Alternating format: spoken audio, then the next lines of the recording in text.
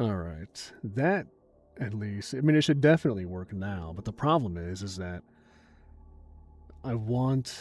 Uh, Here, let me mute the music. One sec.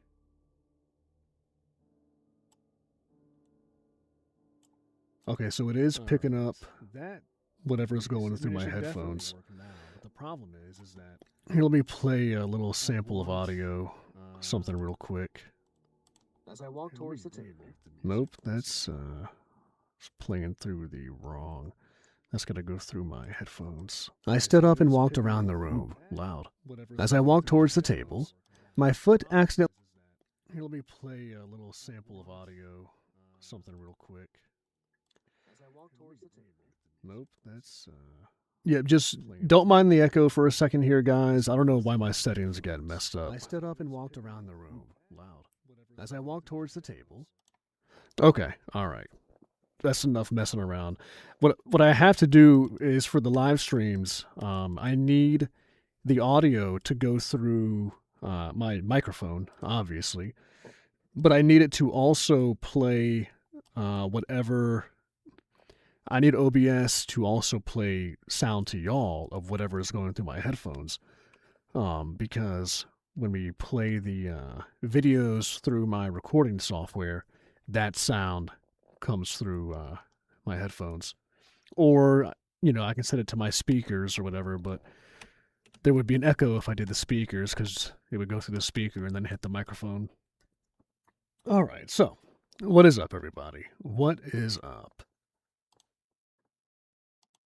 All right, let's go ahead and get that. Let me cut the music back on.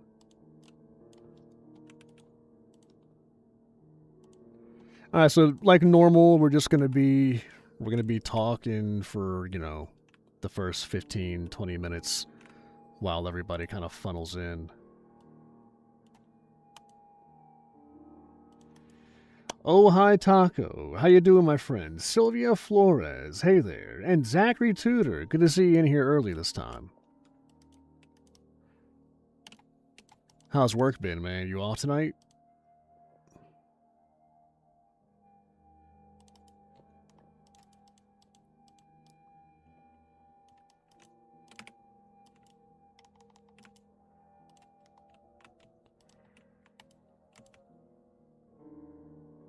Let's see. So we got quite a few things on the agenda tonight, but I'm gonna wait till a few more people kind of get settled in.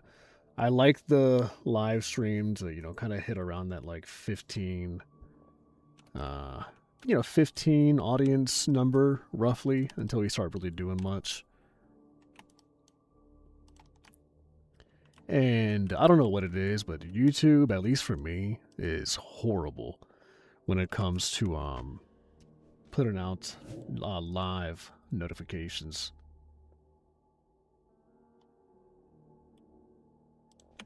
Like live notifications don't even show up for me half the time. What's super annoying with YouTube is I'll be on the YouTuber's page who's about to go live. I'm in like the waiting room for them. And then it will go live and it won't actually update on my phone or my PC. And you kind of got to like keep clicking off of the YouTube page and coming back and click off and go. Maybe that's, maybe I just get screwed. I don't know if it's like that for y'all, but that's super annoying. It's like, why do you even have a live function in that case? No, I'm working right now. I know the feeling.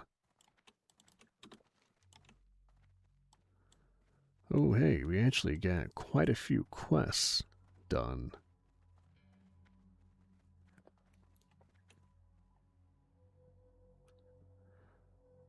Wow, this is a little bit of a bummer. We got 5 people in here at the moment. That's not normal.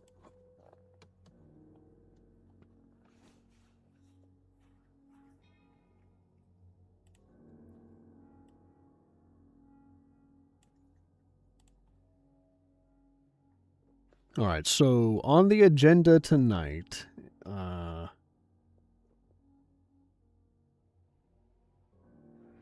Jarhead, I like your female interpretation voice is better than AI. Sometimes you nail it better for sure. Thank you.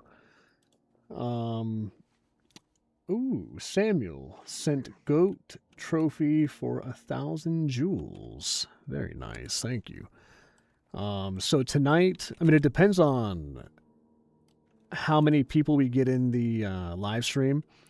I was thinking, since, you know, the tribal video has done really, really well, part 1.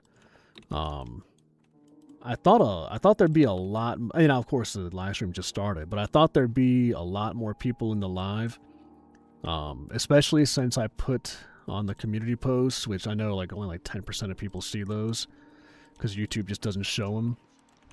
But I was hoping that I put the post in there that we're gonna do part 2 today. Part 2 is like 70% recorded right now. I've recorded a good little bit since the last stream. But I was thinking that a bunch of people would be in here because, like, I haven't posted part 2 yet, and part 2 is almost done. So I thought a bunch of people who watched Tribal part 1 were going to be in here to watch part 2 once I put that in the community tab. We'll see how many people actually show up from that. If we get I mean, I'll probably, no matter what, play all of part 2 again, because we got an hour and a half of that done. And I hope to finish just recording the rest tonight. I mean, we got 15 pages left. Takes about 3 minutes to read a page, so we're looking at like 45 minutes of reading left. I really don't think it's that long, though. I mean, I thought that we were going to hit like an hour and 50 for part 1, or for part 2, but it might actually end up being 2 hours and 10 minutes, which means that the story will be like 4 hours and 20 in total, probably. So it's a little longer than I thought, but that's good. The longer the better, really. Shalom, Nikki. Good to see you. Dubak the Keeper. Good to see you in here, my friend. Good to see you in here. So that is on the agenda, although I don't want to lead with that because it's an hour and a half of just listening to part 2. So I kind of wanted to close the night out with that. I don't know, though. I loved Tribal Part 1. I listen to these kind of stories while I'm at work. Helps pass the time, especially for longer videos. So excited for Part 2. Thank you, Samuel Harris. Me too. I'm the same way. Narrative Strokes, good to see you in here. Hello, guys. Hello to you, too. Guys, check out my recent collab with Narrative Strokes.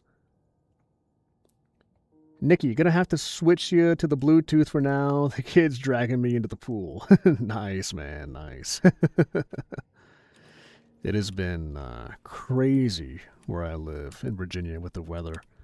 I wanted to get a bunch of work done the other day, but we actually, that storm came through and just took out a power line like right outside the house. So lost power for like 16 hours the other day. Where the hell is this treasure chest? Just so anyone join in, don't worry, we're not just playing World of Warcraft. This is actually a, this will actually be a live reading. Up to, no, what's the quest called? The Captain's Chest. Oh, here we go. Oh, I gotta find a guy that wanders the coast, okay.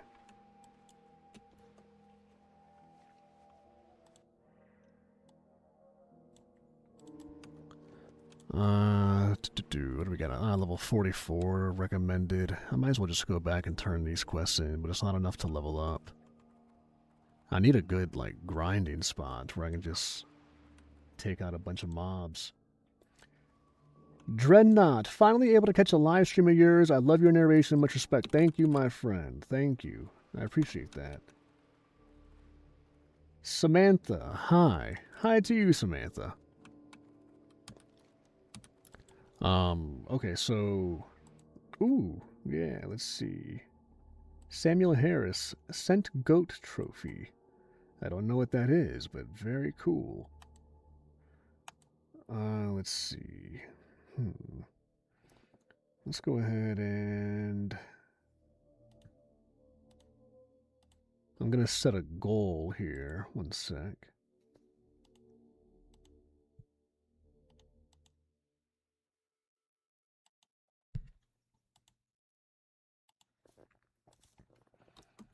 Sneak peek at new hell video.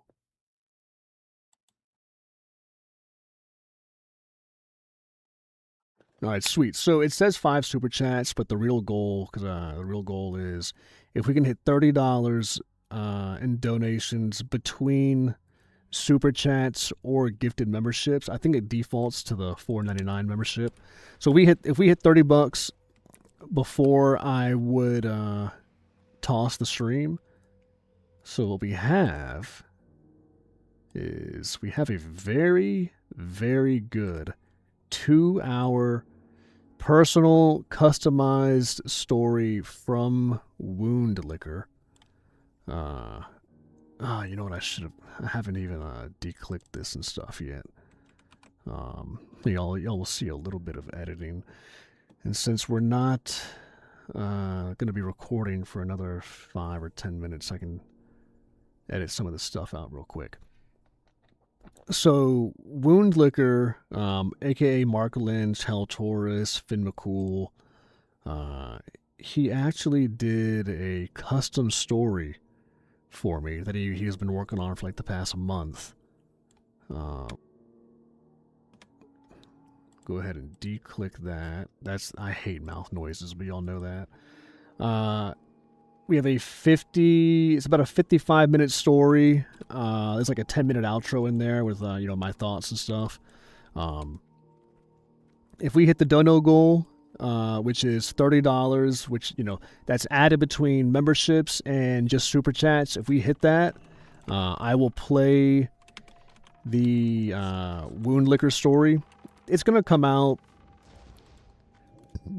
tomorrow or Wednesday, anyways. But y'all know that I like to give the live viewers like a sneak peek of whatever I've been working on. Sometimes I have something, sometimes I don't. This is a super cool story that I can't wait to get out because Mark and I worked on this together. He wrote everything, but we bounced a whole bunch of ideas off of each other, and then he put our ideas to paper, which is super cool. I can't wait to show that with y'all. Samantha, are the lives on a schedule? Yes, they are. They are at this time every Monday, 7 p.m. Eastern Standard Time, every Monday. I've been doing these for maybe a month and a half now, something like that. I plan to make this a regular thing. I take off from work to do these. That's the only reason why there's a dono goal. Otherwise, I would sit here and read for free, but I got to make something doing these since I'm taking off a whole work day for this. But it's super cool. I love doing these. I get a lot of work done, and I get to talk with y'all. I would do it for free anyways, but it is nice to just make a little bit of something from it. I would really love to write a story with you and us subscribers titled "I Set Up an AI Upon My Death. It Captured My Soul. Now Nobody Believes Me." That is a very cool concept, Jarhead.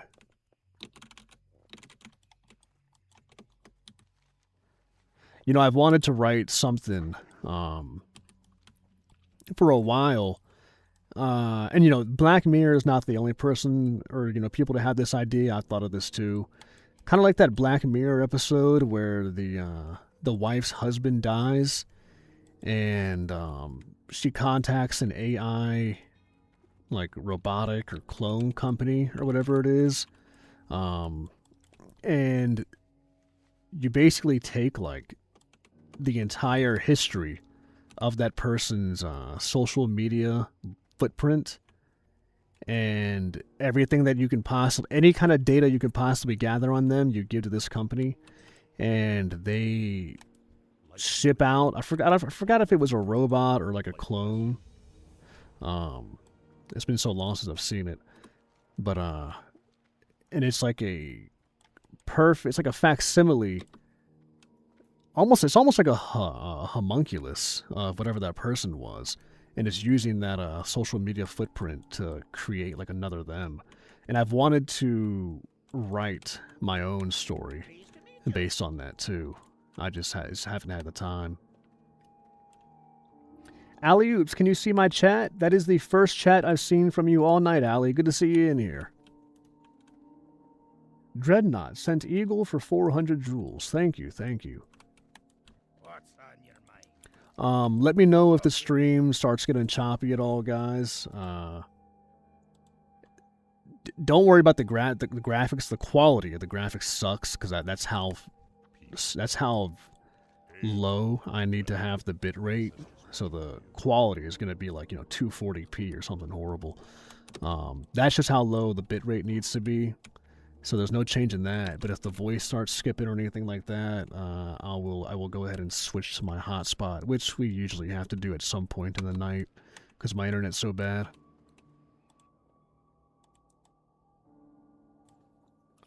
Tell me, how were people anybody in this chat affected by the wildfires?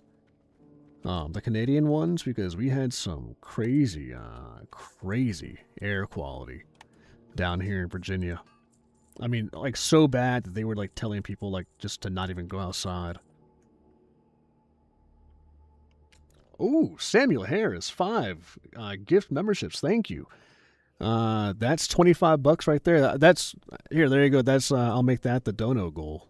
We will listen to all of In Hell There Is a Cart, and Everyone Must Pull. We will listen to that story at some point. We'll close out with that, I think. Thank you so much for that, my friend. That is awesome. That is awesome. I hope y'all are okay. Yeah, the wildfires, we just got smoke down here in Virginia, but I mean, the smoke was crazy. I mean, the smoke was so thick that it's basically like you went outside and it was like a foggy day. Like it was that crazy out here. I remember we had the wildfires, the Canadian ones, maybe 3 or 4 years ago, and the smoke came down from that, but it was nowhere near as bad as it was this time.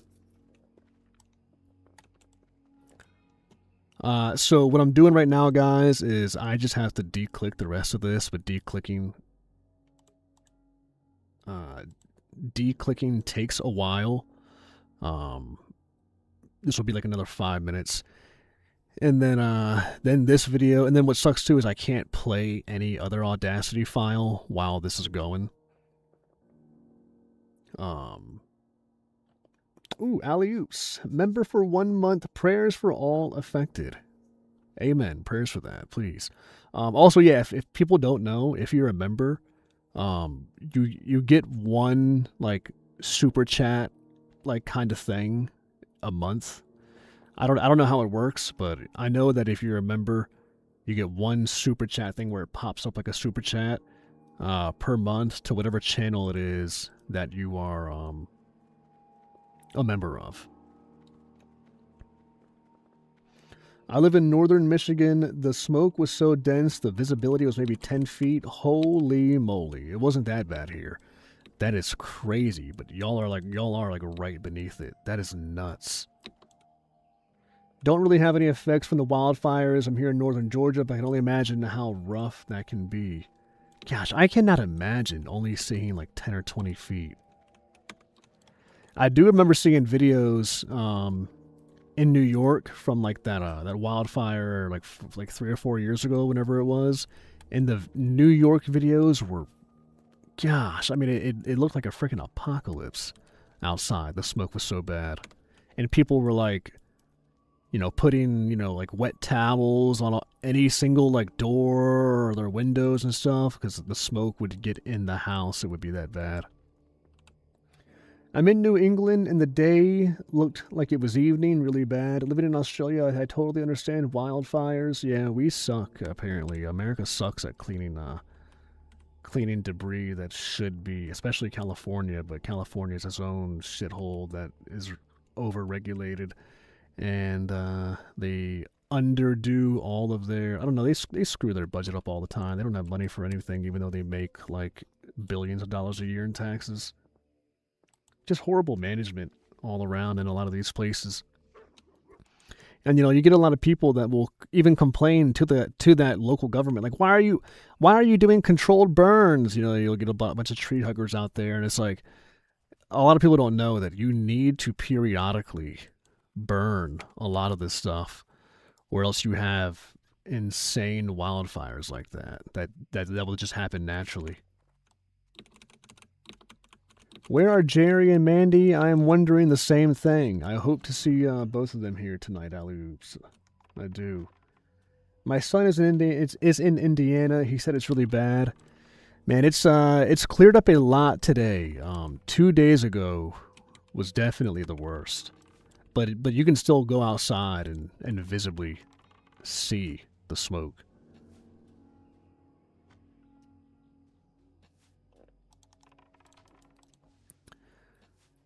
So I think once this is done, it's got like 3-4 minutes left to declick. Once this is done declicking, we're going to go ahead and dive into... Okay, now here's a question. You know what? Actually, I was going to put a question up because I thought there'd be like a lot of people in here that are like dying to hear part 2. That haven't been to the live streams yet. I thought there'd be a bunch of new people in here, but it's the same good old crowd, which I'm happy for. I thought there'd be a bunch of new people that were gonna be like, oh, I want to hear part 2 of the tribal story, but there isn't. So I'm not gonna bore y'all with. I was gonna play tribal story part 2 from the beginning, but that's an hour and a half. I was gonna play that, and then pick up reading. Once that's over. But since it's the normal crowd, y'all have heard this before, although I will go back, because I have recorded like 20 minutes or so since the last live stream. So we are going to go back to like an hour. I don't know exactly, but I'll just pick, excuse me, hiccups. I'll go back to like an hour and 10. And I'll play that. So anybody from last live stream can hear it. Can hear what they missed while I recorded solo. And then from there, we'll just pick up part 2 of Tribal Officer. We might finish that tonight. The thing is, though, is that I have another story that I really want to work on tonight. Manny Williams' radio show. It is a story by Cold Relics, who did Undo. I astral projected to Area 51, Daunting Depths, that laser tag story. It is me, Dexter, and Whispering Scream. Yes, part 2 at the beginning. I wasn't here last time. I'm sorry. If we get enough people in here that want to listen to part 2 from the beginning, we can do that. But if like 2 people want to, and then like 12 people are like, no, we already heard part 2 already from the last live stream, I'm going to have to defer to the majority. But if it's like, 60-40, 50-50, we'll start part 2 all the way from the beginning. But I don't want the people who have already heard all of part 2 to have to sit here for an hour and a half. And they're like, I've heard this already. Come on. Yes, so we have Manny Williams' radio show, and this is going to be a really cool story. I've speed read it. I speed read a bunch of this. I'll have to change the docs. Well, maybe I'll just keep it on night mode. But night mode's hard to see some of the when you highlight the text. Vote if there's no way, I don't know why it won't let me do like a vote, although I would, because that would be awesome. Let's see. Then we get, we definitely will not finish this tonight because this is a 12,000 word story. We might be a little time crunch tonight. I'm not sure because, all right, we're going to definitely be time crunch if we start Jail Officer Part 2 at the beginning because that's an hour and a half of time eaten up no matter what. Then we're gonna have the sneak peek at In Hell There Is a Cart and Everyone Must Pull. Oh, I can't wait for y'all to hear this story. I love this one. This is an hour long too, so there's already 2.5 hours eaten up, and then we've chatted for half an hour, so there's like 3 hours. Usually these go 3 to 4. It depends kind of on what my baby girl and my wife are doing at the end, if I go longer or not. But we'll see. We'll see. Chat it up, guys. Let me know if you want to listen to part 2 from the beginning. I'll keep that open for like another minute. If only 1 or 2 people are calling for that, then I'm just gonna pick up where we left off. Let's see, you know what, while we're here, while we're in this, let's go ahead and EQ. I'll show you all a little bit of what the editing looks like, what the mastering looks like, I guess.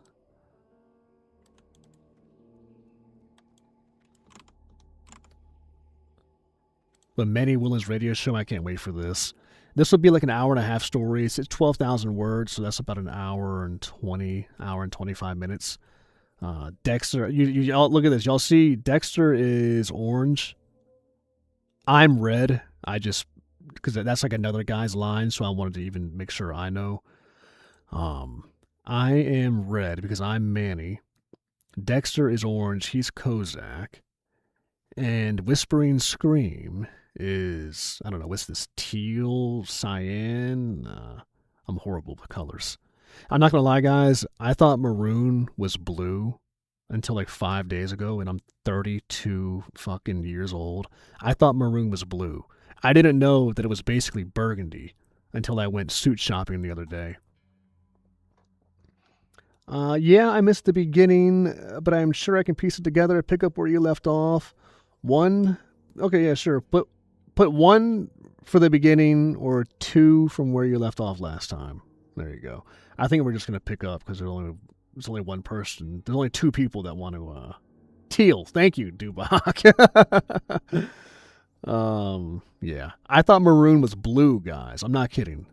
I thought maroon was blue, so I don't know what's going on. I don't know who didn't teach me this when you're 5 like you're supposed to learn, but yeah, that was embarrassing.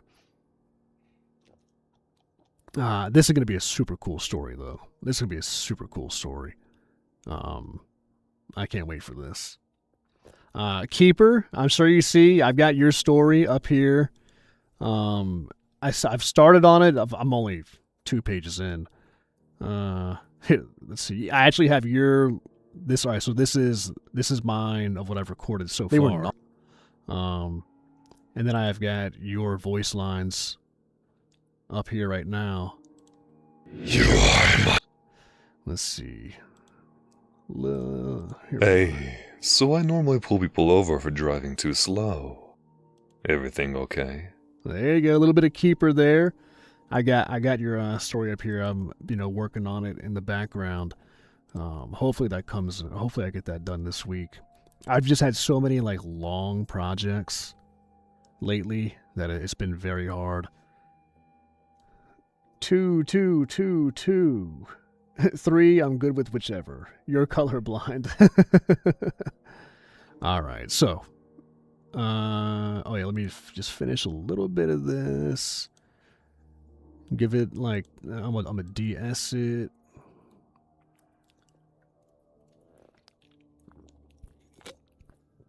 Excuse me. Dang, that's taking a little longer to DS than normal, but okay. We will master this up a little bit. I gotta compress it, normalize it, compress it again, and then we will I will back up Tribal Officer Part 2 to like an hour and 10. I don't know exactly where we left off, an hour and 10 or an hour and 15, but I'll back it up there, and I will be playing WoW. I'll be going back and forth to my baby girl, and I will be keeping my eye on chat the whole time.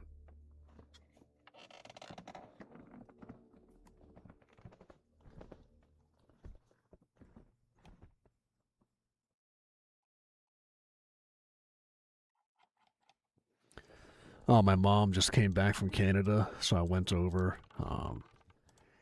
Canada, guys, if you haven't had hickory sticks, you're missing out. I freaking love hickory sticks, and they only sell them in Canada. And they sell ketchup chips. Guys, I don't even really like ketchup. I don't put it on almost anything except like eggs. And like, I don't know, grilled cheese. I put ketchup on grilled cheese. I'm not a big ketchup guy, but ketchup chips, oh, they're so good. And I know that sounds disgusting, but my mom brought back some ketchup chips and some hickory sticks. Oh, I love it. Oh, I just hit myself with the microphone.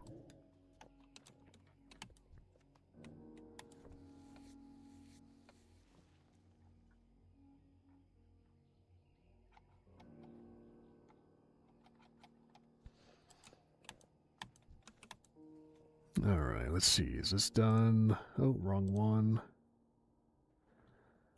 Okay, let's compress. Just getting this file ready for you guys because we'll close the night out on this. Ooh, yummy ketchup chips. Do they have them in Australia, Allie? They only have them in Canada and maybe like some northern states. But you know what's funny too is for a long time, like when I was a kid, Canada had dill pickle chips, and we didn't have them here in the States. So it's like, you know, you go up there, we get the chips we like, and then eventually, dill pickle chips did find their way down into Virginia. But ketchup chips, it's all made by Lay's and Hostess. Lay's makes dill pickle chips. They make ketchup chips. They brought dill pickle here, which do well, but they just won't bring ketchup chips. I guess they don't really sell here. But hickory sticks, oh my gosh, how can you not sell hickory sticks down here? Guys, they taste like, they're like little potato sticks, and they've got like a hickory kind of bacony taste. And I would not like that normally because I don't like, you know, pizza-flavored pizza rolls or pizza-flavored combos, the pretzels.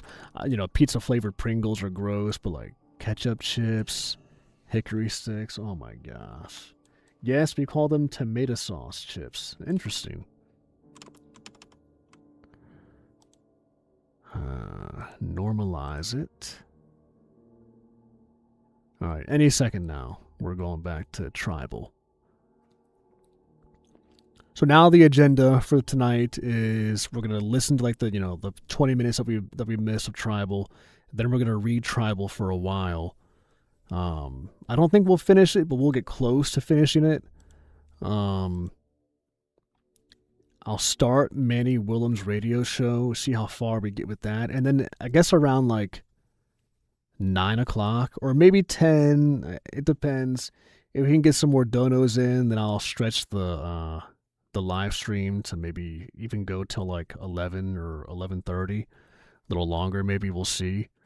We'll see how that goes. But yeah, it is Tribal Part 2, Manny Willem's radio show, and we will close it out with the sneak preview. This is tomorrow's upload or it's Wednesday's upload. I'm not sure yet. Send hickory sticks to Australia now, please. Oh man, when we were kids, my parents would, just buy 20 bags of hickory sticks. Meaning I was dragged along with it. But most shocking was the gang chained to the wagon. Because the vehicle wasn't being... What was that static sound? Meaning I was dragged along with it. But most... I might have to... I didn't think that was loud enough. I thought my background noise was pretty good. But someone was, mowing their lawn today, and it was like, ugh. Because the vehicle... Human beings... Let's see. Okay, I'm getting attacked. Gorilla versus gorilla. Alright. How much of that is in the story? Eve. Yeah, see, that's more than I like. Process. This. Damn, I knew I should have just got rid of the background noise earlier. It's not good to remove the background noise after you've already, compressed everything and stuff, but we'll see how it sounds.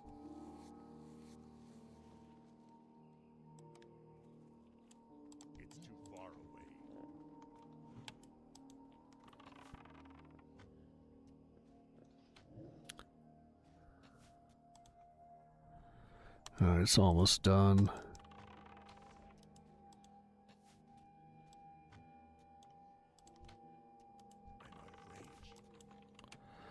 Yeah, I've just been playing, there's not many games to play right now. I've just been kind of playing World of Warcraft Classic, Burning Crusade, because there's just not much to do. Like retail, I played retail when the new expansion came out, and I got really, really high in Mythic Plus. I mean, I was doing like, the top 1% of content, but I don't know, retail just gets so stale after a while, and the biggest thing in the game is Mythic Plus right now, which is running the same freaking, 8 dungeons over and over again, just as fast as you can. That I discovered the cold iron collar fixed around my neck. Just checking out the audio sounds. I struggled to remove the restraint, but found it was attached to a long metal chain. I was forced to walk upon scorching sand. But one thing was for certain. Ration yourself. Please. Take a drink, but ration yourself. The water sustains us all. Gosh, I fucking love Charon's voice. Alright. Okay. We are ready. Let's see. Hopefully I don't die, but I'm gonna just stick my guy somewhere. Let's go ahead and back up tribal officer to 1 hour and 10. I feel like that's roughly where we left off, somewhere around there. Okay, guys, I'm going to be in chat. You might see me playing WoW still in the background. And let's go ahead and pick this up. Can I help you? When we looked around and saw nobody there, it repeated, "Can I help you?" trailing off like a memory. Will and I looked at each other. Was that? Yeah, it was. Hey, Sergeant, do you know anything about that building? Sergeant Wells shook his head. No, I don't know where that even is. Sergeant Wells, please report to your office for an incoming call. A voice over the radio. Will and I stood there, staring at the picture in silence while Sergeant Wells disappeared into his office. Will, Jay, get in here. We walked into his office, and he was sitting at his desk, his eyes fixed on the screen. What's going on, sir? What the fuck is that? He asked, pointing at the screen. I circled around him and froze when I saw it. It was Ryan. There's no way.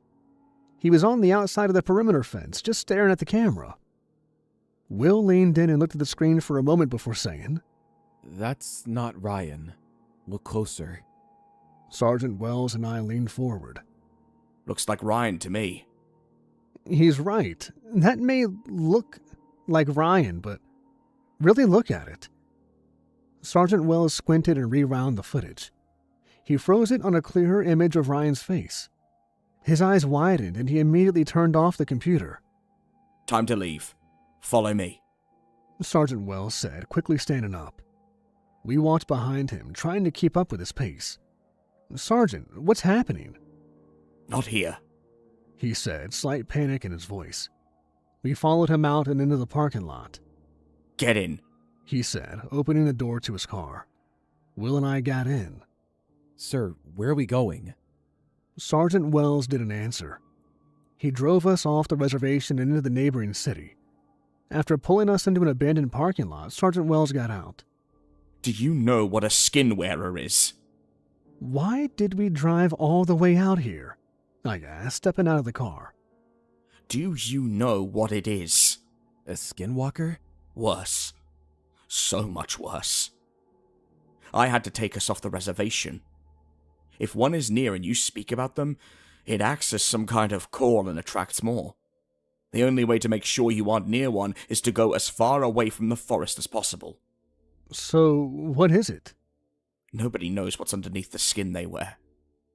Skinwalkers might mimic voices or take the shape of an animal or something familiar to lure their victim in. Skin wearers, however, wear the skin of their last victim and psychologically torture their target relentlessly. Once the target is broken and gives up, whatever is inside multiplies and takes over. The skin is the only thing remotely human about it. Ryan isn't the first we've seen. That voice in the hallway was the same one we encountered in that DHS building. Sergeant Wells looked confused. What voice? Right before you went to your office, there was a voice that said, "Can I help you?" Did you not hear it? No, I didn't. But tell me about the skin wearer you saw. Do you remember it, Jay? I nodded. He wore a suit. Only thing is that the suit looked to be more like skin than clothes. There was no gap or give where you would normally see the clothes separate from the body. His fingers were too long and almost claw-like. The face, though, was the creepiest part.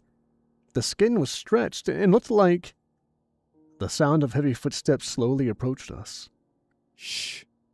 As the steps got closer, it sounded more like someone with limp legs picking up and dropping their legs rather than walking.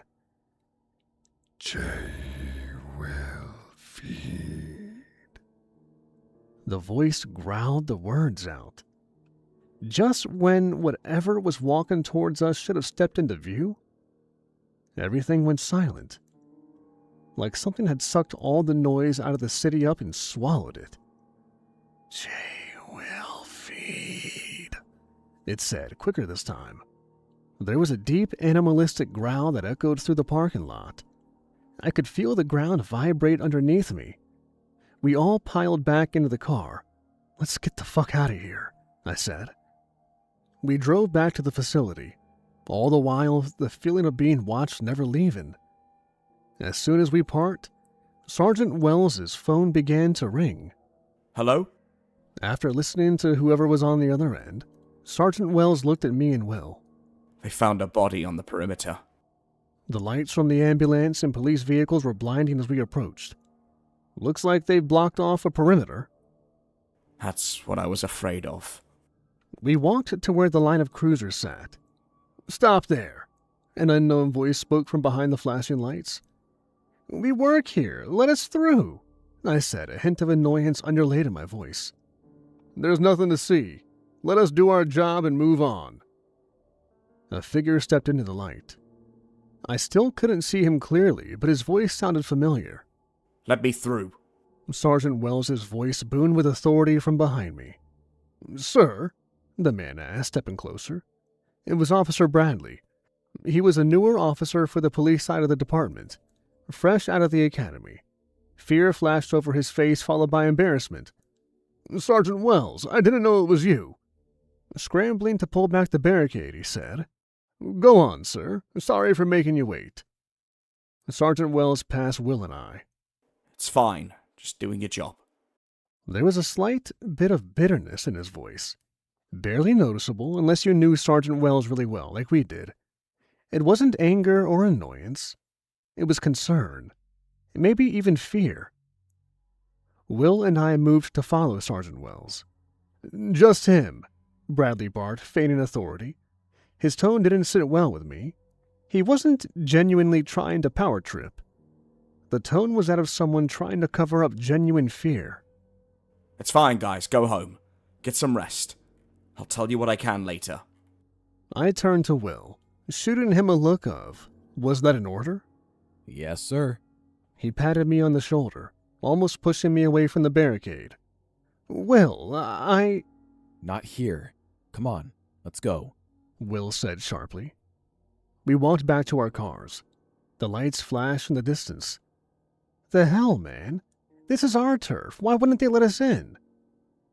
Will took a deep breath. Because it probably wasn't involving an inmate.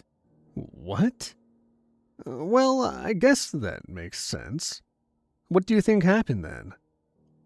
Will gave me his famous, "Is that a real question?" look.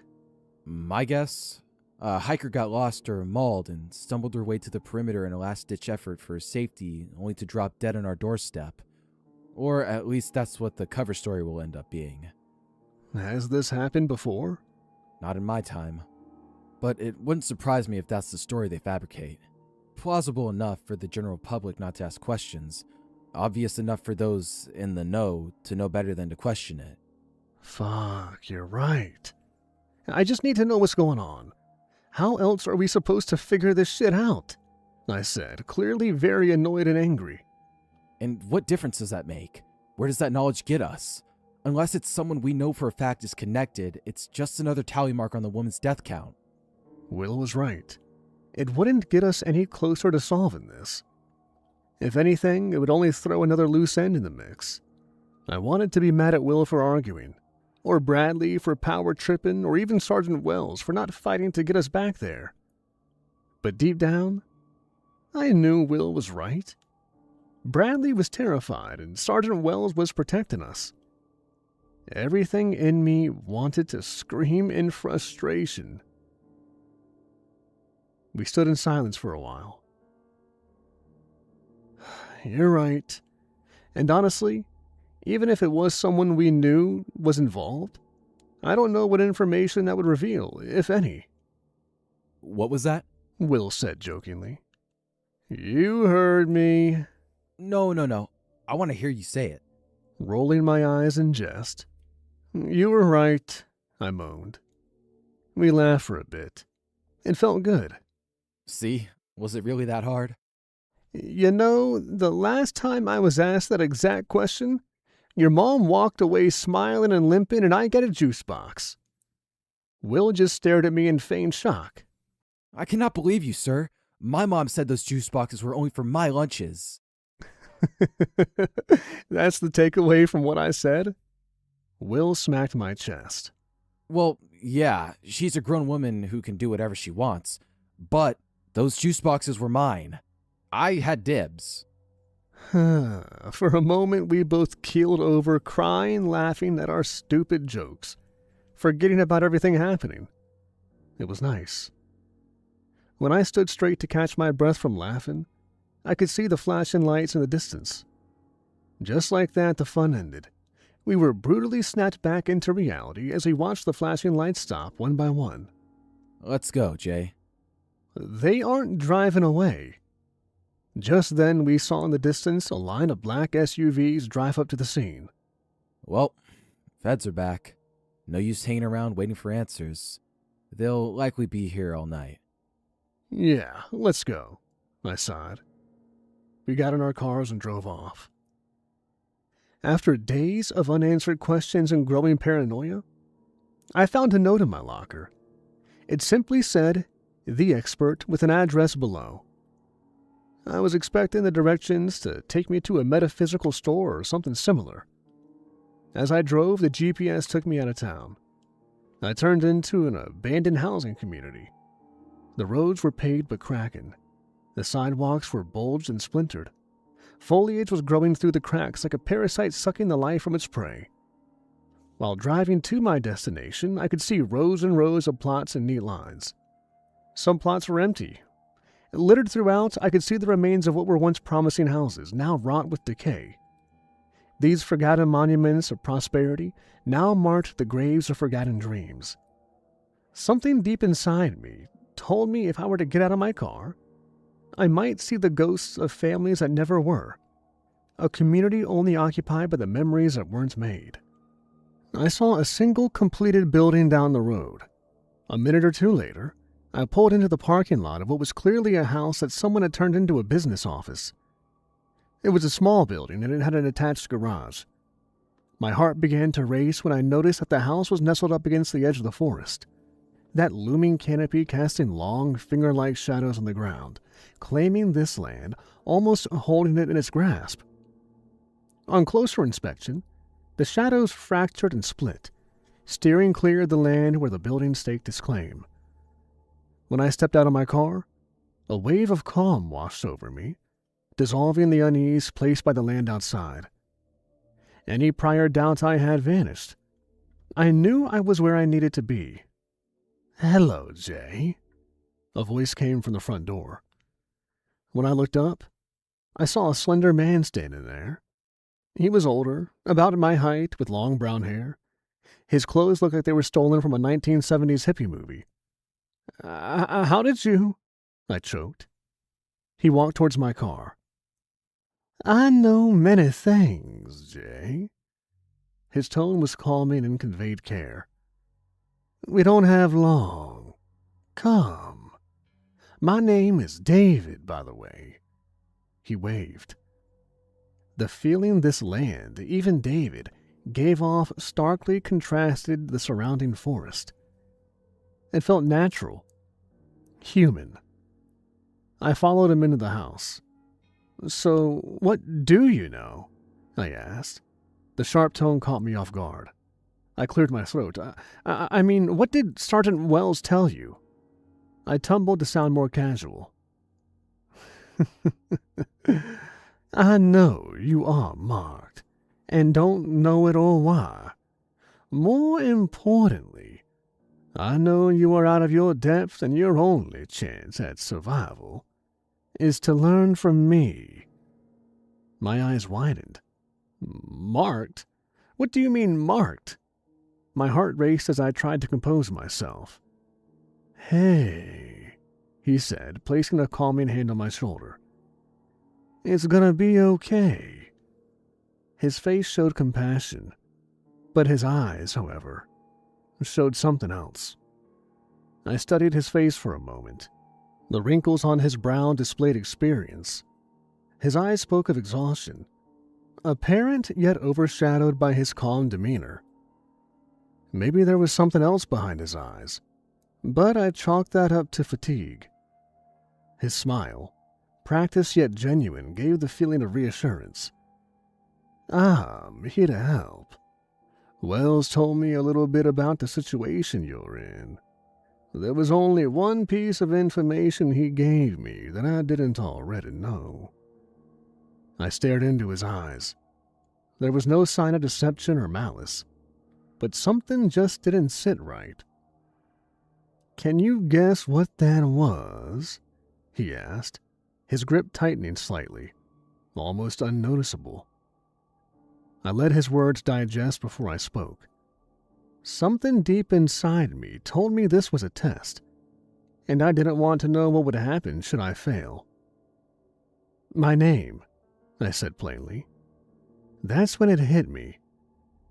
His eyes held this mix of trepidation, empathy, and a slight hint of willingness to harm. David's smile dropped, his gaze matching mine. The room fell silent. Him not breaking his focus, me maintaining mine. After a long moment, he spoke. "Exactly." His voice relieved. His expression changed to that of pure determination. "Now, it's time to get started." He released my shoulder and laughed. "Now it's time for your questions, and I know you have many." The energy in the room shifted. His eyes now only show excitement and determination. "Who is Ariel?" I asked, the words involuntarily spewing from my mouth. The name echoed in my head, but no matter how hard I thought or focused, I couldn't figure out where that name came from. My words hung in the air for a long moment. David stared at me with surprise, then confusion, then anger, and finally grief before staring at the ground. Just as I was about to explain to him that those words were not mine, he looked back up at me. "Do you know who she is?" he asked. His tone was that of acknowledging he knew I didn't. "Here, sit." David motioned to a chair behind me. I slumped down into the chair, my head spinning with confusion. "Just breathe, Jay." I nodded, taking slow, deep breaths. "Ariel was my wife. She died some years ago." I'm so sorry, David. I didn't." He put a hand up towards me. "Oh, it's quite all right. She's the one who sent you here." I felt a weird sense of understanding. Normally, this would have surprised me, but then again, nothing about this is normal. "Oh." "But that's not important. To answer the question I know is in the front of your brain, Ariel isn't the name anyone would find her under. I was the only one to call her that, and nobody living knows about that." So the fact that I said that name was more of her vouching for me? I could tell the surprised look on David's face was more because of my understanding than the question itself.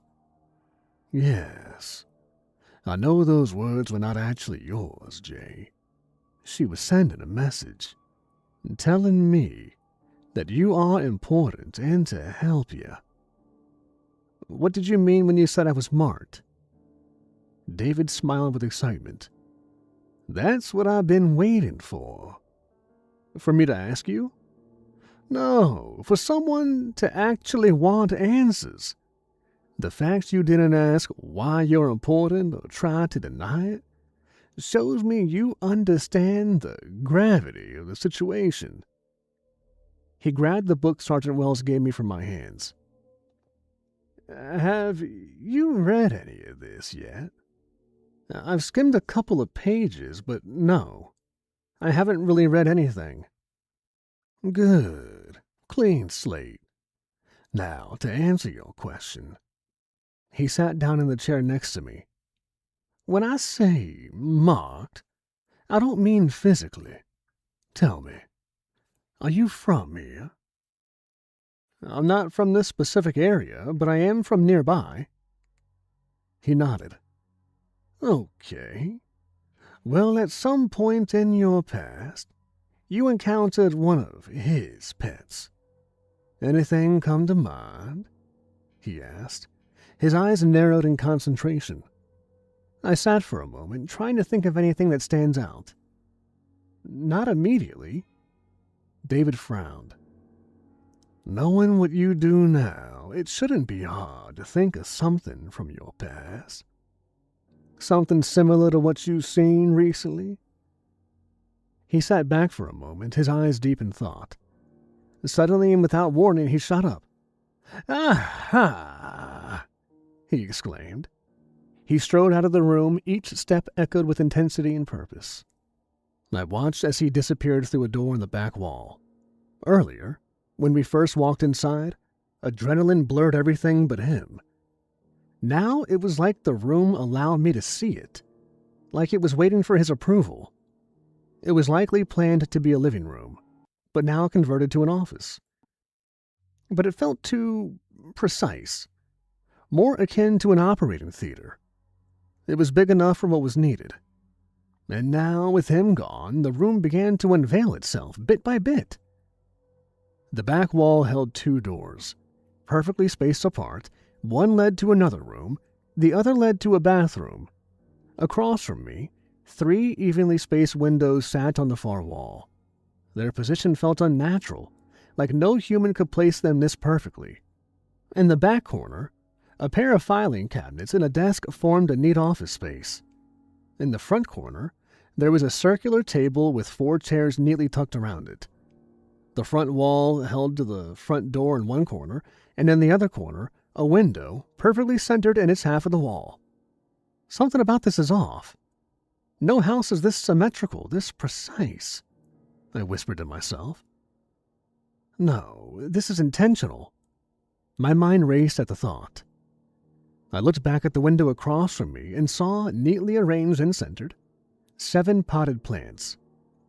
Huh. That's satisfying. I noticed the middle plant was perfectly centered with the window, with 3 others on each side, stopping exactly with the edge of the window trim. I stood up and walked around the room. As I walked towards the table, my foot accidentally kicked the edge of a pot, moving it slightly.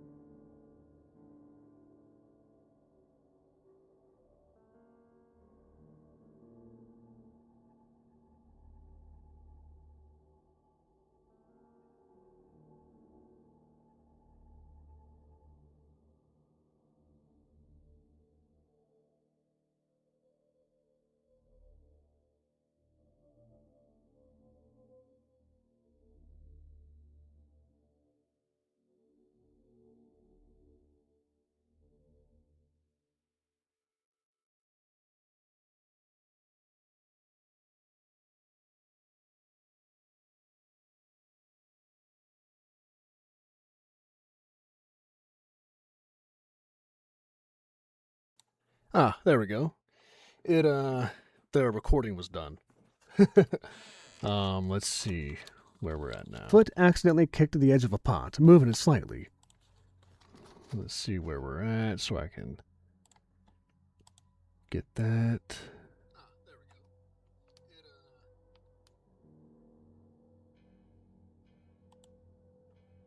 I had my, I was watching, on my phone downstairs. And I had it on like a minute delay. So it was still playing on my phone when the real live stream was, finished for about a minute. Edge of a pot, moving it slightly. Where are we at? Moving slightly.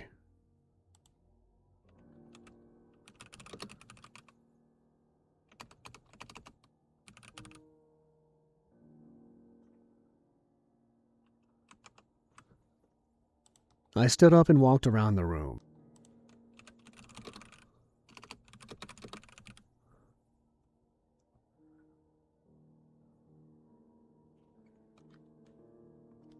All right.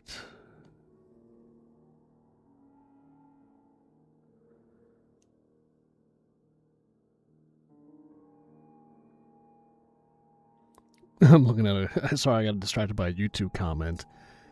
On that vampire video, that was no joke. That was a crime. Profanating that corpse. All right, here we go. Let me, let's see. Where was it? Walked around the room. Oh, I was confused. I couldn't find it because I didn't actually stop at the end of a paragraph. There we go. Accidentally kicked the edge of a pot, moving it slightly. Slowing only to make a mental note, not fixing it, I found myself thinking aloud. With how intentional the symmetry seems... Sorry, the microphone's actually a little too close to me right now. Let me move that over a bit. With how intentional the symmetry seems... With how intentional the symmetry seems, I would have gone with a square table. Something more willing to match the angles. I got to the table and laughed. Oh, that's sneaky. I saw it was one of those square tables with curved leaves to unfold into a circle. When I looked up at the ceiling, I noticed 3 rows of toucan lights. So I'll probably have a few more mistakes than normal. My heart palpitations are they're kind of going a little bonkers today. They were fine, I've been good for a long time, but sometimes talking will shoot off a heart palpitation, a PVC, and my heart will skip a beat, and it just freaks me out, and it doesn't feel good, although it doesn't hurt, but it's just what the fuck's happening? So then I might screw a line up or something because I'm thinking about it. When I looked up at the ceiling, I usually don't get them this much anymore, but every now and then, some days are just bad, and it's oh, today's a heart palpitation day, yay. Let's see. Cool. When I looked up at the ceiling, I noticed 3 rows of toucan lights followed the same pattern as everything else in the room. I sat back down. The room was silent. Taking another moment to look around, I tried to shake the thoughts telling me something was wrong.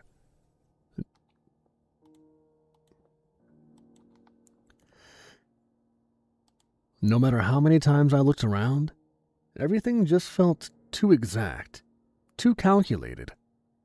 This wasn't built for comfort, it was designed for purpose. The only question in my mind was, what was the intent here?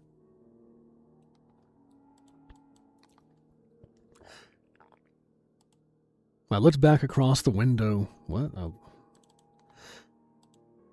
I looked back to the window across from me. What the fuck? I whispered.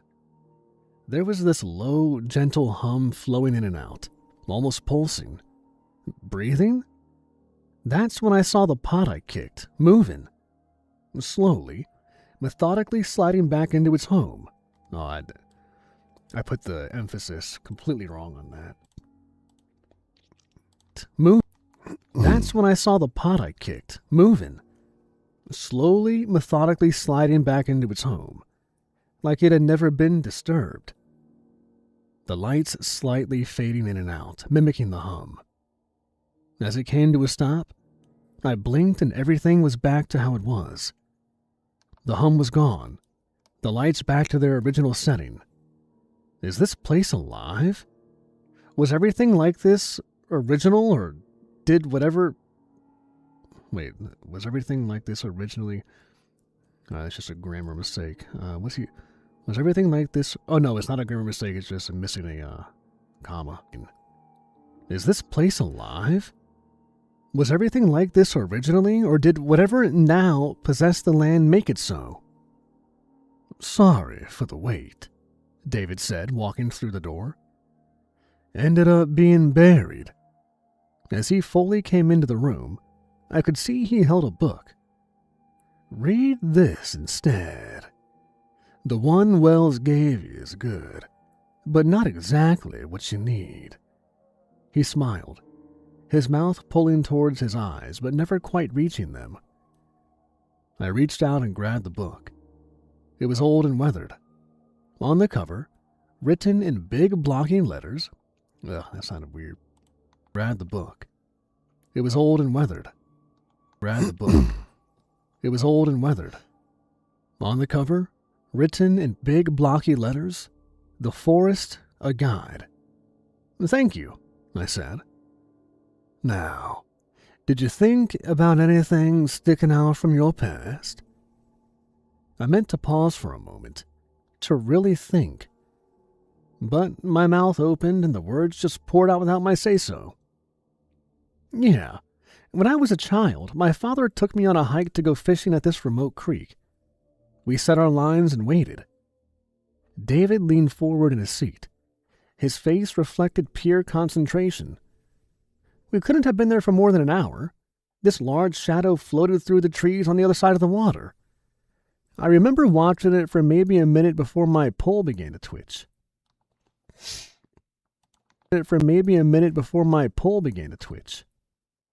My attention immediately on the potential of catching my first fish, I called for my dad to help. The memory played out in my mind. When I looked up, I saw my dad staring at the shadow, watching as it disappeared. Where was this at? He asked. I could feel the anticipation heavy in the air. Honestly, I don't remember. If I had to guess, probably about 2 counties up. Excuse me, let me clear my throat.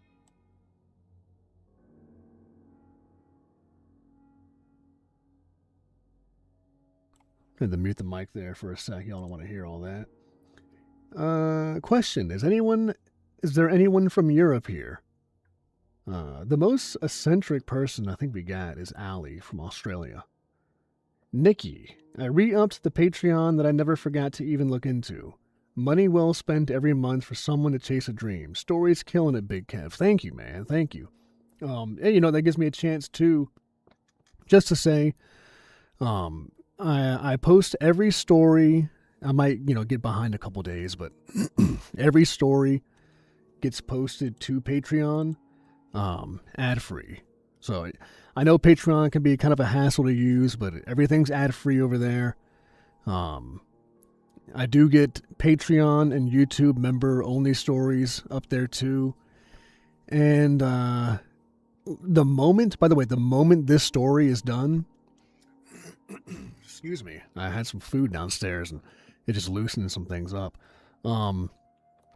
So the reason part 2 hasn't come out yet is because part 1 is still doing pretty well, and I don't want to put out part 2 and then kill part 1's momentum. Normally, too, I always post long stories in one post, but this one was a ton, and it is still, because we're still doing it, a ton of work. And I didn't want to post the whole thing, and it'd be a 4-hour story, and then have a bunch of people skip over and be like, I don't want to listen to that, or I think it's a compilation, I'm not going to click. I talked about this a few times, but I didn't want to post this in one post and then have it get like 2,000 views, because I would have been pissed, honestly. This thing has got to combine like 40 hours of work into it at this point. And not to mention, 7 or 8 other voice actors. You got to contact them, ask them, see when they get lines, hassle them, when they're kind of getting close to the deadline. But the moment that this is done, which hopefully we finish this tonight, although we probably won't because I want to get part of the other story done. I'm going to finish this in the next day or two. If we don't finish it tonight, I'm going to edit it, splice it together, export it, and this will be on Patreon immediately. Like, the moment I'm done this, it's going on Patreon that day. The whole story together. And then I'll post part 2, guys, whenever part 1 slows down. I just can't. I can't mess with this momentum right now. It super sucks, I know. But that's just the game of YouTube. YouTube is not really good for the consumer, honestly. When creators are forced to do things that they don't want to do or don't like. About 2 counties up.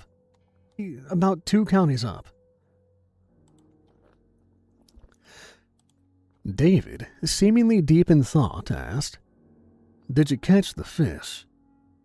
"No. It broke the line before I could reel it in," I said with a slight chuckle at the shift in atmosphere. But a little after that, we both heard a woman's voice. Jay. Both me and my father thought it was the wind. That's how long it was. Low. What the hell did I say long for? Both me and my father thought it was the wind. That's how low it was. My chest felt heavy at the realization of the memory. What exactly am I up against here? Also, the rest of the month is looking like a good month for y'all. Tomorrow I do my bowling league, so I'm not gonna go to work at noon, and I'll probably come right home after, actually, because my wife, I gotta watch the baby. But I'm gonna be working like all day tomorrow, YouTube wise. So I hope to finish Manny Willem's radio show. I hope to finish the story Keeper wrote for the channel. That'll be finished soon. Manny Willem's I want done tomorrow. Keeper is going to be done the next day or two. In Hell There Is a Cart and Everyone Must Pull, which y'all will listen to tonight. Thanks to was it Samuel that sent the memberships in.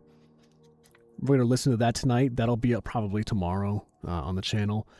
I want to get a story out almost every day for the rest of the month. And not only that, we got this is going to be one of my next big projects, 02321. I work for a secret corporation cleaning up crime scenes. This is how I got the job. This is a long story, like 17,000 words, which is almost 2 hours long. I hope to have this done. I wanted to get this done actually this week, but there's actually a lot of voice lines in this, so this one might actually be next week or the week after if I get other people to collab on this. So this might actually be a little bit, but we'll see. If I do it myself, it'll be out, next Monday. If I get voice actors on it, you kind of got to give them. You got to give people usually at least 5 days. Some people want longer than that, it's whatever. Exactly am I up against? What exactly am I up against here? David stared at me, his eyes bulging in shock. How long ago was this? He asked, a slight panic in his words. I paused, doing the math in my head. 20 years ago? Give or take? Hey, so do I, Dubak. That's good to know, actually. That's good to know that you're quick. Basically, same with me, man. When someone asks me for voice, you can ask anybody. Ask, Whisperer, Dex, We Try Horror. If someone asks me for voice lines, and if I'm home, I just get them done right then. If someone asks me and I'm home, all right, sweet. Send me the script. Boom, done. Because usually parts are anywhere from 1 minute long to 15 minutes, and I'm like, if I'm home, I'll just knock them out right now. More words than I've ever read in my entire life, Nikki. Man, that is too funny. Surprised the hell out of me, so used to constantly reminding peeps. I know that feeling, man. And I'm like, I'll give you the dirtiest Boston lines in the game free of charge. I don't even know if it's a Boston. That's one of my favorite, easiest accents to do. I don't even know if it's Boston or New York. I just made it up from what I see on TV. I was like, no, it broke the line before I could reel it in. 20 years ago, give or take. What exactly am I up against here? I don't even know what that accent is, but whenever I do it, I picture that I'm in the fucking freezing cold. I'm warming my hands against one of those trash can fires up north, and I got the plumes of smoke coming out of my mouth from from the cold weather. That's what I picture when I do that voice. Like I said, I don't even know what accent it is, but I figured it's New York-ish. It's probably a mishmash of whatever. Yeah, wise guy type, exactly, yeah. That one's just so easy. If I need an extra voice in this story, and so y'all know I'm a bit of a 3-trick pony.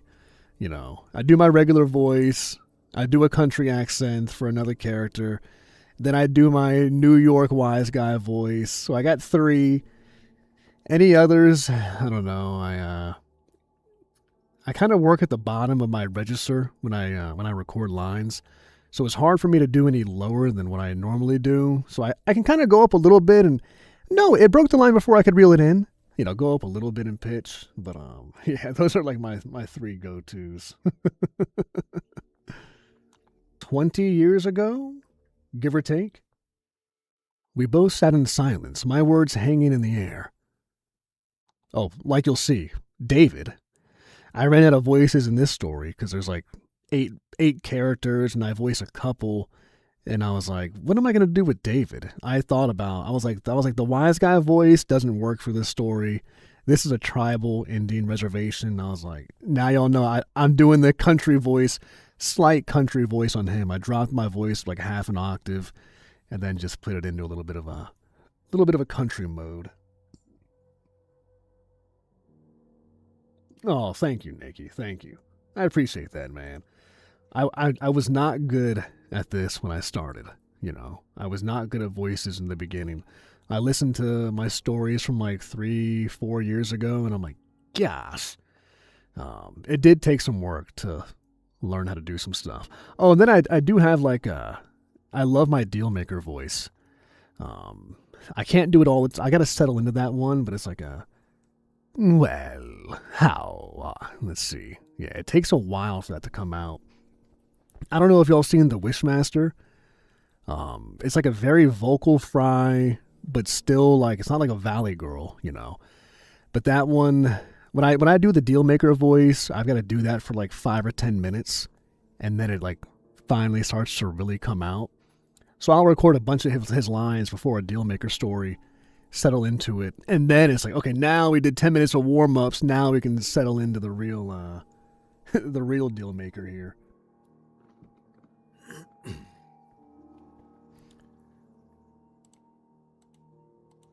I really need to get to writing another Dealmaker. That is, I think he is,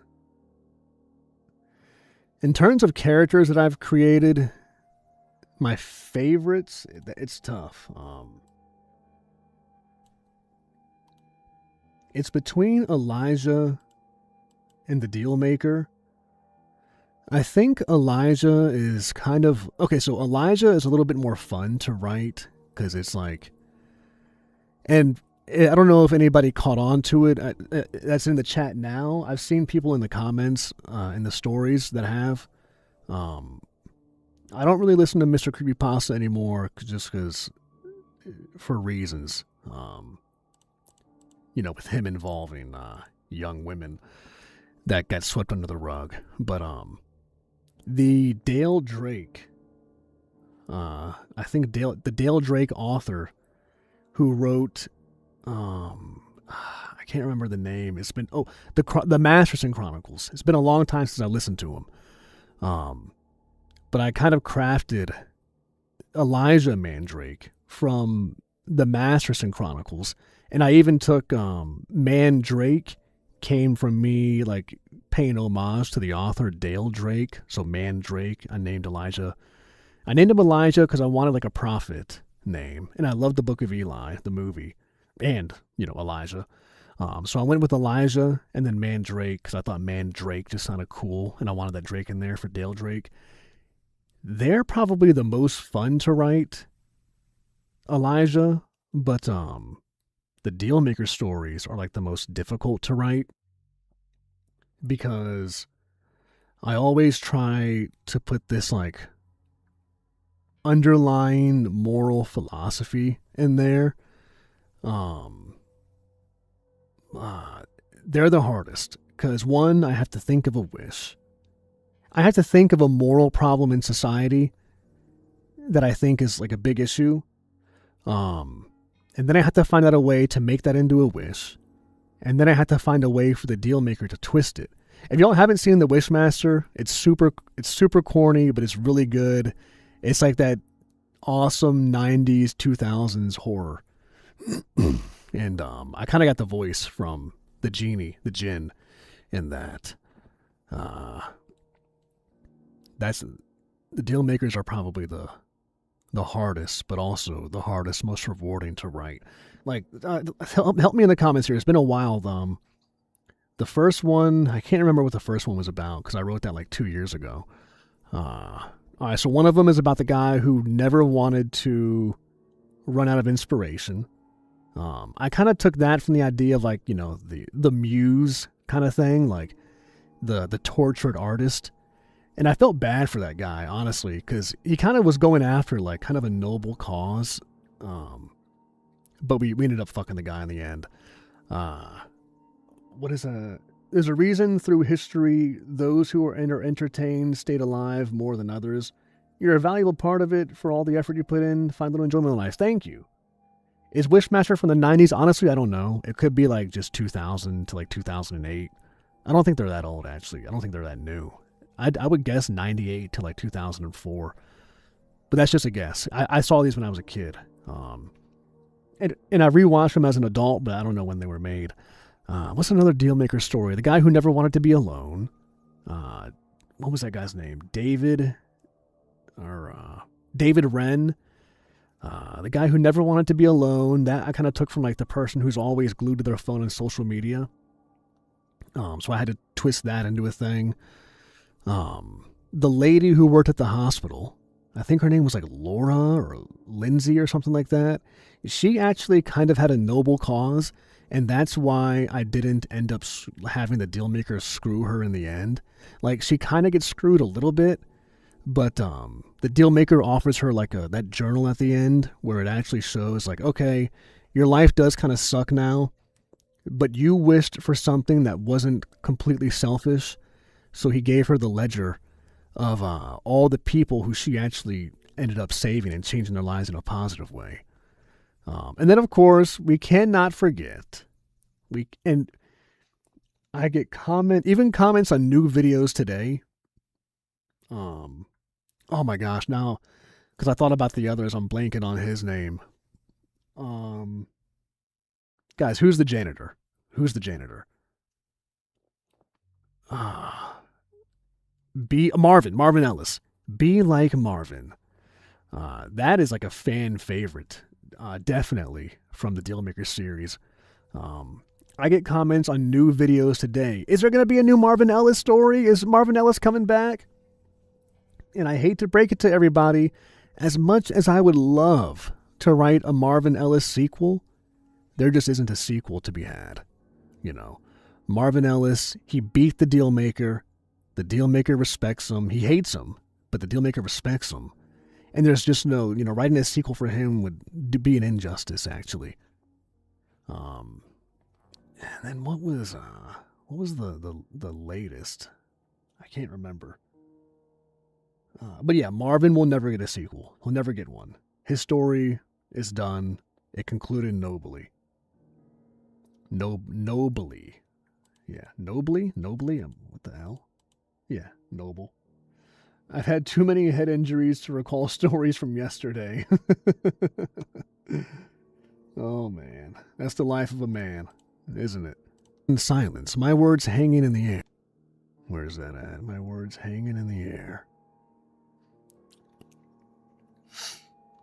In silence, my words hanging in the air. I'm going to try something. I need you to trust me on this. He stood up, moving to the plants.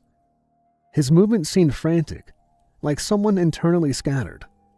Okay. Skepticism peeking through my voice. When he walked by, a gust of wind brushed the back of my neck.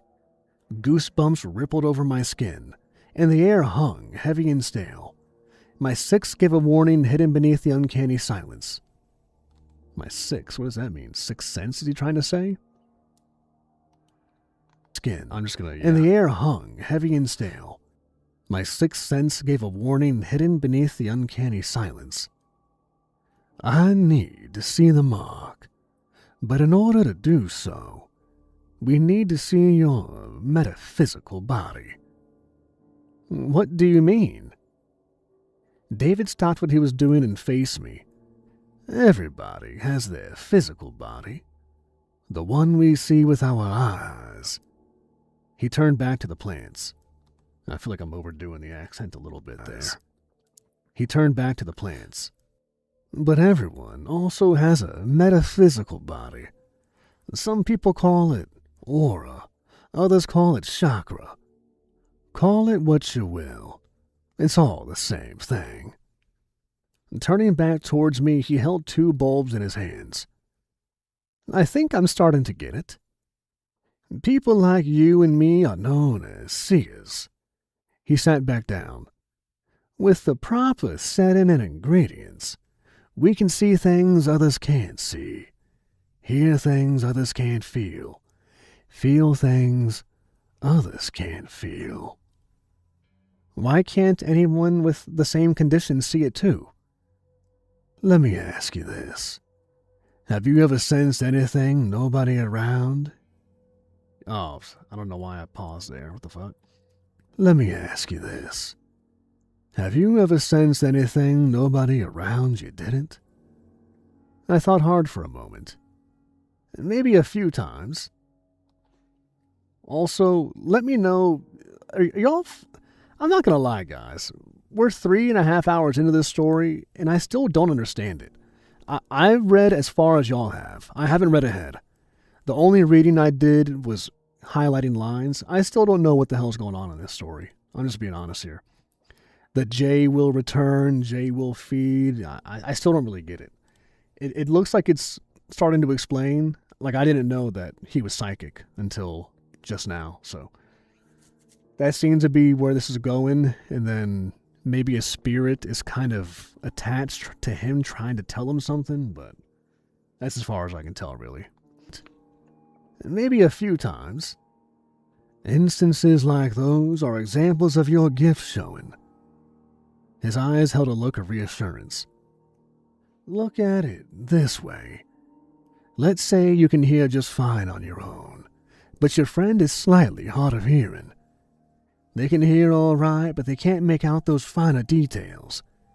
Now let's say both of you are given the same set of headphones with amplification built in.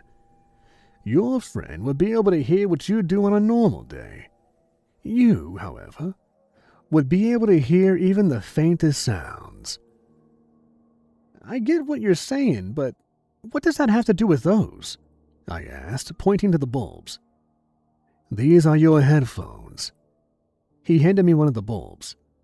If someone without the same gift were to take one of these, it would bring... Oh, man.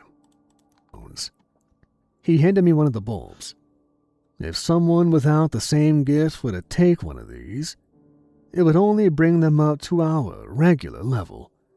When we take one, it amplifies everything already there. So, how does it work? I grabbed the bulb. It was a light blue and smelled like a rose. You eat it, he said, popping it in his mouth and chewing. Alright, I must be slow, because I fucking thought they were talking about light bulbs. I'm not even kidding, guys. I thought he had a fucking incandescent in his hand. Sometimes, when I read out loud, I don't retain as much as when I just read in my mind. Like, sometimes when I'm reading this to y'all guys, live and just like regular, sometimes I'm reading on autopilot and I'm like, what the hell just happened the past 3 pages? I thought he had a fucking light bulb in his hand. He said, I didn't know it was a fucking flower. He said, popping it in his mouth and chewing. Come on. Sounding more like a grunt through the paste he chewed, he motioned for me to eat. I hesitated. On one hand, I wanted answers. On the other hand, I just met this guy. The house began to hum, almost like it was anticipating me eating the flower. I sighed. Fuck it. The floor gently vibrated as I hesitantly brought the bulb closer, the room now taking on a claustrophobic feeling. I looked around. When will I know to swallow? The lights now pulsed alongside the humming. The whole house was watching, waiting for me to see. Don't be a bitch, he joked, but there was a sharp bite to his words. Stop stalling. David now glared at me, annoyed and losing patience. David started breathing heavily. I've never done this before. I stopped as I felt his hand on my elbow, pushing the bulb onto my lips. The air around me buzzed. One second, let me just sign that back in so I don't want to get logged out all the way. Lips. The air around me buzzed. His breath grew louder, quicker. My lips parted. The room began to heat, the vibration more intense. I opened my mouth. The lights pulsed in and out like waves. I pushed the bulb past my lips. The hum grew louder, faster. I pushed it to my tongue, sweat beading on my brow. David's breathing, the humming, vibrating, and pulsing in unison, like one giant organism bred for this moment. I never should have come here, I thought. Then, instinctively, I bit down.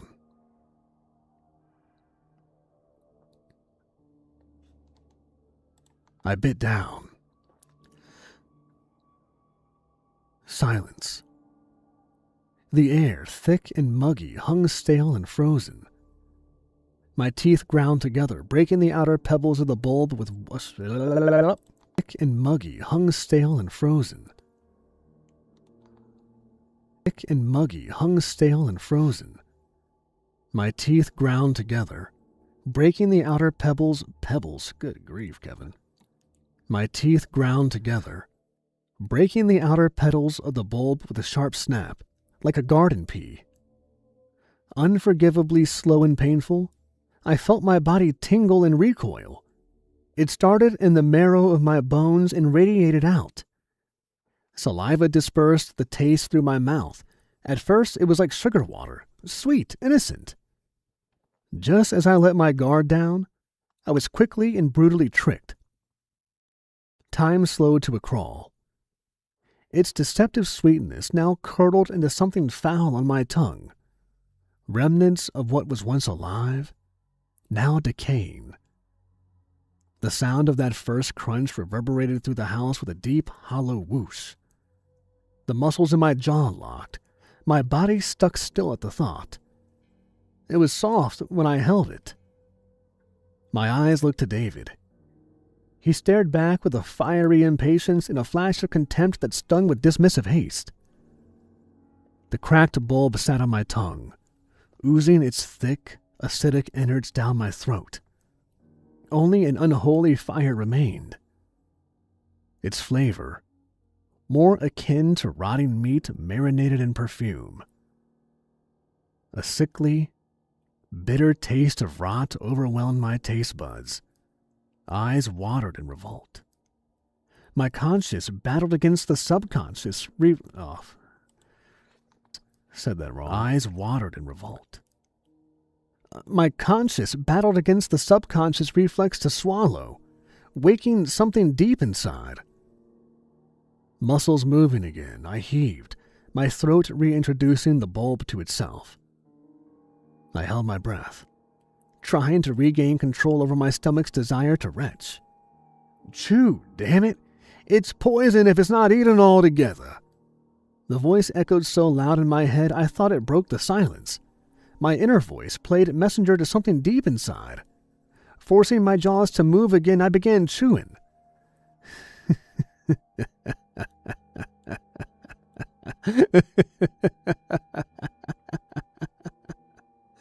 This dry... I don't like that breath there. This dry, guttural sound, guised as laughter, filled the air around me, mocking my torment. Was that David? I thought, but I never saw him move. This can't be happening. Like lancing an abscess, a sense of relief filled the air as the room retreated back to its original form. I could feel the shadows retreat back, and the static dissipate. David's office now felt happy, like a spoiled toddler finally getting their way. The lights seemed brighter, happier even. Was it always this bright? Excuse me, ew, gross. Happier even. Was it always this bright? I tried to remember, but the bulb clouded my thoughts. As I chewed, the causticity bloomed. Oh, my phone vibrated. Bzz, bzz. Thank you, Google Photos, for... God, that shit goes off like 3 times a day. And it's always when I record, too. I tried to remember, but the bulb clouded my thoughts. As I chewed, the causticity bloomed, like soap and persistent bile. I felt a tickle in between my fingers as they sat on the armrest. When I rubbed them together to get rid of the discomfort, it got worse. Looking down, I almost choked on the flower when I saw my hand beside itself. Only the duplicate, it's not a duplicate. Choked on the flower when I saw my hand beside itself. Only the duplicate was semi-transparent. I clenched my eyes shut. What the fuck was that? Oh, fuck. Oh, no, this isn't fucking happening. My mind panicking. As soon as my eyes slammed shut, I could feel the house calling again, beckoning. As soon as my eyes slammed shut, I could feel the house calling again, beckoning me. Fucking A, that beckoning is fucking me up. As soon as my eyes slammed shut, I could feel the house calling again, beckoning me deeper into the spiral of madness. Each movement of my jaw felt more forced than the last. I kind of flood my words beckoning there. Me deeper into the spiral of madness. Each movement of my jaw felt more forced than the last. Snap. The walls humming. No. Moving. Crunch. Stop. Stop. Stop. Stop. No. Moving. Crunch. Stop. Stop. Stop. That voice deep down coming back. Crunch. The smell of electricity filled the air, my hair standing on end. Snap. I held my mouth still to keep from ejecting the foul fauna. Crunch. Jay, fucking pull it together. Same voice now echoing all around me. Heave. Crunch. I paused and caught my breath. Crunch. I opened my eyes and my hand was back to normal. I looked up at David. His eyes never lost intensity. That contemplated impatience. That contempted impatience?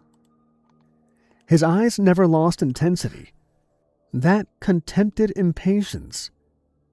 David's glare cartoonishly morphed into a smile, though his eyes remained void of any emotion staring through me.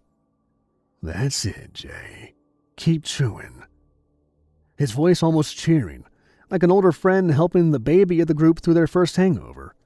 Only I never asked for this. You're past the worst of it now. Words meant to comfort, meant to encourage, but from him they felt grotesque bait. They felt grotesque bait? What? Words meant to comfort.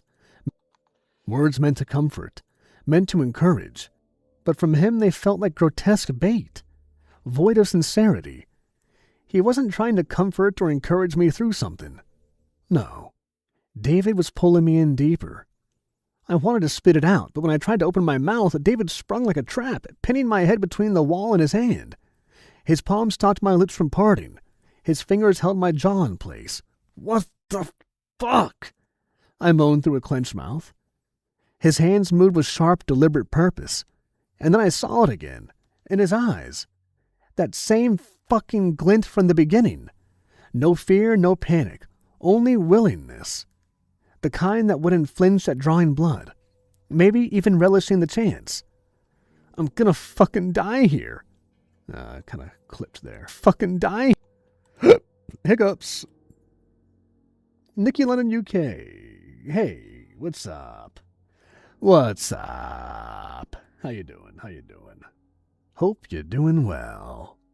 Blood. See, there's something about once I've been narrating for a while. Hey, yeah, what's up? I don't know, I don't even know what that sound, that voice turns into. It's weird.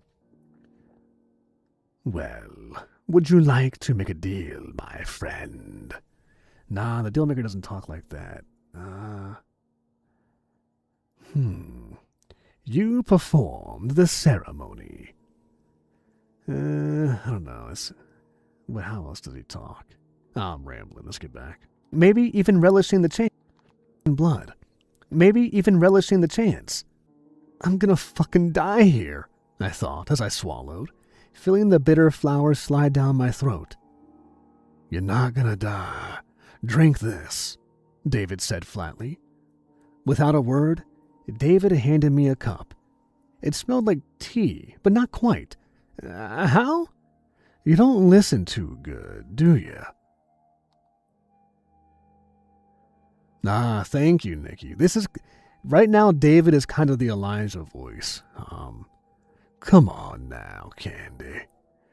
It's getting a little hot out here. We've got to go inside and check the church. I tried to give him a deep, gravelly, slight country in there, too. Because he's a grizzled, old veteran, you know. Elijah's been at this. It's been a hard life for Elijah. I have been wondering, guys, let me know how you feel about this with a live crowd. I have been wondering, so if you heard one of the last Elijah stories, you know from all of them that Elijah has that ring. And that ring is what kind of solidifies him as a symbol of his service to God. And when the Lord's weapon, which is what Elijah kind of is, you know, I am the Lord's weapon. Elijah was found from another Lord's weapon when demons came through his town and killed his family and killed like the whole town square. One sec. When God is ready for that person to pass the torch, basically when that guy found Elijah, I think his name is John is what I picked, which is another biblical name. When John found Elijah, he was told that this is your next, this is the person that's going to replace you. And, the one that heats up, Nikki. And John was training Elijah. And then when God says that the next person is ready to be the Lord's weapon, that ring burns straight through that finger, straight through the bone. And the ring falls off, or the finger falls off, and the ring is there. And then the next apprentice puts the ring on. That is how the mantle is passed. I'm wondering how much longer Elijah has. He's been through a lot. Maybe we've read like 5 stories with Elijah. I'm wondering if he should be passing the torch soon. I don't know. Just a thought. Let me know what y'all think. I've thought about having him also too. The next Elijah story, I've been working on it.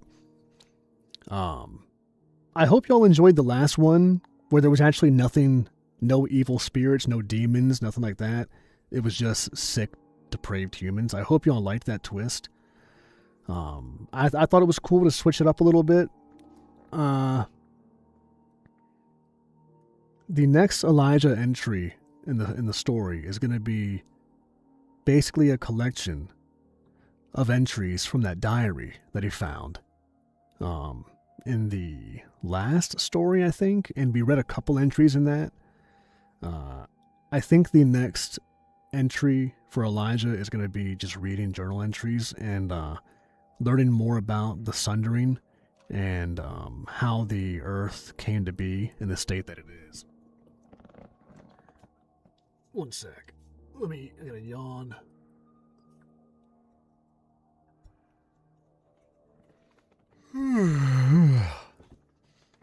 Alright, where are we? You don't listen too good, do ya? I fucking told ya. When we take those, we don't just see. We feel everything. King of the Noobs, hey, I made it to Alive. I love your stories. Thank you so much for being here, and thank you for the compliment.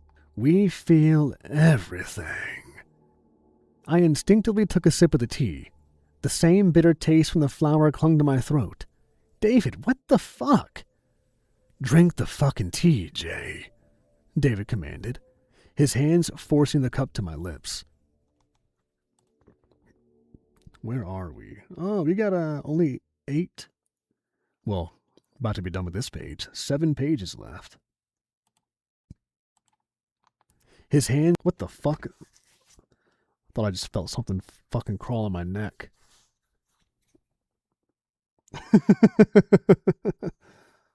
Damn, I don't know if it was anything. I don't know if it was a spider or a beard hair moving. I don't know. All right. The cup. His hands forcing the cup to my lips. Something snapped behind his eyes. I need you to see what we're up against. A deflated resignation now replaced the crazed rage. Why would Sergeant Wells send me here?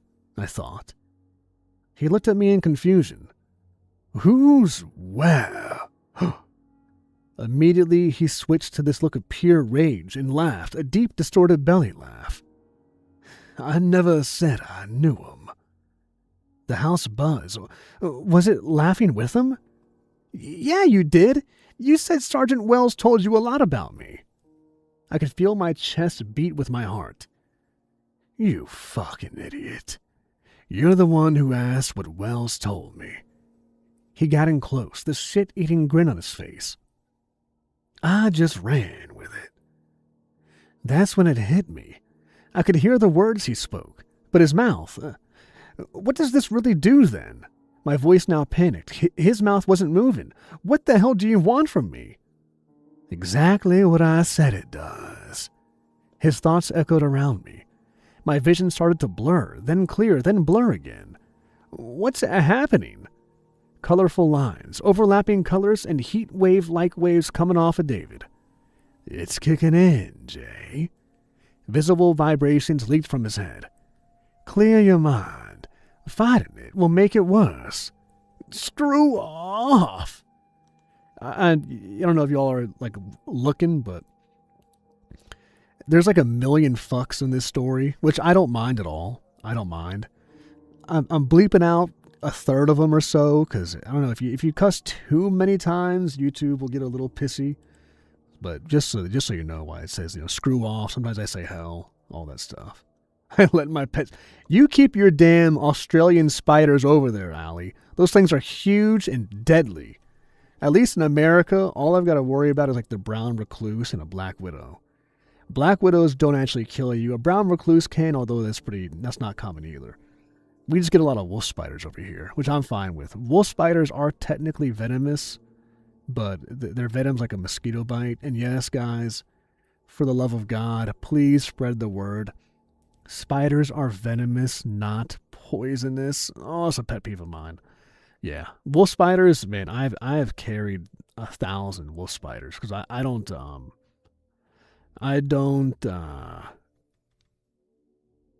kill anything. So I'll pick a spider up and take it outside.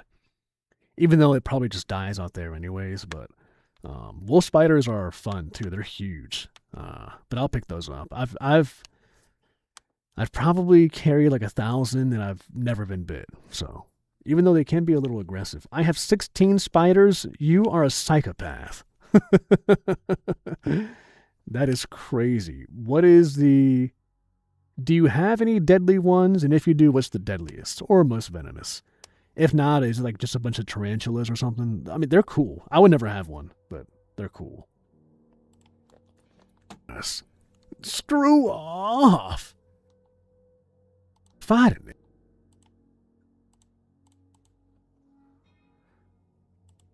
I screamed in my head, but it wasn't in my head. It echoed everywhere. The room darkened, and the once low hum of the house was now this ominous reverb. The more you fight it, the worse it'll be. His face now panicked. Breathe, Jay. Breathe. I gripped the sides of my head. Fuck you. You did this to me. Do you believe in ghosts? A familiar... See, whose voice? Oh, it's Ryan's voice. Ryan was Charon. Fuck you. You did this to me. Do you believe in ghosts?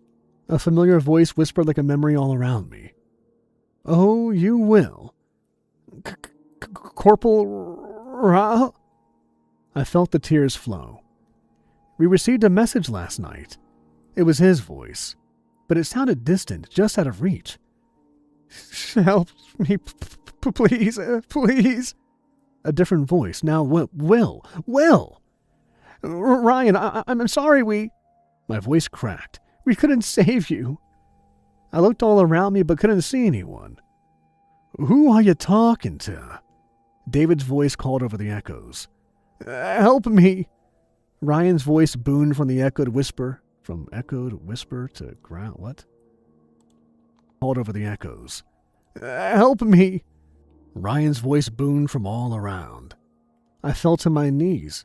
What kind of sick joke is this? Jay, open your eyes. I could feel David grabbing my shoulders, and only when I opened my eyes, he wasn't in front of me. Who the hell are you talking to? I felt a slap across my face.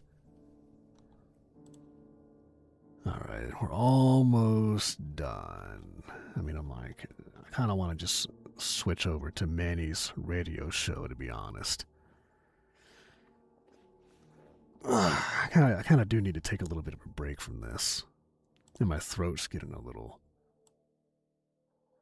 Manny Willem has a good amount of me not talking too, which will give me a little break.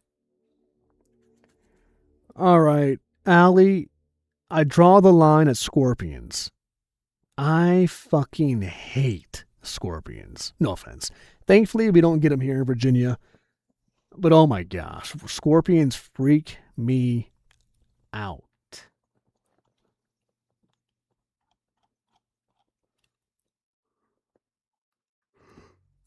I'm just looking through this. I wish I had something to play so my voice could take a little break.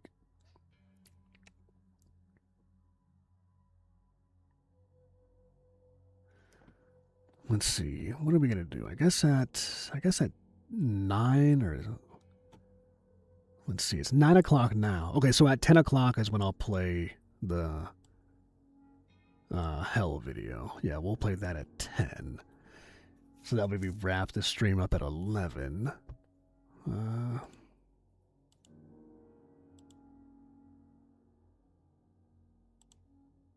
I felt a slap across my face. I found my way back to the chairs and saw David shaking me. David, what the hell did you do to me? I wasn't in my body. Why can't I see myself? He stood up. My soulless body, more a hollow vessel now, slumped back into the chair. David turned towards my... Vessel now. Slumped back into the chair. David turned towards my voice and let out this sickening laugh. It worked! What do you mean? Officer J, glad to see you're awake. Another familiar voice whispered around me. Damn it, I did not know that he was going to have like an out-of-body astral projection seeing ghosts scene. This would have been...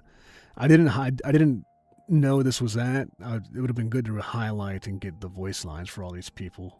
Would have been a little bit more immersive. Another familiar voice whispered around me. Do you not hear this? I cried. Where do you think the rules came from? It was an Where do you think the rules came from? It was Agent Smith's voice. I wiped the tears from my face, but something felt off. The tears felt thick, slick, like they smeared rather than coming off. The smell of iron tickled my nose. I looked at my hand. What the hell? What the hell? What the hell? The hell? What the hell? I'm kind of a little too close to the mic again. What the hell? What the hell? What the hell? Blood covered my hand where tears should have been. No. I pleaded with myself. This isn't real. This isn't real. Jay, just let it happen. It will all be over soon. What the hell is that supposed to mean? I felt this familiar presence enter the room, but couldn't quite tell how it was familiar. Who were you talking to? David's voice was filled with malice. Gotta be a little more aggressive with that. A little more aggressive. I would, Dex. I appreciate that, but it's just a one-off, and like it had Will's voice in there, it had Ryan's voice in there, so I'm like, it'll probably just be even more distracting to get just one. But thank you. The room, but couldn't quite tell how it was familiar. Who were you talking to? David's voice was filled with malice. What do you mean it will all be over soon? What the hell did you do to me? You don't get to fucking ask questions. Now, fucking answer me. The anger in his voice seemed to be masking panic. I felt the slap this time. He didn't hit my body behind him. He hit me. How? He cut me off with another slap. I mismatched my words again. Behind him. He hit me. How? He cut me off with another behind him. He hit me. How? He cut me off with another slap. Non-compliance will only make this worse. He pulled his hand back. I could see on his palm what looked like some scribbles. I'll ask one last time. Who were you talking to? Who were you talking to? My eyes darted back and forth from the fire in his eyes to the writing on his hand. It was glowing. Screw you, I spat. Let me change positions.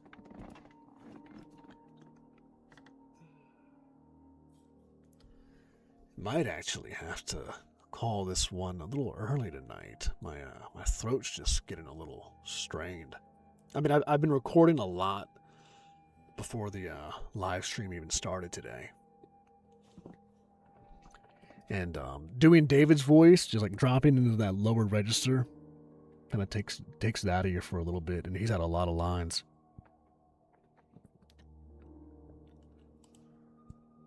I spat. Let me sit up straight and try that. Ah, fuck. I just pulled my microphone arm out of the desk. Okay, there we go.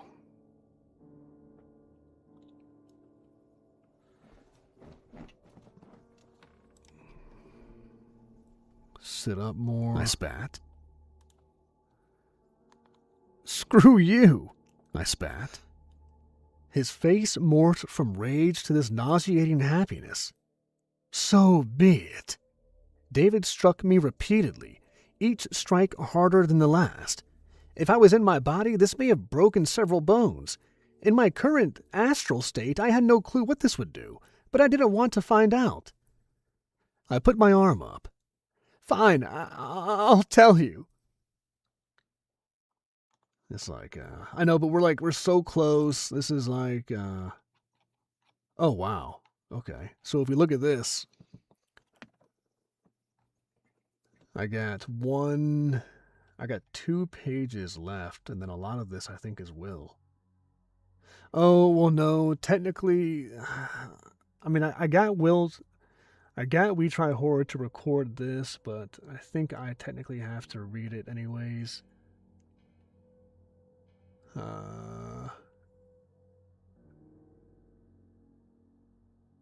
Let's see. See, the end is a letter from Will. And I asked him to record this, but then he had a good point about it should probably just still be read in the regular voice anyways. We'll see. We're almost at it. El DeGusto, what's up, man? You have missed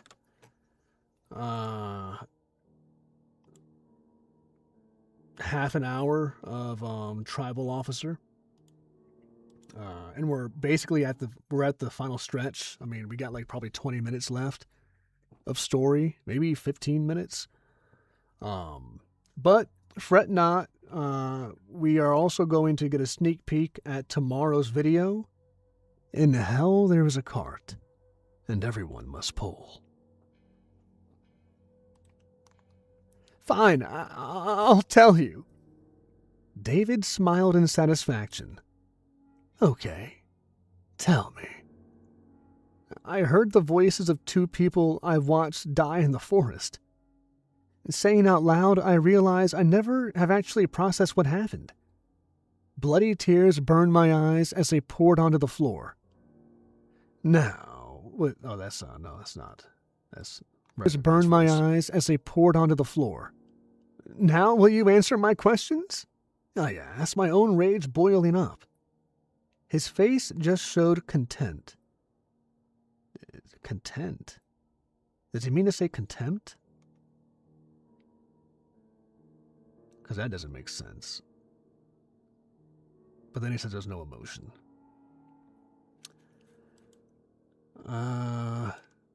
Content.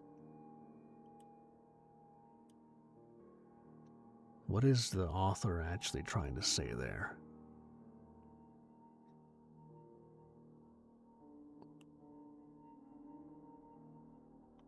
I'm just going to skip all my own rage boiling up. No. There was almost no emotion or tone when he said it. What? Why not? You'll join them soon enough. His voice was cold, and he stood there unmoving, just staring. I wasn't even sure if he was still breathing. Let me just go back. I gotta check something on a message from We Try Horror, but damn, that was so long ago. Yeah, but I know, but it just says his face showed content. That doesn't make sense grammatically. That's why content kind of makes sense because it says there's no emotion or tone when he said it, but also contempt makes sense because David's been raging this whole time. I gotta go back to We Try Horror and some conversation we had about Will's lines.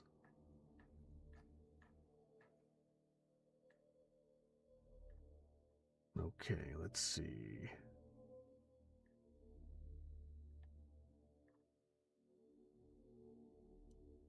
I feel like Jay's note to Will should probably be read in your voice. Feels a bit unnatural switching back and forth. Where is that?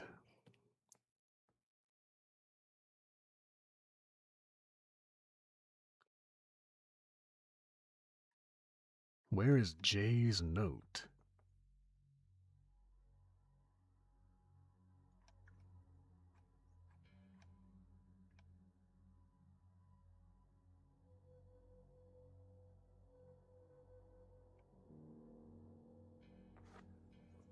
I don't actually. You know what? All right, fuck it. We'll find it when we get there. Okay. I keep trying to skip forward.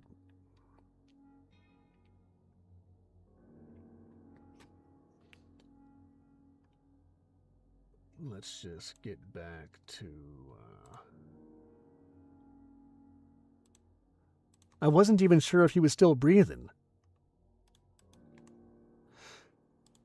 Something inside told me to run to my body. I sat and waited for him to take his eyes off me. After what felt like an eternity, David turned towards the door like someone had knocked. Seeing this was my chance, I bolted up.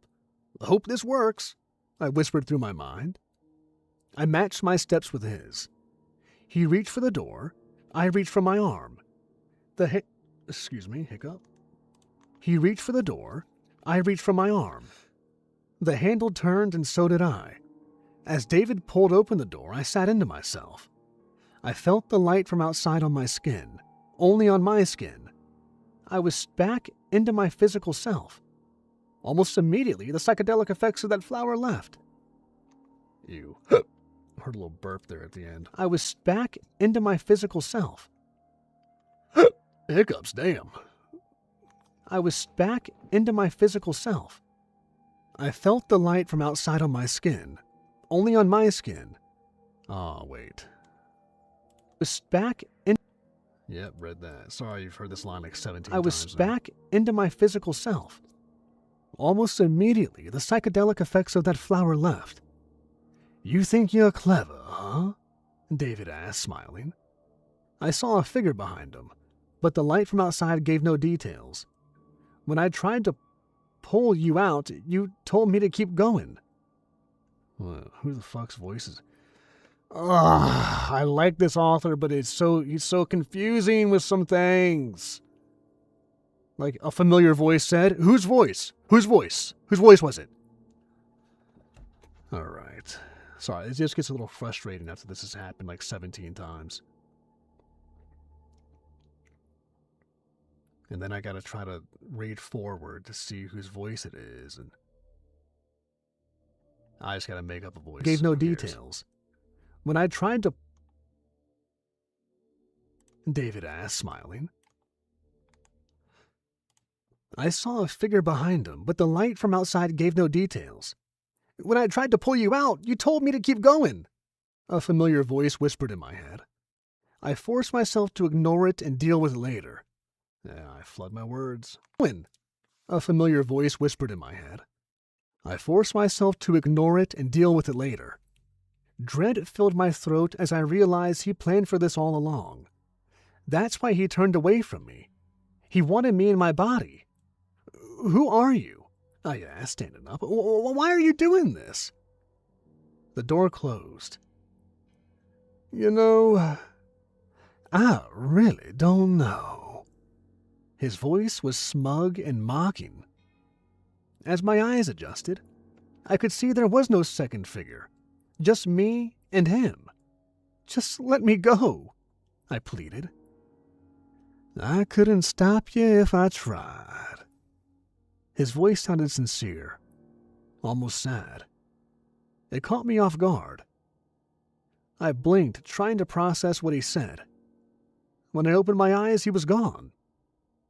I looked around. This place was not what I remembered it to be when I arrived. The walls were in shambles, there were holes in the roof, and the windows busted out. Where did that note come from? I thought. I pulled out the paper and watched as the letters twisted and turned. When they stopped, they formed the phrase, "The dead are never truly dead." I turned over the paper to check the back and watched the words appear. Once the message, now the messenger. I saw a book familiar to the one David gave me lying on the ground. I picked it up. The title read, Mark of the Forest by David, redacted. I ran out the front door and got in my car. As I pulled out of the parking lot, I noticed the shadows from the forest now claimed that land. When I got back home, I saw 2 texts come in. The first was from Will. Hey, Smith's retirement party is in 3 weeks. You want to go in on a gift with me? And then a second text came in from Mary. When is your next appointment with Carrie? I tried calling her office, but they said she's been out of town for a few days and don't know when she'll be back. Alright, this is weird, it says. Now it goes, my name is Will. Based on what I've read, I've known you'd seen my name before. Jay's missing. Alright, give me a minute. This doesn't make any sense at all, that it just switches like that. Give me a minute. Let me search on my other monitor. Why the hell it just does that? Okay, I gotta find the original story.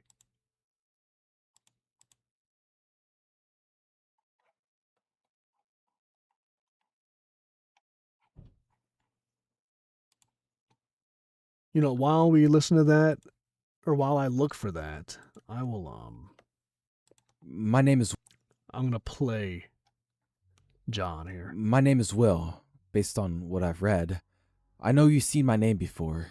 Jay's missing. I've written and rewritten those words too many times, and they still don't feel real. Let me catch everyone up to speed on what happened.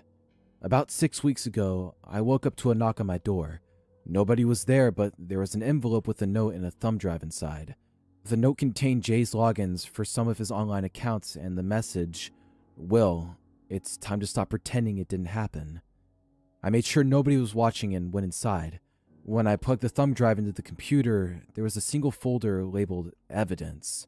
The first thing I noticed was a text document labeled For Will. I sat there in shock, just looking at the screen. I'd just seen Jay the day before and everything was normal. We joked around and made plans to go on a hike over the weekend. He never made any comments about leaving or being worried about anything. But this had me replaying everything in my head. Every joke, every interaction, every goodbye. Nothing sticks out. Even now, nothing sticks out. He hid it well, even from me. I knew I had to open the file, but I couldn't. After a minute or two, I stood up and paced my room asking myself, where did he go? Why leave this to me? I know the answer to the former. That one was obvious. But the latter? That was the real question. One I'm still trying to figure out.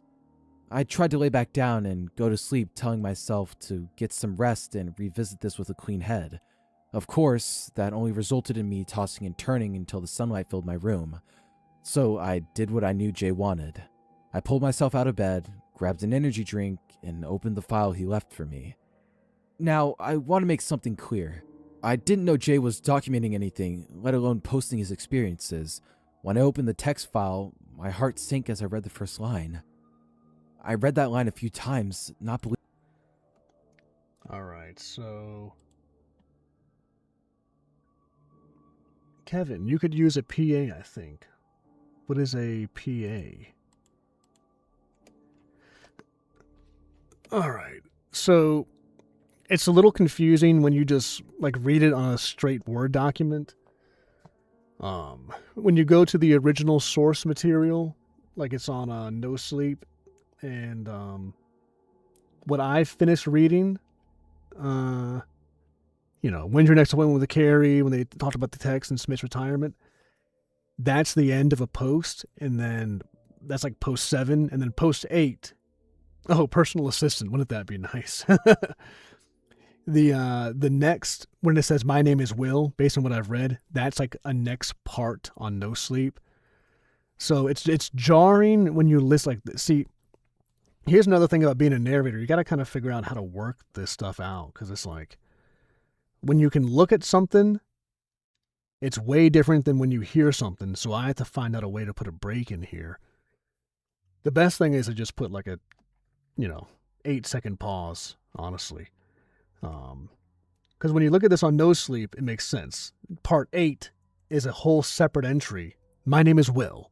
Based on what I've read, I know you've seen my name before. That's it's clearly denoted when it's a separate part what's happening. I cannot believe you, sir. Now I gotta Well, find. Feds are. My name is Will. Oh, it's right there. I really don't like this though. I do not like the fact that it just switches to Will's perspective. I mean, maybe it'll be a little bit more clear when we finish looking at this, though. Line. I read the first line. I read where the fuck is that? My heart sank as. All right, my heart sank as I read the first line. All right, this is weird. Okay, so this is don't know when she'll be back. All right, so we're just gonna put like a break.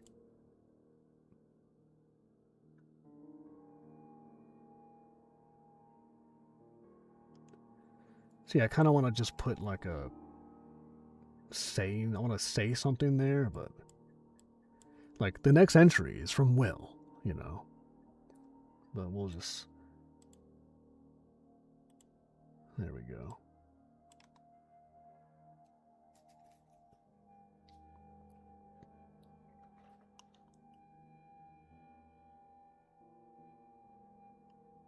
My name is.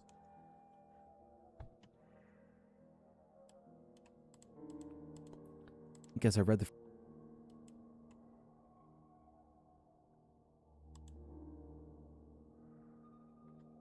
I'm going back. I feel like Jay's note to Will should be read in your voice. I got thrown off by the first line, my name is Will. Based on what I've read, I know you see Jay's missing. I recorded all the parts so you can decide if they go in or not.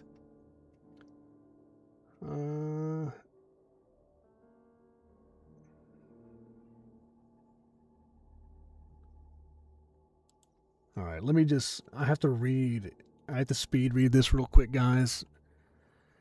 Oh, okay, this is why John, We Try Horror, was telling me this, because it goes, Will, if you're reading this, I'm gone.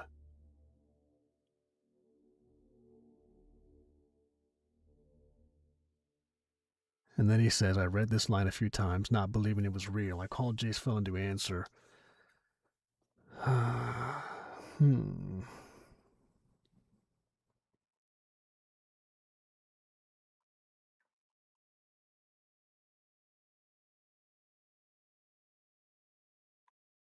Fuck. There's lines from Mary here. Who? Wait, I don't think I, no, yeah, it's okay. I didn't make anyone Mary at the top. Yeah, Mary is not a person, so I do the voice for Mary. But if any of y'all are sitting, I know it's hard to read this because I'm just going back and forth, but if anyone's sitting, and I know the quality sucks, but if anyone's sitting watching, let me know what y'all think.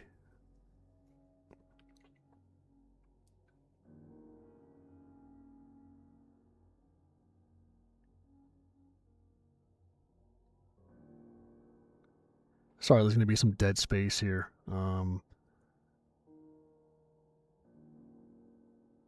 See, all of this is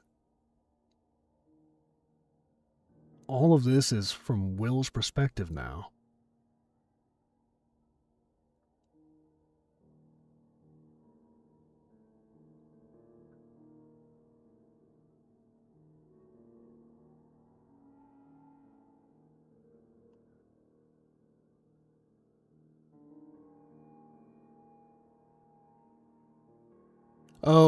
Okay. We Try Horror was telling me that this, at the end, just the note itself, should be, ooh, there's baby girl. There is a fucking bug in here. I knew it. I just fucking saw it fly.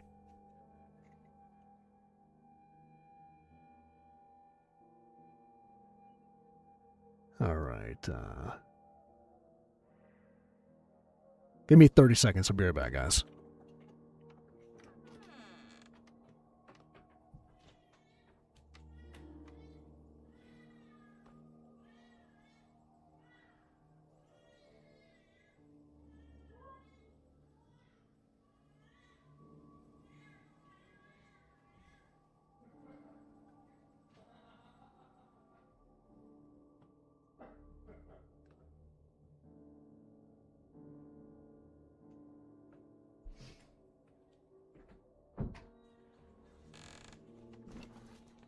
I'm back. I just went in the other room to see if my wife needed help with the baby. And it was dark in the bedroom, and she was like walking out of the bathroom, and I was in the room, and she was like, "Oh!" I scared the fuck out of her. All right, so what Retry Horror was telling me about is this right here should be read in my voice, because everything else is correct. All of this is read. All of that is Will's voice. But this is me, because this right here is a note from me, this quote. So, all right, we got that straightened out. Is there any other... I don't think there's anything else. Okay. All right. Thank you for bearing with me there. That just got confusing. Think as I read the first line.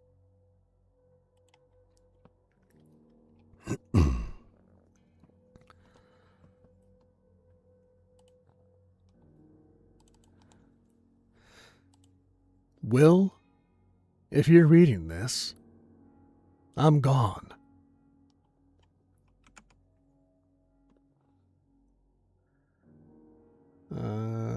Let's see.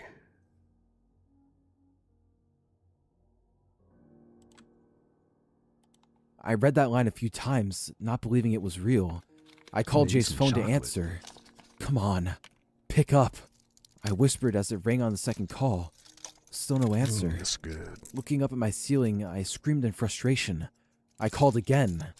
Third time's the charm. I laughed nervously. This time, the call went through. Mary's voice came through.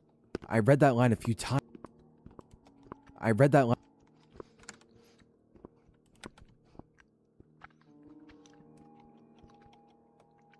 Time the call went through. Will? Put my one line in. Mary's voice came through. She sounded like she was Go back to crying. my chocolate. Mary? I asked, almost yelling. Where's Jay? What's going on? She didn't immediately say anything, but I could hear her muffled crying in silence.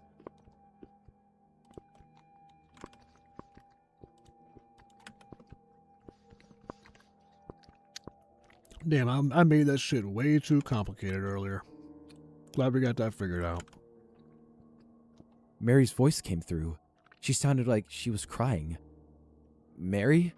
I asked, almost yelling. Where's Jay? What's going on? She didn't immediately say anything, but I could hear her muffled crying in silence. Where the hell was that? I don't even see it on the screen. Oh, okay. There it is. Jay's dead. Her voice was shaky but firm. Dead? Dead? Her voice was shaky but firm. Dead? Mary, what the fuck do you mean Jay's dead? I fell to my knees. What the fuck happened?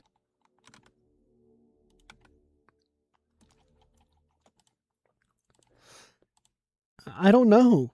2 officers woke me up this morning and said they found his car on the side of the road.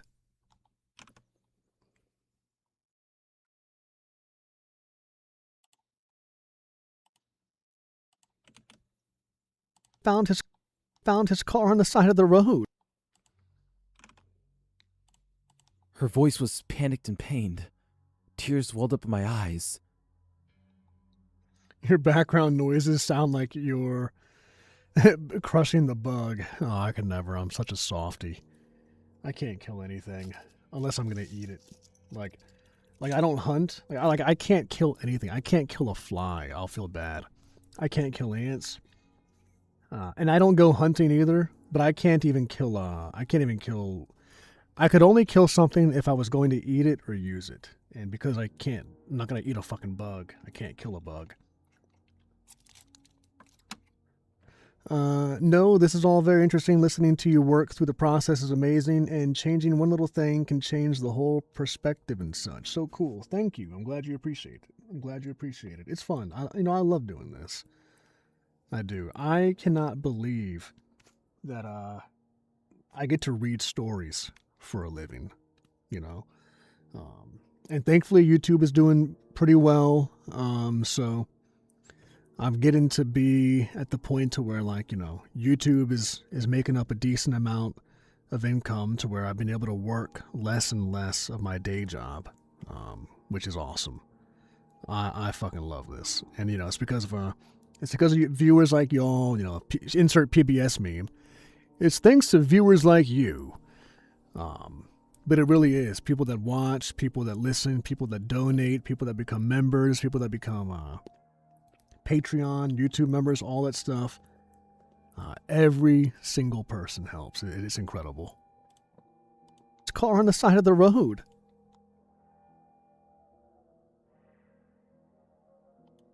Her voice was panicked and pained.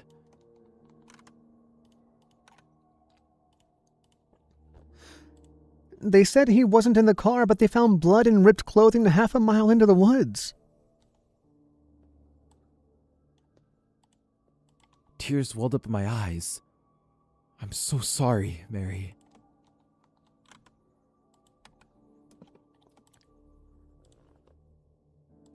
There's no way this is real, right? They don't have a body, so there's a chance, right? Stalkers, haters, you name it. There's very little difference between a Her stalker and a question hater, sounded more too. like begging. Her question sounded more...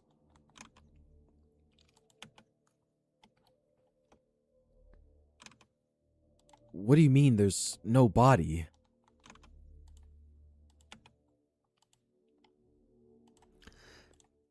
They said that there was only clothing and blood found. I asked to see the clothes or if they were going to test the blood to see if there's even a match to his blood type. Mary explained through sobs.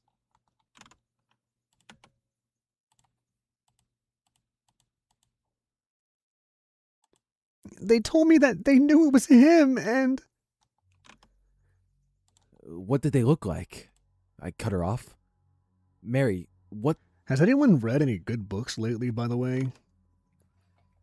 I'm rereading the Game of Thrones books. I want to reread another series, but that's another thing. And I've been reading a lot of Goosebump books because I'm trying to, you know, come up with my own little Goosebumps thing, little Goosebumps series. did they look like? I cut her off. I would love to actually become a published author. I think that'd be super cool. Mary, what did the officers look like? Were they in plain clothes? Uniforms? Suits?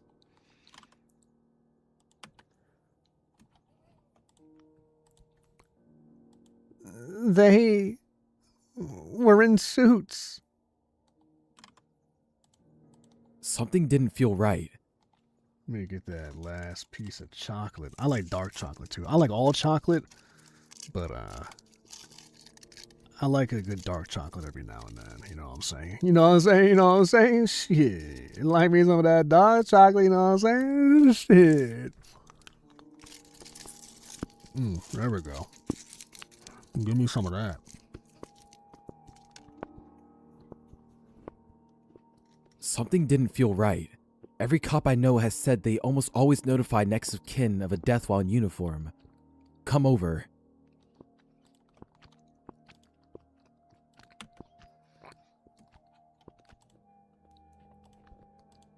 What? Why? Jay told me if anything ever happened to him, to take care of you. Something in my gut screamed that this wasn't a private phone call.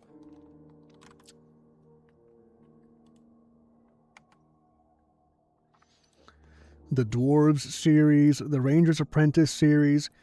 It was a series from my childhood that I'm rereading, so definitely some nostalgia mixed in, but it's really good. Okay.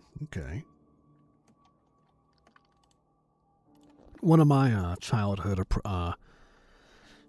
nostalgia series is the Artemis Fowl series. I have read Artemis Fowl like 3 or 4 whole times through. with that hell story, with the millions of years in hell, I would say you got the chops. Even way back in the death story, I believe they played a card game. I like that one. That was well drafted. Thank you. I thought I'm glad someone thought about the card game with death. I thought about that story actually like a couple hours ago at the beginning of this live stream. I just didn't say it. I randomly thought about it, and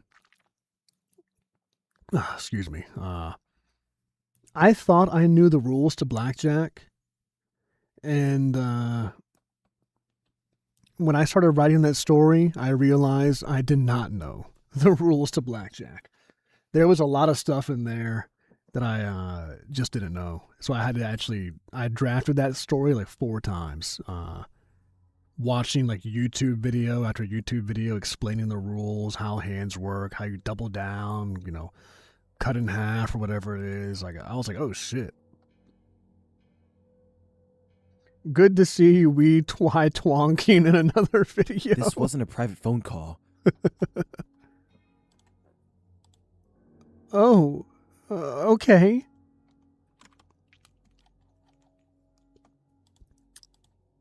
I'll see you in a bit, I said before hanging up the phone. I stood up and continued reading his note. All right, now it's my turn. Okay.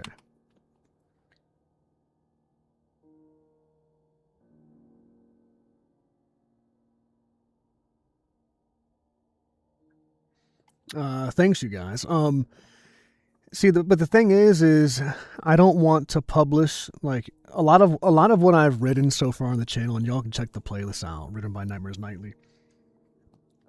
A lot of what I've written are just anthologies, or not anthologies, but like they're just series. So I don't want to put out I don't want to just put out a story or a book. That's, Elijah Mandrake. That's actually like an 8-hour book. That's a lot of content there. That's more than a novella. A novella is like 2 to 4 hours, Elijah's like an 8-hour read. But I don't want to put out something that's just like short story. But yes, Elijah's 8 hours, but it's just like 5 short stories. I don't want to put out a book of just short stories, or even an anthology of short stories from the same universe. I'd like to write, a fully fleshed out 4-hour novella, start, conflict, resolution, not just have it be a collection of things. And that's kind of where my problem lies in, is writing like an actual 40 to 50,000 word, single contained, start to finish, start to end story. That's what I kind of got to work on as a writer, I think. And I want to try that. So one thing I have working in my mind right now that I'm working an outline on is I was actually, I do DoorDash during the day. I constantly read Matthew Riley. I read sci-fi, horror, and fantasy, high fantasy. I'm rereading Game of Thrones, the Malazan Book of the Fallen. That's a crazy long series that by Steven Erikson. Incredibly, one of the best magic systems I've ever seen in a book. Sci-fi. Oh, I love Scott Sigler. I don't know if anybody knows him. He's not like he's a big author, but I've met like no one who's read his stuff.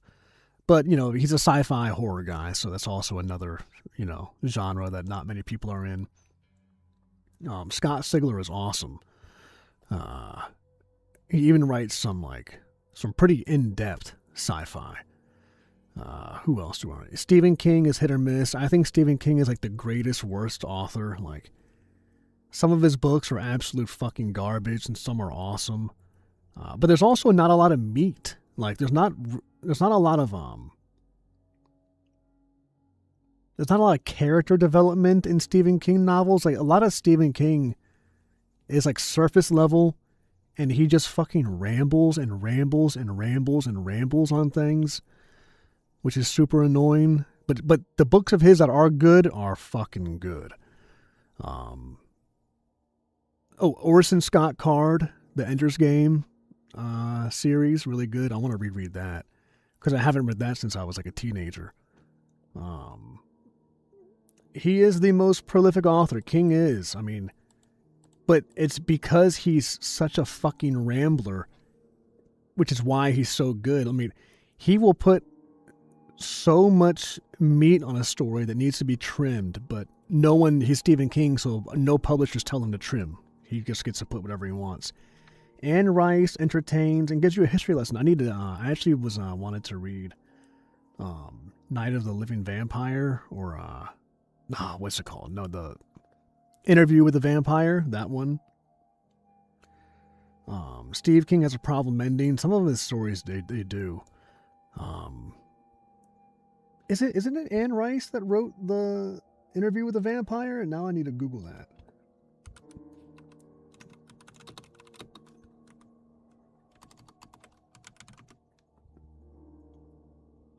Yeah, Anne Rice. I wanted. Yeah, I looked it up just now. I want to read that. I actually think I have it on Kindle. I just haven't gotten to it. Robert R. McCammon is one of my favorites. I need to check that out. I haven't heard of him. The Project Hail Mary was so damn good. I need to read the book. I'm kind of put off by the premise, because I think, isn't it the premise like all the stars are going out or something like that? I don't know exactly what it is. I enjoyed Dark Tower, and especially The Talisman. I remember talking to you, I think, Dexter, about that. I need to get back on I'm on book 3 of Dark Tower, but I've put it down for the past like 2 months, and I need to pick it back up. What is another shit? I just had an author in my head that I have read. Cixin Liu, the 3 Body Problem series. I've read all of those. I went through a phase before I became a police officer for a bit. I went through a phase of taking like THC gummies, and I would take like a small edible and I would read. I'm already an incredibly lucid reader. Like books actually look so real in my mind that like I can read a book and like maybe a year goes by and then I'll be talking to somebody and I'll be like, you remember that TV show? The TV show that had the TV show, it was a sci-fi show, and they had an orbital station, and it was going around the Earth, and then I'll be describing it, I'll be, oh fuck, that wasn't a show, that was a book I read. So I'm already like that normally with how real stuff looks, but then when I would take a gummy and read, I mean, it felt like I was fucking in a movie, not just watching a movie. You know, when I read, it's like I'm watching a movie, but when I took gummies, it's like I was in the fucking movie. Cixin Liu.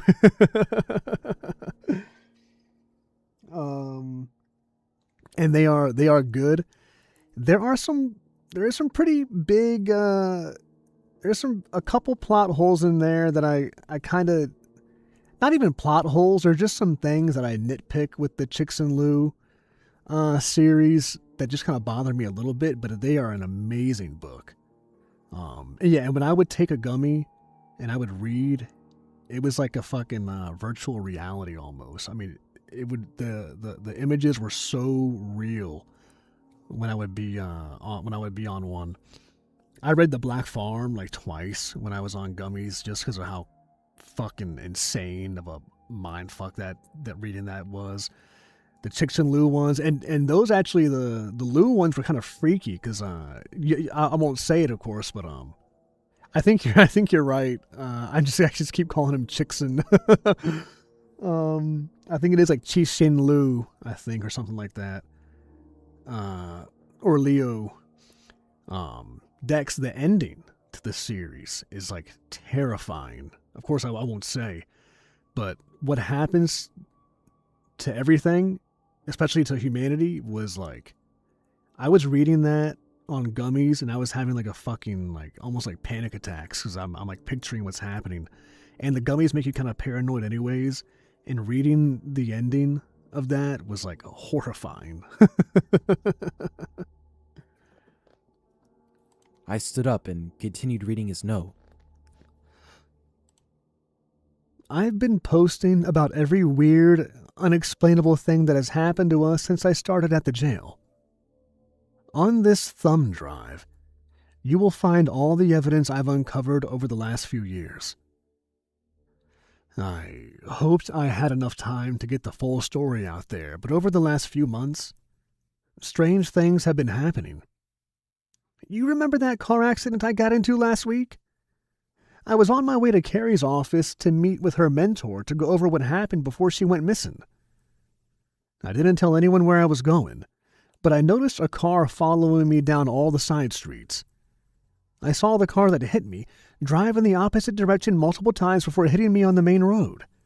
Right before the accident, the car followed me, just drove off.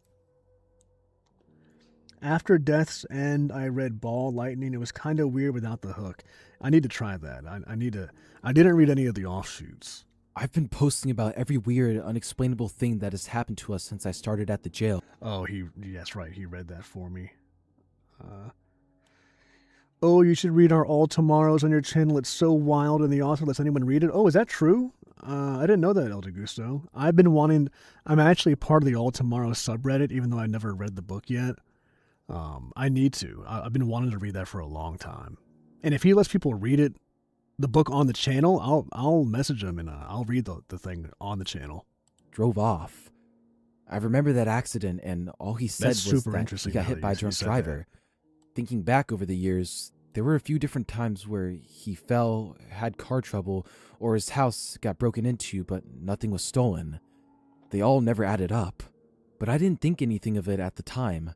Hindsight being 2020, they were messages disguised as unfortunate accidents. Yes, I do need to read that, Dex. There's another one, too. Another offshoot. Isn't it like the sun is going out and they're like putting like fucking rockets onto the earth or some shit and they're like flying the earth away? Let me look inside. I gotta look inside this. Now I don't want to drink this Diet Coke because I saw that bug in here.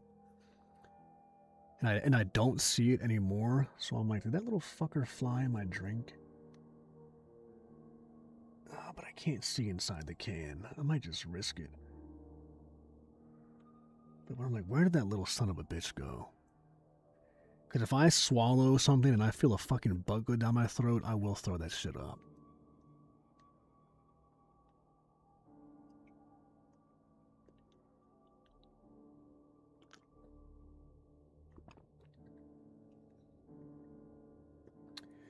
Yeah, because the author put the book up for free online, and it's just an open, anyone can read it permission. Oh, very cool. And I think he's a paleontologist. Interesting. I remember that accidents.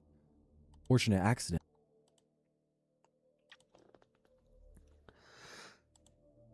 I don't think I was meant to survive that accident. Oh yeah, before I forget that. So while I was doing DoorDash the other day, I was thinking about what to write. Because I have that one story I told y'all the other week, and I've worked on it, but I kind of want to put that on the back burner.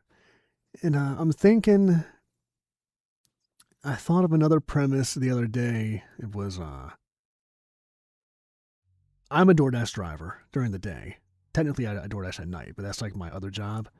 And I came up to a house and this lady had like 17 lawn gnomes and, it was like cool and creepy. And I was like, you know what? R.L. Stein has a book like Attack of the Lawn Gnomes. I never read it, but I know the title. And I was like, wait. I think I can do a story here where a DoorDash driver is dropping off food and then a weird eccentric old lady is there. And he sees the lawn gnomes. And he's like, oh, hey, your lawn gnomes are cute. He just makes like a comment.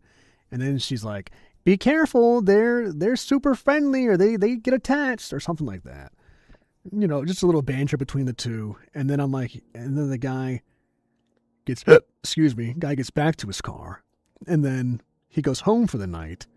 And then I picture like he's going to grab his like stuff out of the back seat. And there's a lawn gnome like that strapped himself into his seatbelt in the back seat. And then the guy is like, what the fuck? it's going to be like a comedy pasta. And so it's, you have to suspend disbelief for some things, like, you know, like Tales from the Gas Station kind of thing. The Lowe's, I work at a Lowe's haunted department store, like those kind of stories. You gotta suspend the disbelief. And so he doesn't think anything of it. He's like, oh, whatever, you know, a lawn gnome strapped itself into my car into a seatbelt in the back, whatever. And then the next day he finds the lawn gnome like on his lawn. And then a couple days go by and they start multiplying. And then like weird stuff starts happening around his house. And then, but I'm like, okay, I have a premise. Now I got to turn it into, are the lawn gnomes bad? Do they just fuck with them? Do they just do hijinks? How does he get rid of them if he needs to get rid of them? So I got kind of like an idea there that I want to write.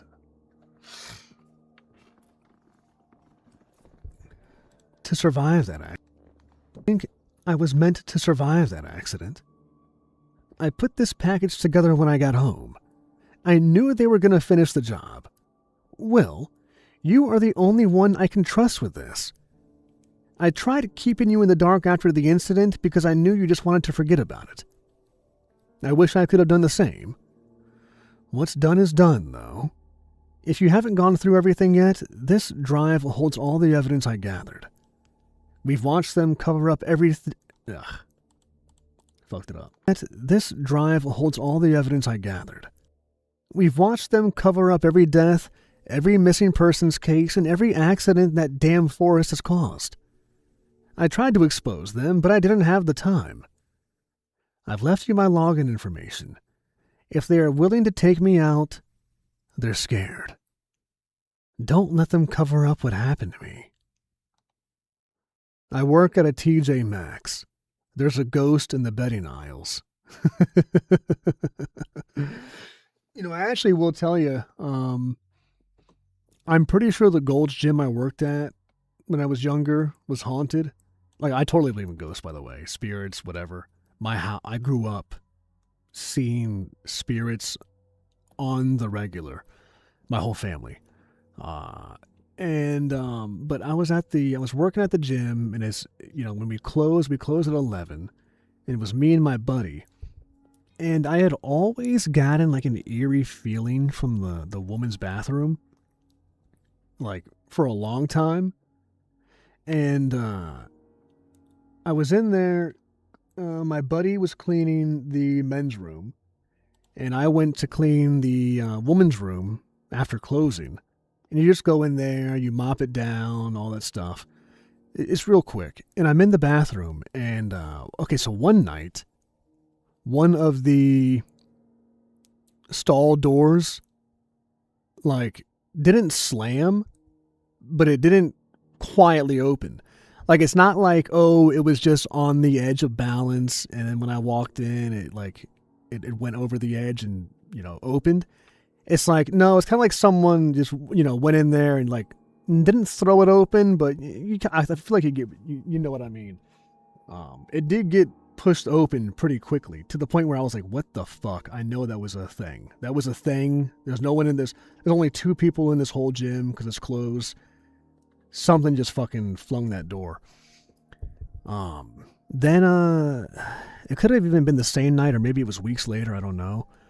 I'm in there, and all the TVs are off. No speakers are on. All that shit's off. Almost all the lights are off, even. And I'm in that room, and my buddy's in the other one, and I fucking hear like garbled conversation to the point where, you know, even though I know it's empty, you go in there, hey, anybody in here? Hey, anyone in here? Man coming in. And then you come in, and I'm cleaning the stalls out, and I hear fucking garbled speak of, like, didn't even sound like women, just sounded like garbled talk, where you're just a little too far away to know what they're saying. And I was like, what the fuck? And I go and I hear it from, like, the locker room area. And I go and I check, and I'm like, there's fucking no one in here. So, of course, I, you know, speed walk out of that, and I get my buddy. I'm like, hey, man, I'm not fucking going back in there unless you're in there. So then he came in there, and then we cleaned the rest. But those are only 2 things that happened there, but I know that place was fucking haunted. Some shit. I don't think I was meant to survive that accident. I put this package together when I got home. I knew they were going to finish the job. Will, you're the only one I can trust with this. I tried keeping you in the dark after the incident because I knew you wanted to forget about it. I wish I would have done the same. What's done is done, though. If you haven't gone through everything... I'm supposed to read that. Sorry. I thought that was Will's lines. Okay. Don't let them cover up what happened to me. Oh, okay, yeah. Now I just gotta fast forward because John recorded that for me. Okay. I wiped the tears from my face and started looking at the other files. There were photos of the land the jail sat on both before and after it was built, drone footage of the land now, declassified documents on incidents surrounding the forest, transcripts from his appointments with Carrie, and 3 obituaries. Nothing stood out to me until I got to the obituaries. They were the only ones that didn't rename the files. They were labeled Obituary Scan Download 1 PDF, the only difference being the number. Starting with the first one, I opened it up. It was Ryan's. I remember when Ryan's obituary came out. This one was different from the one I'd framed in my living room next to his picture. The contents were the same, but the publication date was different. The one I have framed was dated as being published a week after his death. This one, however, was dated the day before we found him on the perimeter road, a week before he died. Next was Carrie's. Prior to reading Jay's posts, I only heard about her once, a week after the incident in the yard. I saw an obituary for her in the paper. I found a copy of her official obituary online, and just like with Ryan's, this one was dated a week before the published one too. When I opened the third, my chest tightened when I saw Jay's face. I looked for the date listed, and just like the others, it was listed as a week prior. The room began to spin. I sat back and tried to breathe, but my lungs refused to cooperate. My hands shook as I tried to compose myself. After what felt like hours, I was able to focus on the screen. It detailed how Jay was a beloved corrections officer, a husband, friend, and how much he will be missed. There was one detail I almost missed. Jay's obituary file was 2 pages. Both Ryan and Carrie's obituary files were 1 page only. I scrolled to the second page and saw a note. This just came in. Be careful, E. It wasn't Jay's handwriting, and there was a date stamp on the bottom of the page, the same date as on the obituary. Before I could even process what was in front of me, Mary knocked on my door. I let her in and sat her down on the couch. Something isn't right, I said.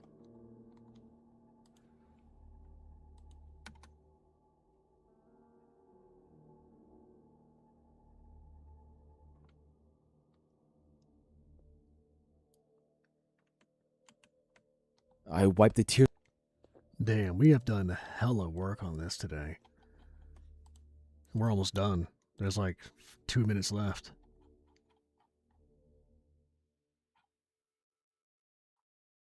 I said. It isn't right, I said.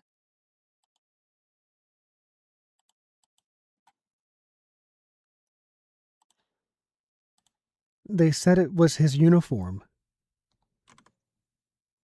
She said flatly. He wasn't scheduled to work, I said. She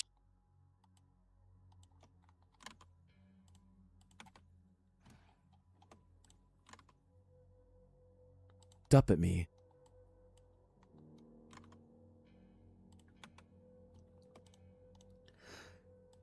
I counted his clothes. Every uniform he has is accounted for. How could his uniform be torn up in the woods if all of them are in the closet? Silence hung in the air as we both realized what was happening. I need you to do something, I said before walking her to my computer. I left her alone in my room while she read through everything. I went to the kitchen and grabbed a bottle of whiskey and went back to the living room. After a couple hours, I had downed half the bottle before Mary walked into the room.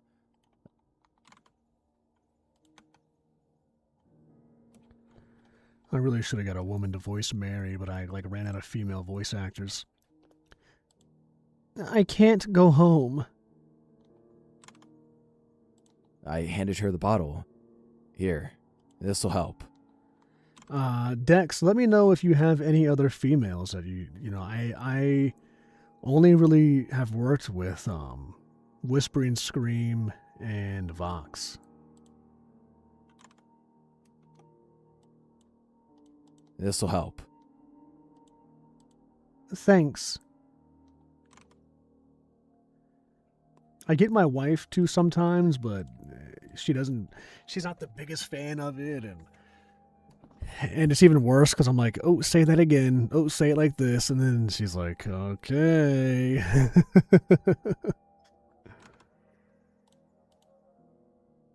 I only had those two in this one. There's a couple I've worked with in the past too, but it's like been so long that Little Ball of Giggles, I think, doesn't really. She's another one that I really, really, really like, but she just doesn't really do anymore, I don't think.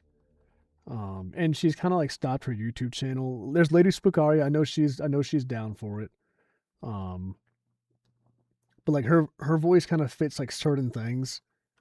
But yeah, like Little Ball of Giggles is amazing, but she got demonetized when a bunch of people did a few months ago, and I don't know if she got remonetized, and she kind of like basically said she was giving up almost, or like, you know, focusing on other stuff. Naomi, 400 Eagles. Thank you so much for coming here, Naomi. Nikki, still here? Question mark? Absolutely. You know it. We're actually on like the last like minute of Tribal Officer Part 2. Oh, look, Dusklight Radio. Just don't play the music. Okay, yeah. Dusklight Video just put out a video.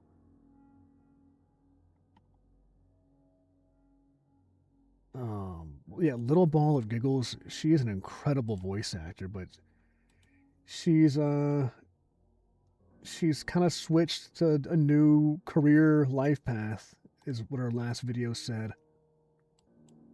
And she's amazing. I wish she did more. I've had her on the channel once.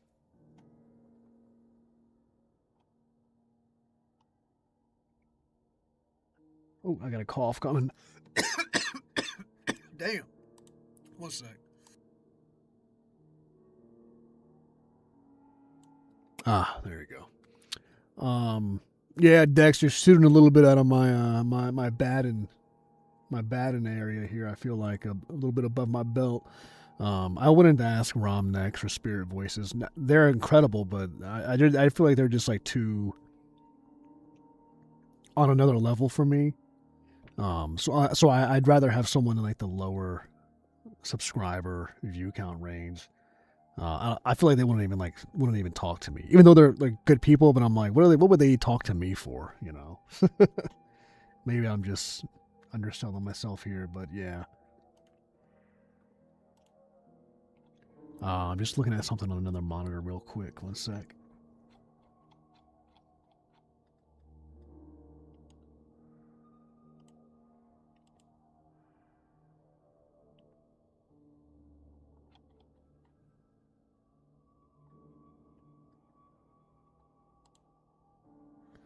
Girl in the Dark, Madam Strangeways. Okay, I'm going to have to look them up.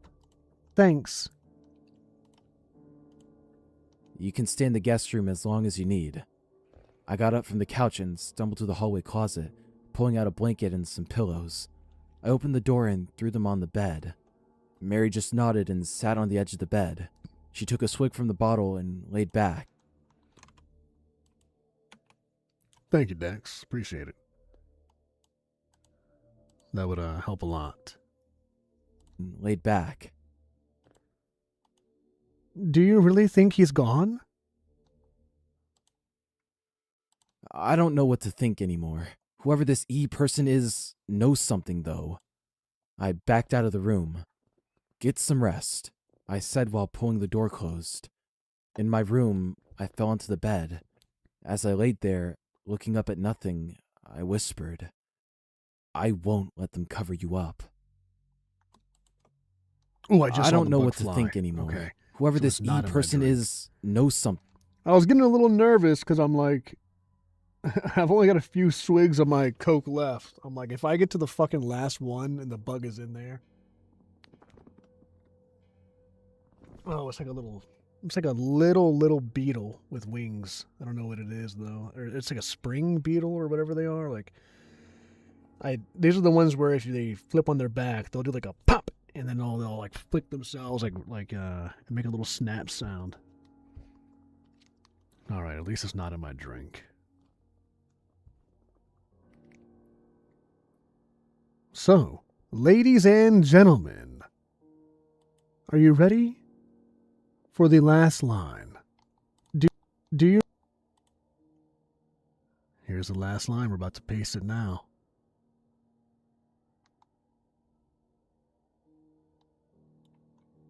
I won't let them cover you up. There it is, ladies and gentlemen. I work at a tribal jail. Complete. Look at that. It's done. What a story. Okay.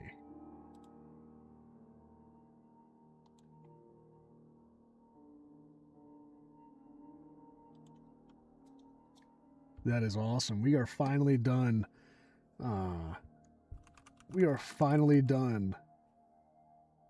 The Tribal Jail series.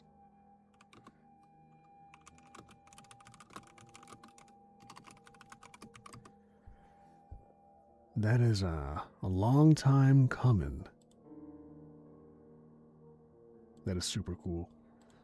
Now I just got to it'll still be Click Beetle. Yeah, thank you. It'll still be a while until it comes out.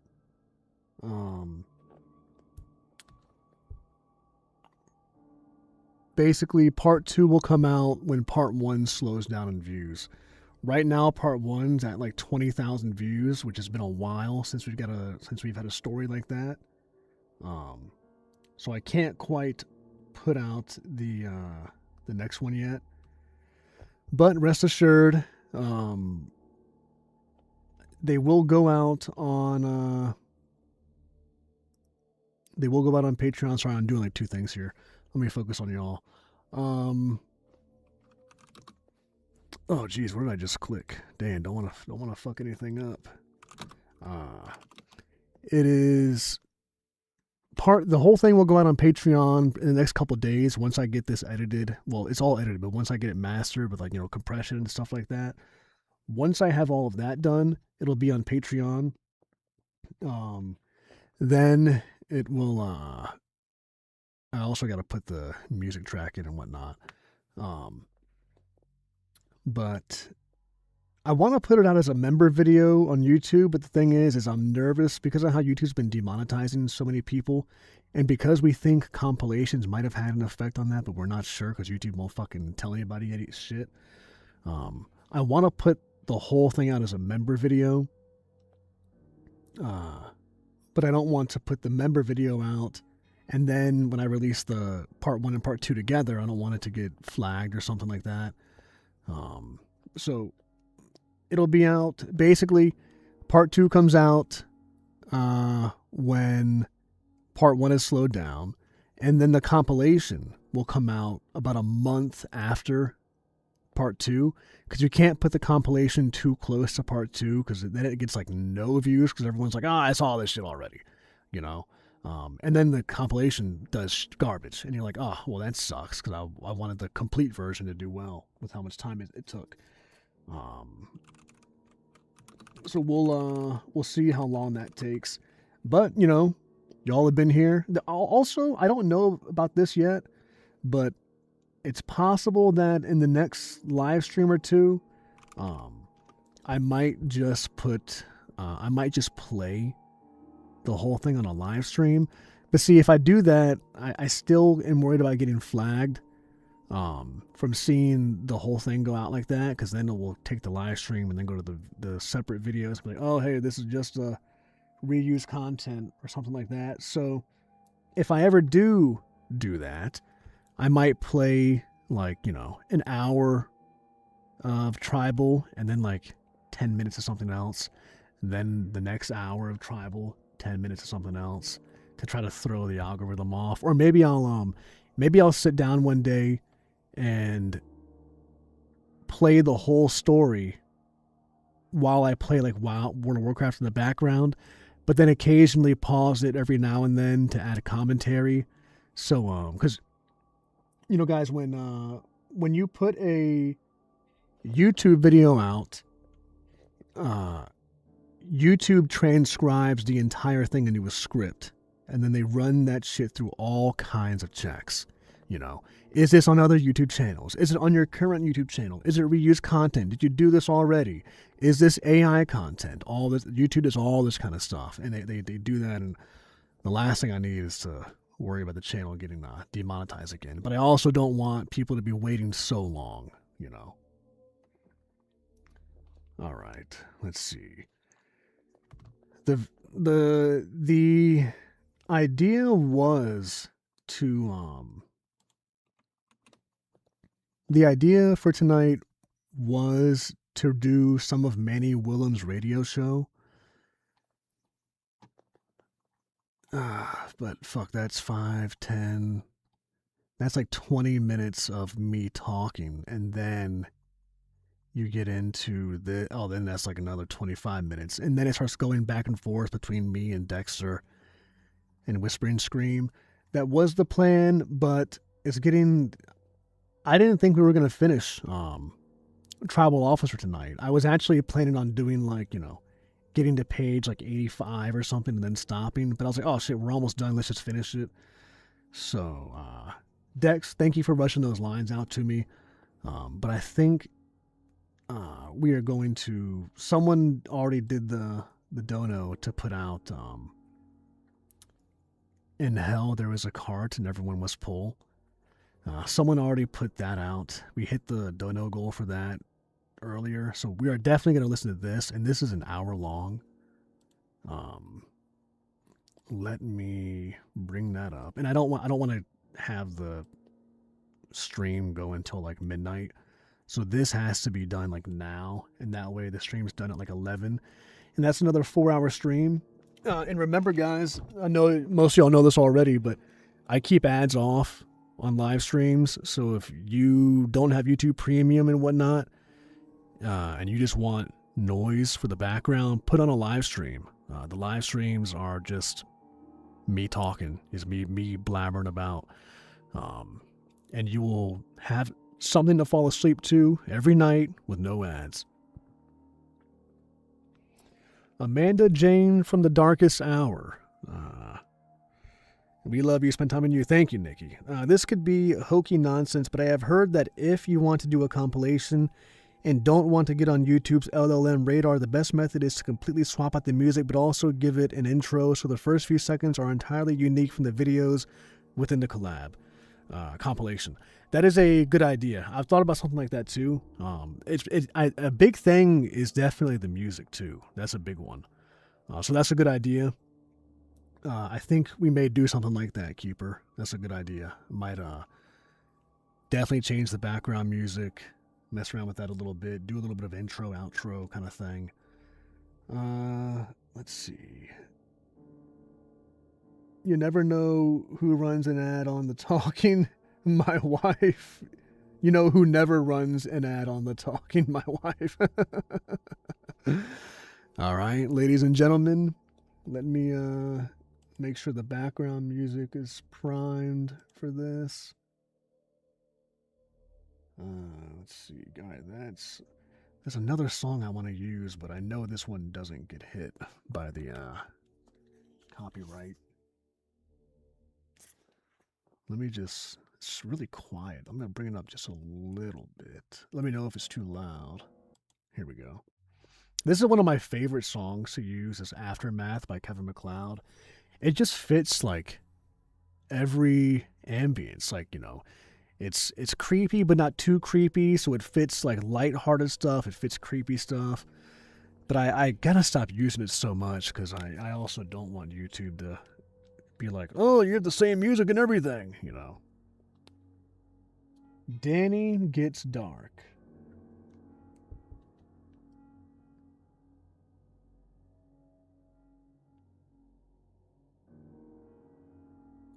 All right.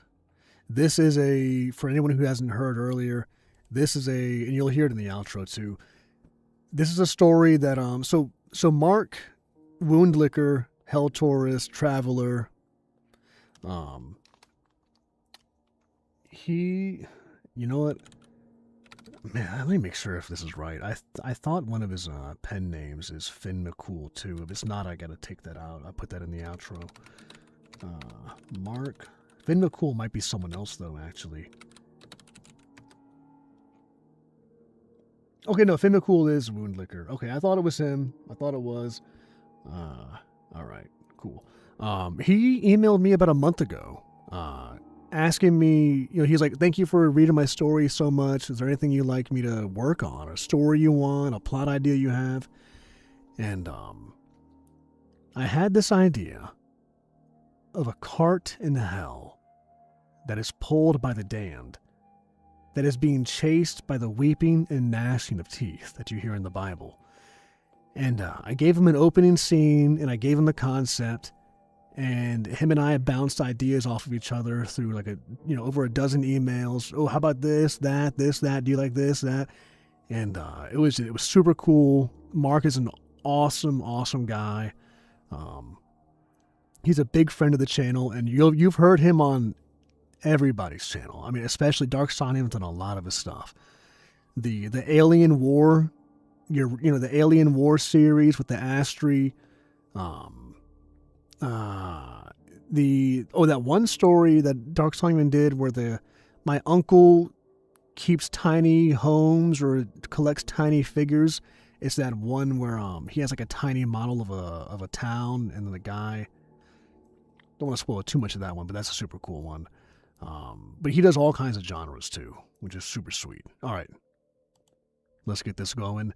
And thank you to Samuel for the 25 gifted subs, or the 5 gifted subs, which is $25. The 5 gifted subs, and Amanda for the $5 super chat. Here we go. I'll be in chat. Maybe I'll be playing WoW too. I awoke upon hard rock, my entire body aching as I struggled to open my eyes. It took a moment to remember the horror I'd just been through. I fought past the pain and sat up, frantically searching my body for wounds. I was near naked, only wearing old rags to cover my dignity. But this didn't worry me in that moment. My last memory before I'd blacked out was being stabbed through the chest. There had been a riot at the high-security prison where I'd worked for the past decade. I'd seen violence during my career, but never this bad. I got cut off from my comrades on the wing, ambushed by a bloodthirsty gang member who came at me with a shiv. I recalled the intense, overwhelming pain as the knife penetrated.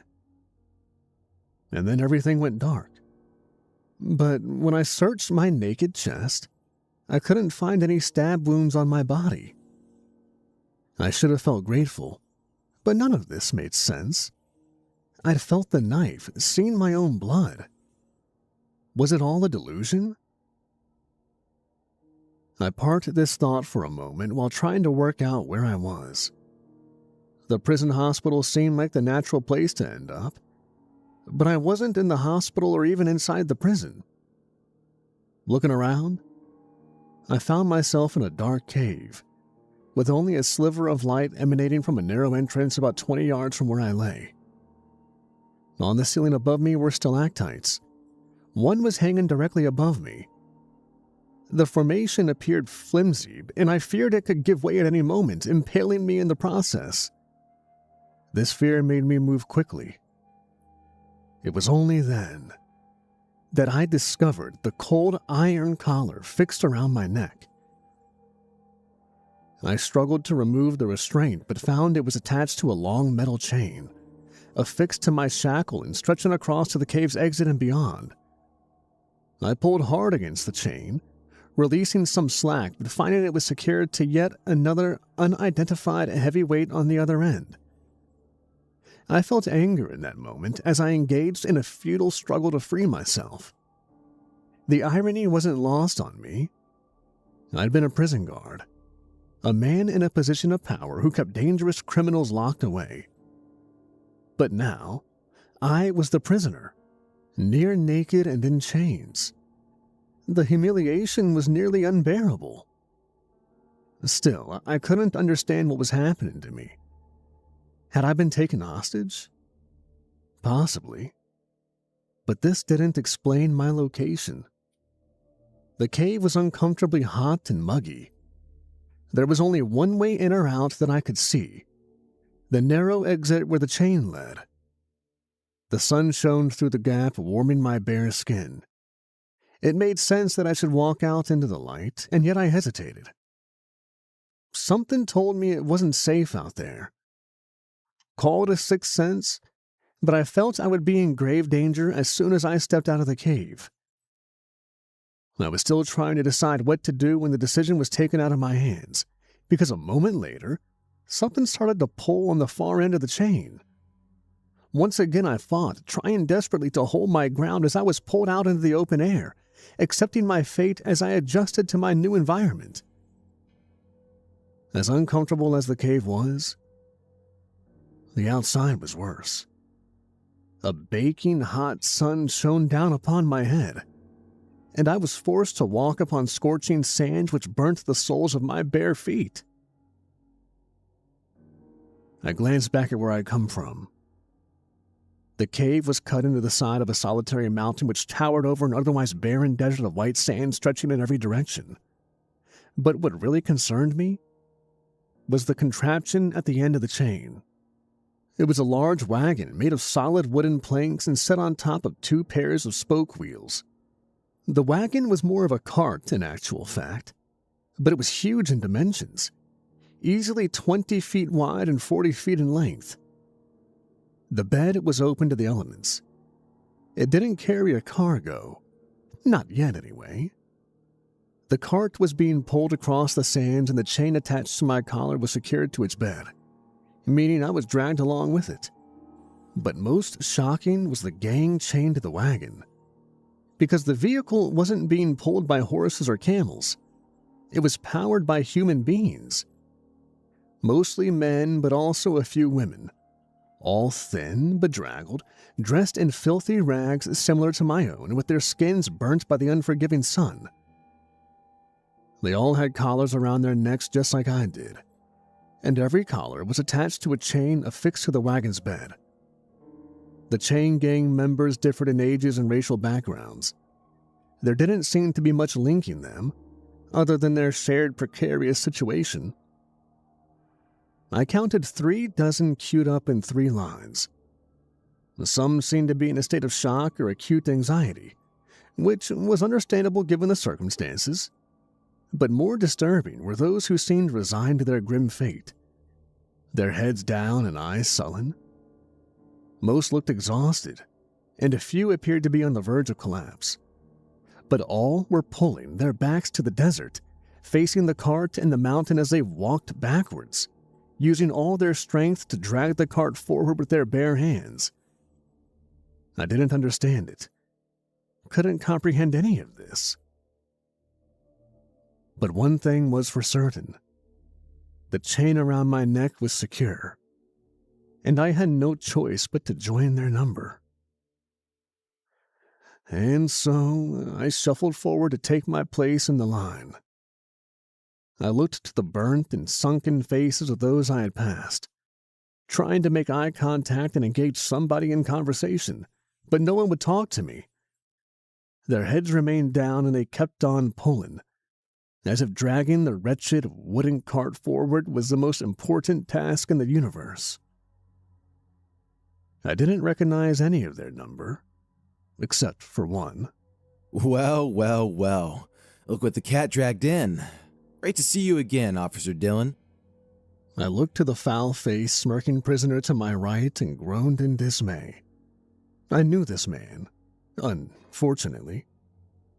Prisoner number 5267. Name: Frank O'Neill. A small-time hustler and burglar serving a 5-year stretch. O'Neill was also a jailhouse snitch, which meant he was held in the protective custody wing, enjoying special privileges thanks to the information he'd supplied.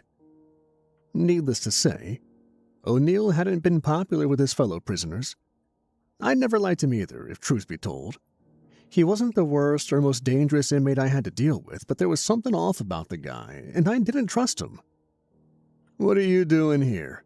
I demanded, attempting to regain some of my former authority. But O'Neill merely laughed in my face. Easy, pal. You're not in charge anymore. O'Neill's smile dropped and his tone softened when he spoke. I don't know what this place is exactly, but I know one thing. The old rules don't apply here. I frowned in frustration. O'Neill's words hadn't provided much insight. But, for better or for worse, I was about to receive the answers I desired. A second man called back to me from the front of the line. An emaciated elderly man with a long white beard and disheveled hair. He smiled at me to reveal broken yellow teeth. The old-timer wasn't much to look at. He was physically weak, and so surely couldn't exert much strength to pull the wagon forward. Still, his demeanor seemed friendly, and his eyes still contained a spark of hope and humanity. When he spoke, the others in the line listened, and I noted the canteen he carried, slung over his bony shoulder. Greetings, my new friend. Welcome to the Chain Gang. You look thirsty. He deftly pulled the canteen off his shoulder and tossed it into my waiting hands. Please, take a drink, but ration yourself. The water sustains us all. I gave him a puzzled look. One small canteen couldn't possibly hold enough water for 36 people.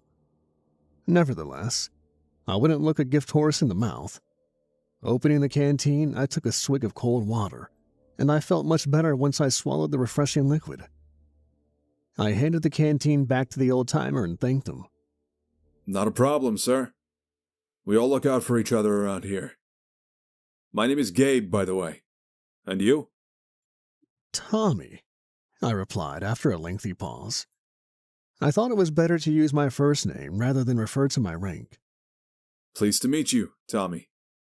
Gabe broke his position in the line to shake my hand.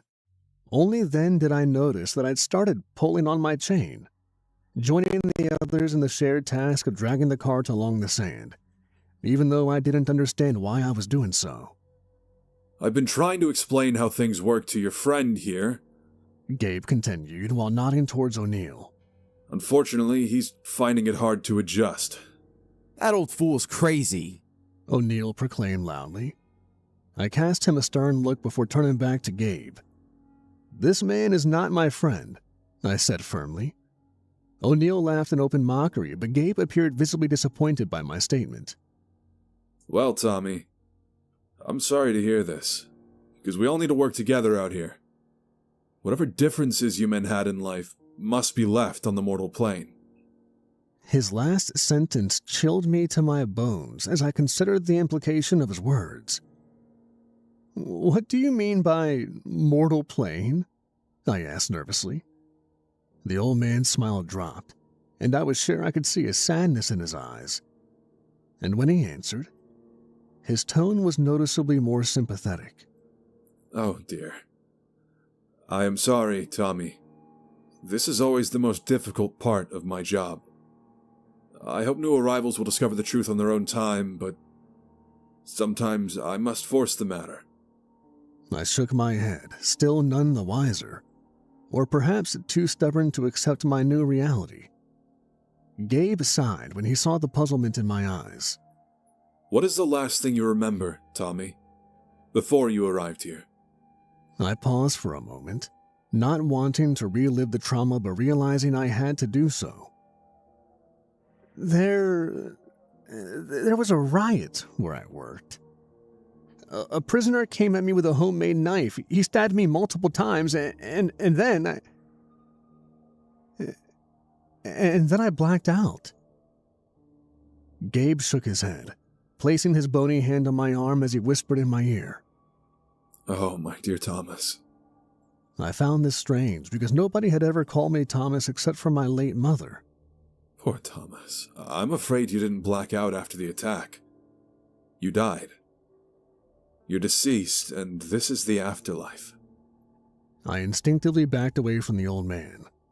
My first impulse was to punch him, But thankfully I resisted the urge. Instead, I scoffed with contempt and treated his revelation with open mockery. You're kidding, right? I said with a nervous laugh. I'm afraid not. Gabe answered sternly. I don't believe in heaven and hell. And yet, here you are. You see? I told you this guy was nuts. That was O'Neill, who'd been listening in on our conversation. Presumably, Gabe had told O'Neill the same thing when he'd arrived on the line. But Gabe ignored the other prisoner as he focused his attention on me in that tense moment. Look around you, Thomas. How can you explain your presence here? But, more importantly, look inside yourself. Only then can you embrace the reality of your circumstances. Gabe left me to my thoughts for a time, once again taking his place at the head of the chain gang as we continued to pull. I looked to the other prisoners in the gang. O'Neill was animated, but the others kept their heads down, their focus entirely on the physically challenging task of pulling the cart. I looked up to the sun above, and then to the desert all around us, racking my brain for any other logical explanation for my presence here. It had been winter where I come from. There'd literally been snow on the ground when I reported from my shift. But now I was here, trekking through a barren desert I'd never seen before. I did briefly wonder whether I'd been drugged or was suffering from a psychotic episode. These were possibilities. But Gabe's advice was chillingly accurate. I did look inside myself, and I realized that something significant had changed. I'd never believed in heaven and hell, God and the devil, but seeing and feeling was believing. In my heart, I knew I was dead, and this was my new reality. I mourned for the life I once had, but not for long. It was a sharp shock to discover I was now dead, not to mention finding myself in an immortal realm outside of the world I once knew. But then, what had I really lost? My marriage had ended years earlier. I had no children, my parents were both dead. I'd hardly known my father since he died when I was young. I'd been close to my mother, though, paying for her care during her long illness and nearly bankrupting myself in the process. It nearly broke me when she passed. I still had my job in the prison. Just about. I'd been officially cleared after the investigation into the major incident last year. They had no proof of my involvement. But things weren't going well for me back on the mortal plane, and I was self-aware enough to accept this.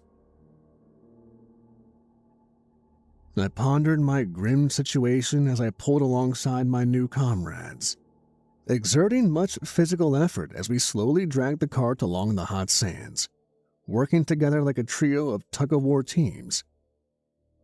I looked to my fellow prisoners, again noting their emaciated bodies, sunburnt skin, and hands red and raw from the constant friction with the chains. Who were these people? Presumably they were all dead just like me, but why were we here? And what was the purpose of this seemingly pointless task assigned to us? I still needed answers, and it seemed Gabe was the only man who could provide them. Glancing over my shoulder, I shouted to the old-timer, but before he could answer, our attention was drawn to the ever-devious Frank O'Neill. The prison snitch suddenly howled in celebration, and I soon saw why. He had a small lockpick on his person. Where it was hidden I couldn't say, but I could hazard a guess based on previous experience. In any event, O'Neill had been quietly working away with the improvised tool and had succeeded in picking the lock on his iron collar. Now O'Neill was free, and he wasn't going to stick around. He shot me a sly wink and sadistic smile before speaking his parting words. So long, Officer Dillon. Oh, how the mighty have fallen. I was left speechless, but Gabe tried to reason with the man. Francis, you cannot leave the line. We all need to stick together. Screw you, old-timer. I'm finding my own way out. Don't do it, Francis. But Frank O'Neill would not listen. He set out into the desert, running from the cart and line across the hot sands. But he didn't get far. The attacker emerged as if from nowhere, a black dot galloping over the hillside but charging forward at great speed. What I saw was an extraordinary creature, half beast and half human, his top half that of a man but with 4 sturdy legs resembling those of a horse. The centaur howled with fury as he came, his long braid blowing in the wind and with a murderous glint in his dark eyes as he brandished a sharp spear in his right hand. O'Neill saw the centaur late. He screamed in terror and tried to flee back to the wagon, but it was too late for that. The centaur threw his spear with all his might, hitting O'Neill square in the back, right between his shoulder blades. The prison snitch squealed in agony as he fell to the sands. He looked up at me with terror in his eyes, still conscious but surely doomed. The centaur galloped back, grabbing the end of a spear which was still embedded in his victim's back. He didn't remove the pike from O'Neill's flesh, instead using it to drag the poor man's body back into the desert. The doomed prisoner was still screaming as hunter and prey disappeared over the hillside to an unknown fate. I was sickened by what I'd just witnessed. True, I hadn't liked Frank O'Neill, but nobody deserved such a fate. I did try to warn him. Gabe called back from the front as we continued to drag the cart forward. The centaurs won't attack whilst we remain in line and continue pulling. Those are the rules, and anyone who tries to break them will suffer the consequences. I took on the solemn warning and remained silent for a moment. But I still had questions to ask, and Gabe seemed content to answer them. I don't understand what we're doing here, I shouted up the line. Okay, we can't escape into the desert, that's clear. But where are we going, and why are we pulling this damned cart? We don't have any choice but to pull the cart. We're chained to it, as you can see. This is our punishment. But why? I shouted back in frustration. What am I being punished for? Only you can answer that question, Thomas. I experienced an icy cold chill despite the overwhelming heat. I'm in hell, then, I whispered solemnly. No. Hell is what we're fleeing from. Look. He pointed back towards the mountain where my journey had begun. We'd made some progress across the desert landscape, but not much. Still, I'd been so concerned with my immediate surroundings that I hadn't looked back. But now I saw it. A dark shadow was creeping across the mountainside, moving slowly but surely towards the desert floor. I was astonished to see an equinox, a distinct line in the sand between night and day. The far side of the mountain was completely shrouded in darkness, and all the land behind the peak was consumed by the black. But that wasn't the half of it, because there was something far more sinister lurking in that blackness. Just listen. I did listen, ignoring the grind of the wheels churning through the sand, the clinking of heavy chains, and the grunts of the tired prisoners. Ignoring all this, I heard the faint noise carried by the hot desert wind, the sound of people crying out in misery and pain, pleading for mercy from some unseen force which was surely evil. Weeping, wailing, and the gnashing of teeth. What you hear is the sound of those excluded from God's kingdom. Theirs is a miserable existence dwelt in the darkness. They are consumed by their anguish, regret, and anger. He paused briefly to let those words sink in, because the worst part was still to come. As you can see, the shadow is moving. The darkness will creep across this land over the coming hours. We must stay ahead of it. Otherwise, we too will be consumed. I shook my head in dismay, struggling to process the enormity of what I was hearing. But we can't go on like this forever. These people are exhausted, I exclaimed while looking at the chain gang members struggling beside me. Most didn't react to my statement, but a few nodded their heads in agreement. We don't have to pull forever, Gabe replied defensively.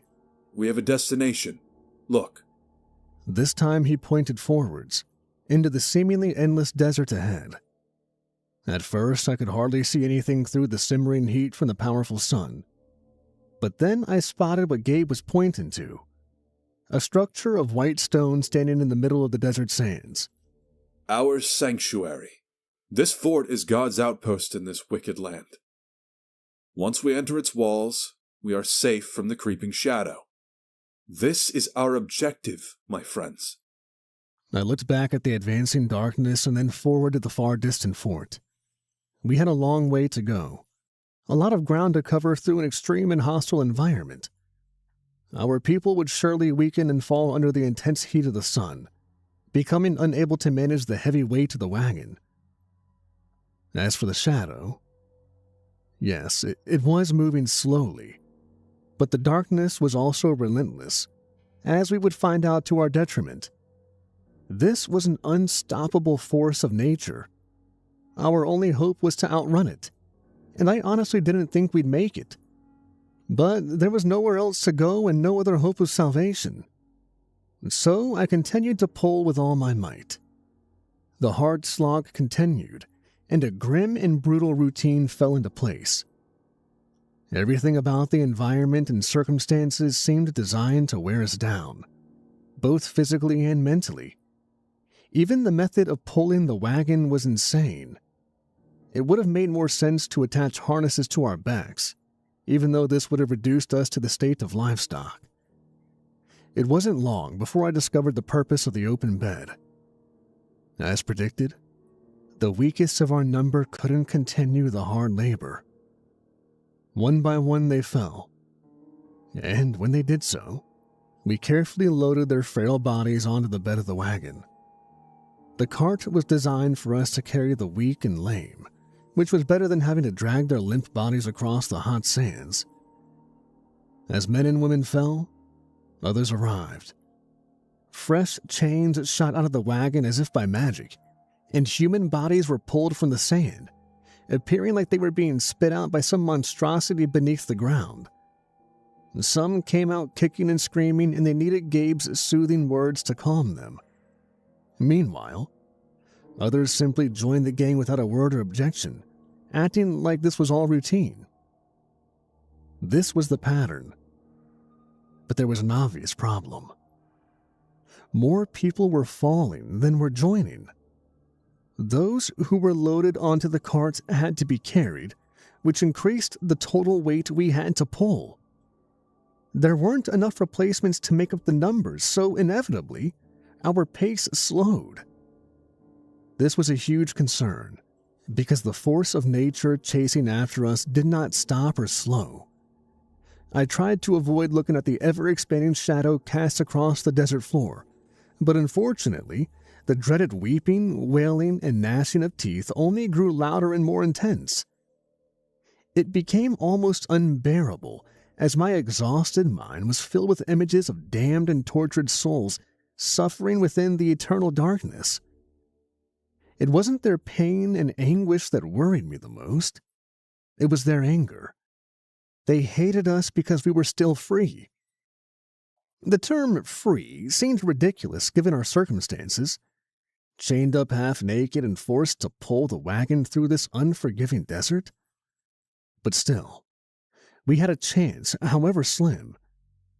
If we made it to the fort, we'd survive. The damned didn't have that escape.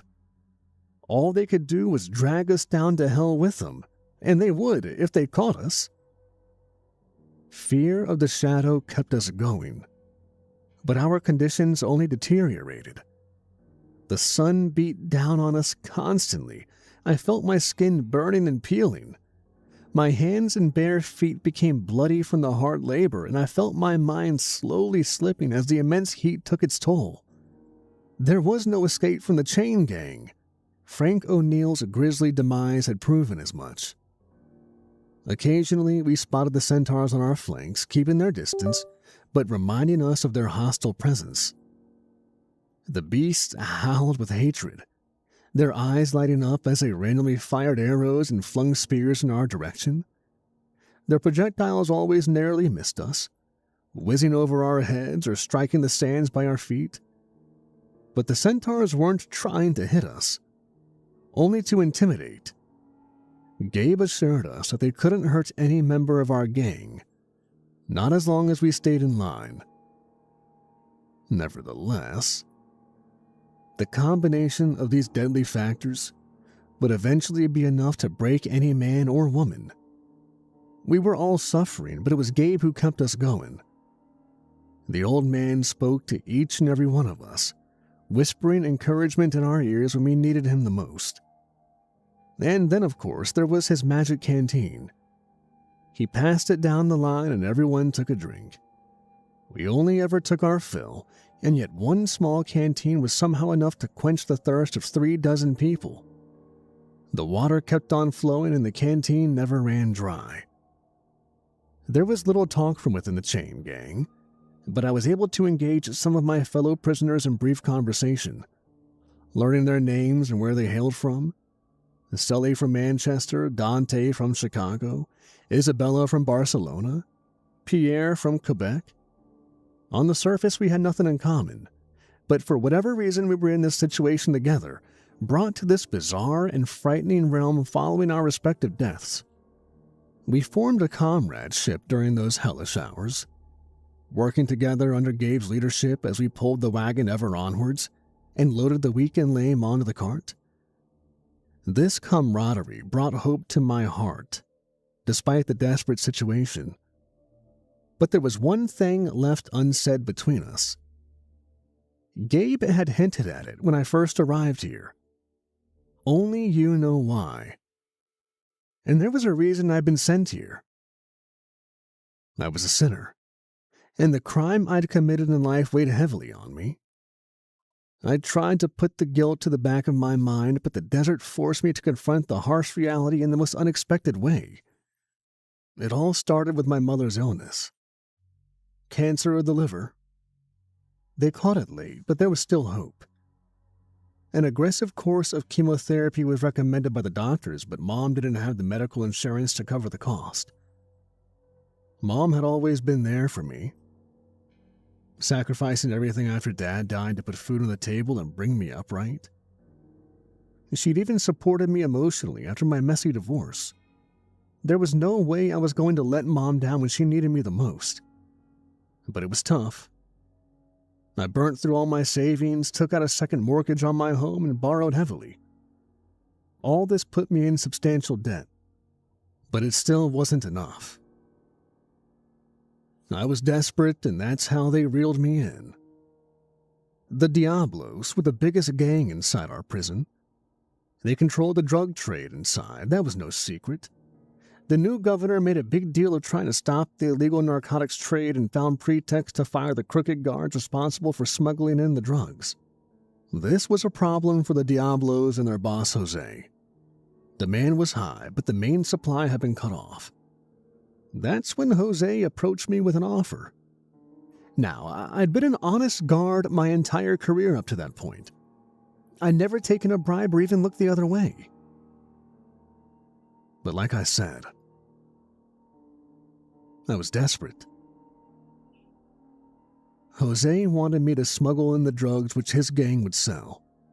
He would pay me handsomely for my illicit services.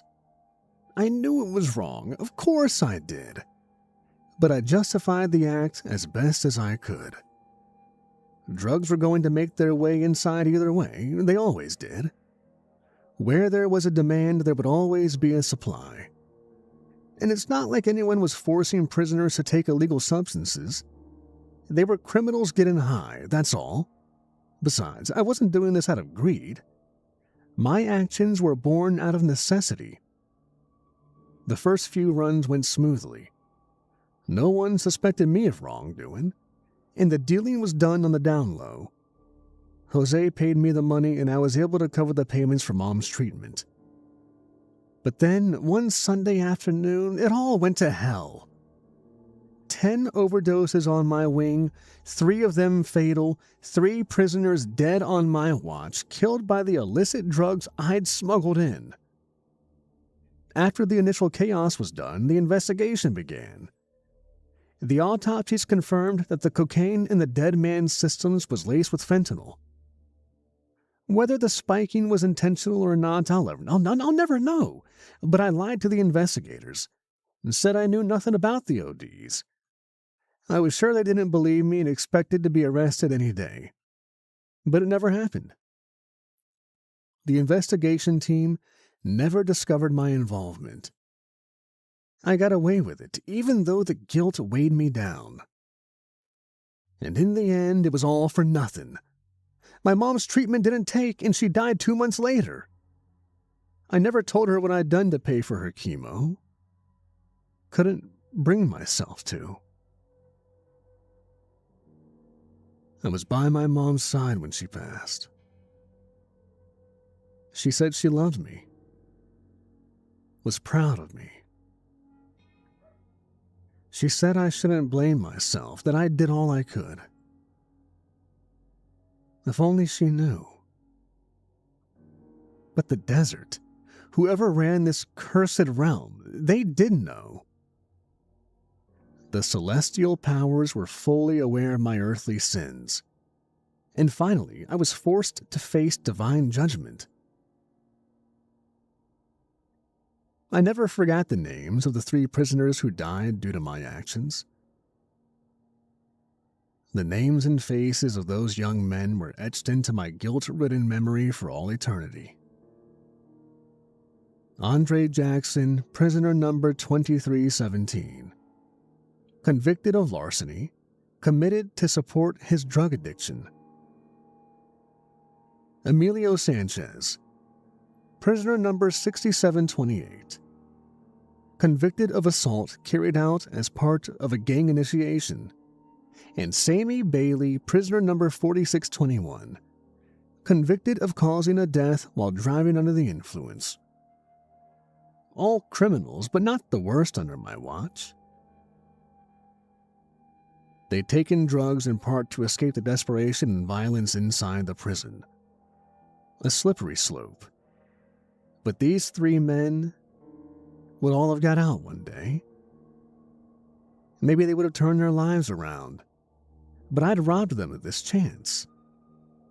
A trio of dead prisoners forgotten by the mortal world. But the desert remembered. I thought I was hallucinating at first, assuming the unforgiving heat and dehydration had finally overwhelmed me. But I must believe my experiences during that telling interlude were genuine. Because the dead came to visit me, one by one. Jackson, Sanchez, and Bailey. Ghosts emerging from the sweltering sands, their eyes full of anger, a righteous fury directed towards me.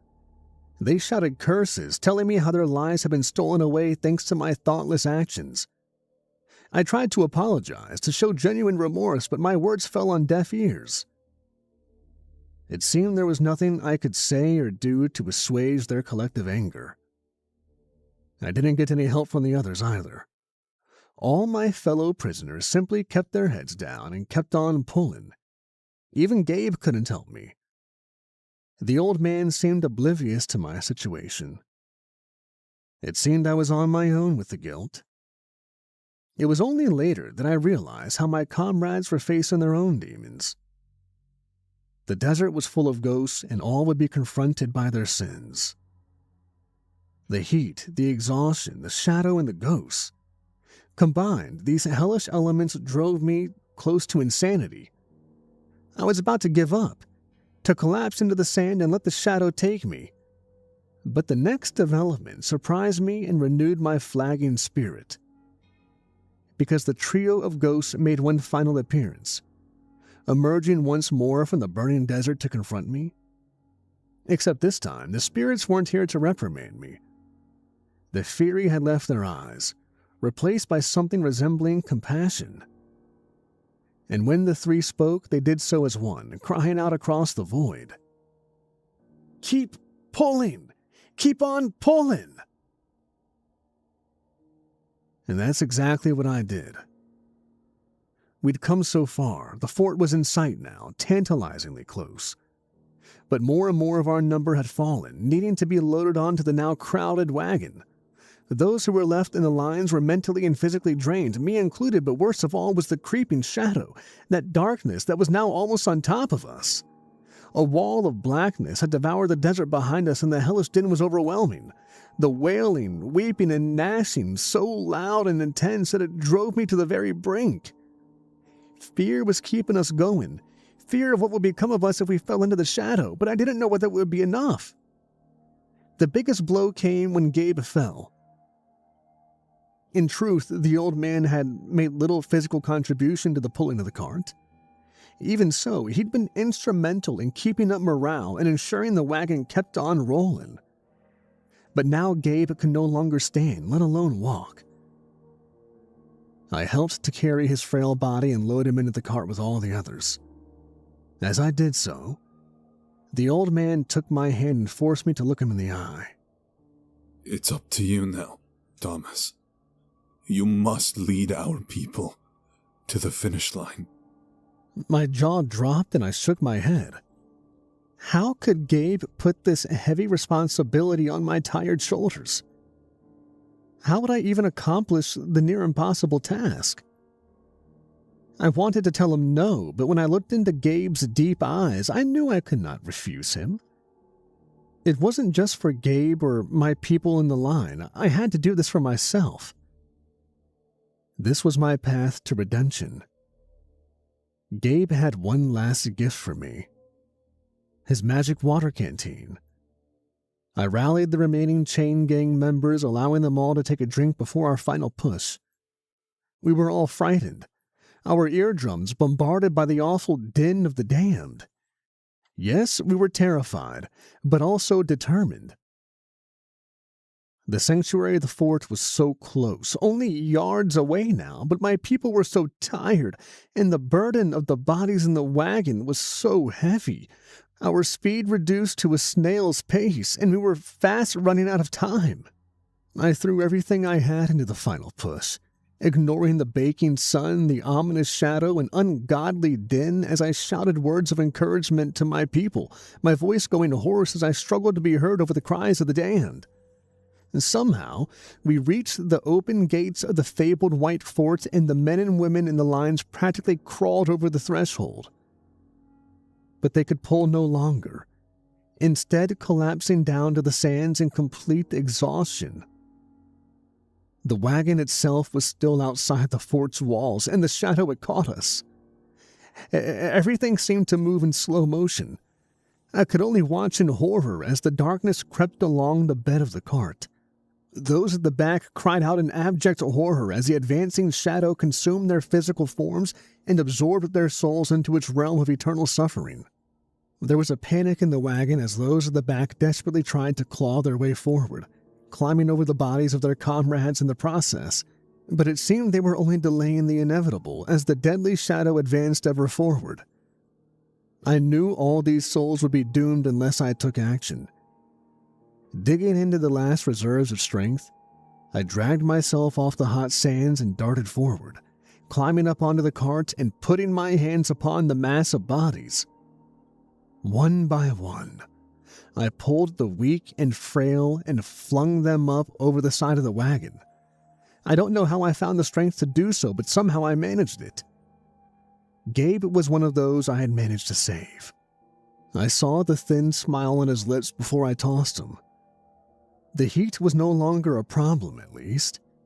In fact, the temperature dropped to near freezing due to the close proximity of the shadow. It was only inches away from me now, the screams and bloody chaos drowning out every other sound. I saved as many as I could from the darkness, but others were taken before I could get my hands on them. Next, I jumped off the cart and started dragging the bodies by their chains, pulling them across the threshold one at a time. Others found the strength to help, and against all odds, we pulled our people to safety. The job done, I collapsed back down to the sand, exhausted but satisfied that I'd done all I could. Gabe had been true to his word. The shadow could not cross the threshold. I glanced up to see the wall of darkness now stalled at the gates of the fortress, and the terrible sound, the wailing and gnashing of teeth. This din had stopped abruptly, replaced by an ominous silence. I didn't know what would happen next. What we were supposed to do? I looked to Gabe, expecting to see him lying half dead on the sand. But the old man was back on his feet, apparently back to full strength as he looked down upon me with bright eyes and a smile on his crusty lips as he congratulated me. Well done, Thomas. I stared back at him in confusion before the scene rapidly changed. In an instant, the wall of darkness and its icy cold atmosphere disappeared, leaving behind the now empty wagon, rolling desert, and the mountain in the far distance. I was amazed, but there was more to come. A moment later, and a mighty wind blasted across the desert floor, kicking up sand as it blew in our direction. Instinctively, I covered my face with my hands to protect my eyes, feeling the hot wind wash over me as the sand cut into my skin. But soon it was over, and I opened my eyes and struggled to my feet. What I saw astonished me, because the wagon, the fort, and all my comrades had disappeared, all seemingly swept away by the desert wind. Only Gabe remained, but he transformed into something else. I stood frozen under the baking sun as Gabe rapidly grew in stature, suddenly rising to at least 8 feet in height, while his formerly frail body became bronzed and muscular, and his tired eyes were sharp and focused. But most astonishing of all was the vast pair of feathered wings that sprouted from his back, spreading to cast a large silhouette across the desert floor. It was only then that I realized the obvious truth. Gabe was in fact Gabriel, the Archangel. Frankly, I was left awestruck and more than a bit frightened while looking up at the celestial being. However, I was glad to see the friendly smile still on his lips and decided that he meant me no harm. I don't understand, I stuttered nervously. What was the point of all this? A test, Gabe replied firmly, his booming voice carrying across the void. You committed a grave sin on the mortal plane, Thomas. This much was known. But there were extenuating circumstances in your case, and we felt you deserved a second chance. The angel paused, nodding back towards the sands. Your trials and tribulations in the desert. We gave you the opportunity for redemption. And I'm glad to say you rose to the challenge. Not only did you reach the end point, but you put yourself at risk to save others. Impressive, Thomas. I felt genuine pride in that moment, allowing myself a thin smile. But I was still confused by the situation. What happens now? Can I go home? Alas, no. Gabriel answered as his smile faded ever so slightly. Your time on Earth is at an end, and your death cannot be reversed. It is my genuine belief that you will find peace in this afterlife. But there is still work to be done to save your soul. What does that mean? I demanded, as a new fear ran through my weary bones. Gabriel didn't answer, at least not directly. Instead, he simply clicked his fingers, prompting the sand beneath my feet to give way, sucking me down into the abyss. Gabriel's parting words were the last I heard as he said, Good luck, Thomas. I will see you on the other side. And then I lost consciousness as the darkness took me. I awoke in another place, different yet also chillingly familiar. Chilling was the right word because the first thing I noticed was the bitter cold.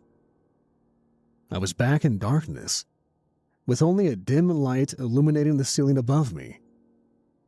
There I spotted ice-covered stalactites that looked dangerously close to falling. Pulling my aching body up, I realized I was no longer clad in sparse rags. Instead, my form was kitted out in heavy furs and boots, which did something to quell the cold. There was something else, too. A metal flask that hung from my belt and was warm to the touch.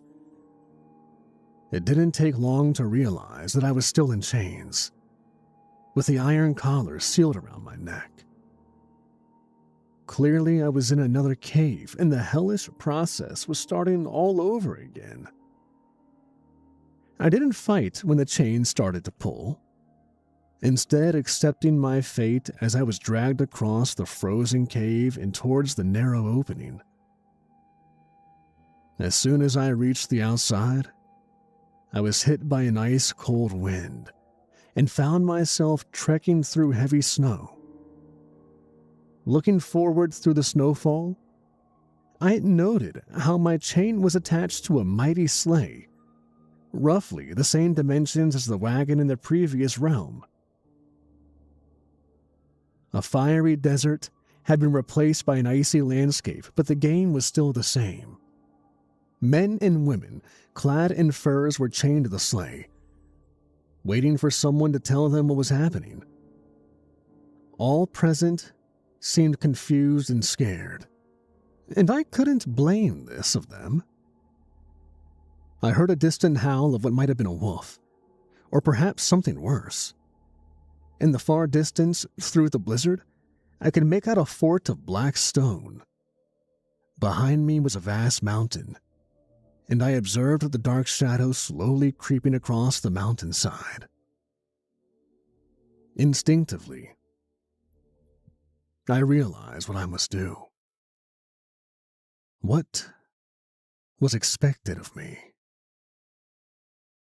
I called out to the new chain gang, taking charge as I passed around the flask, inviting them all to drink the hot liquid contained within.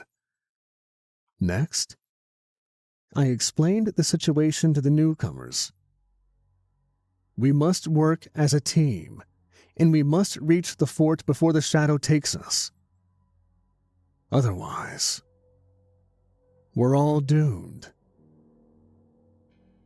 As we set across the snow-covered plain, I made a promise to myself. This time, I wouldn't lose anyone to the darkness. This time, I would do better.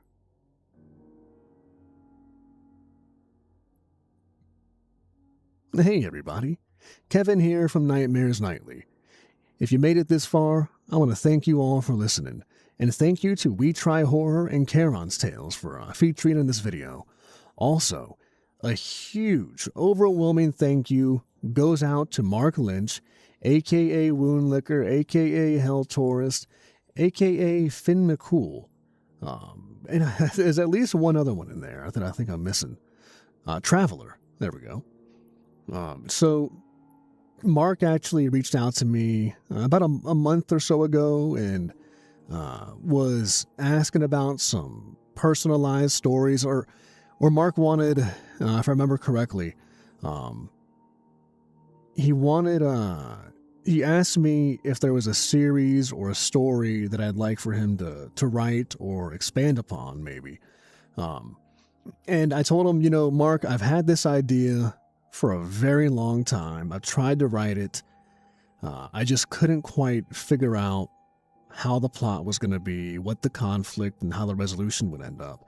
And I bounced some ideas off of Mark, which, starting with the title, In Hell There Is a Cart, and Everyone Must Pull. So, I kind of sent him that. I sent him some details about what I wanted, if possible, if he was open to it, what I wanted this story to be about. And one of the big focuses was, when I was a kid, and growing up, I was always terrified of, I'm a Christian, as many of y'all may know, but I was always terrified of, in the Bible, in the New Testament, when they speak of hell, and it's called the weeping and gnashing of teeth. That shit just always freaked me out, and still does to an extent. I wanted that to be part of the story, and then I had this idea of a cart, that the weeping and gnashing of teeth is like the black shadow in this. That's people are chained to a cart, and hell is following the cart. Always. It's an ever-present force of nature, force of the universe, I should say, that is following this cart. and you're kind of in like a purgatory realm. I think actually originally I thought it was just going to be in hell, and it's almost like if you get caught by the weeping and gnashing, it's even worse.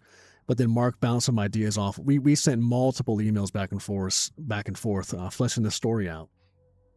And then I was like, then he kind of had the idea that it's almost like a purgatory realm, that the people are in. And then I was like, oh, you know what? I really like that idea. And then maybe if our protagonist, not everyone gets the chance that this protagonist has been offered. So kind of like our protagonist is too bad for heaven, but and deserving of hell. But there are a few souls that will every now and then be tested, that get the chance to get out of hell, in a sense. And our protagonist wasn't an evil person. And he was offered, unbeknownst to him, offered this opportunity to go through a purgatory-like state. And everyone that's chained to that, at least I don't know how Mark feels about this, but my view is everyone that's chained to that wagon in particular is in hell, basically. They're not in hell, but they're deserving of hell. They're not getting the second chance that our protagonist has been given. He was chained to this specific cart or wagon for his redemption, not for anybody else's. So the other souls don't really matter, to me at least. And he's chained to this, and if he overcomes whatever challenges that he might face, then he can earn a spot in heaven eventually. He has to go through, and that was kind of Mark's idea of putting this into purgatory, I think. And then I was like, I love that idea. And then I'm like, if he goes through enough of these, almost like circles of hell. You can even say he's in a circle of hell, not purgatory. Maybe he's in a circle of hell where these are his tribulations, his trials. And if he makes it through, he will eventually, and as you see in the end, he's not done. That first one was his trial. He has many more trials ahead of him. And Gabriel is there as like the guardian angel, in the sense that he is there to witness what our protagonist is doing, how he goes through this trial, and if he is worthy of ascending to heaven. And he's going to go through many, many more challenges. I thought it was nice to contrast. I actually think maybe Mark had the idea to contrast the first one. Mark is an incredible author.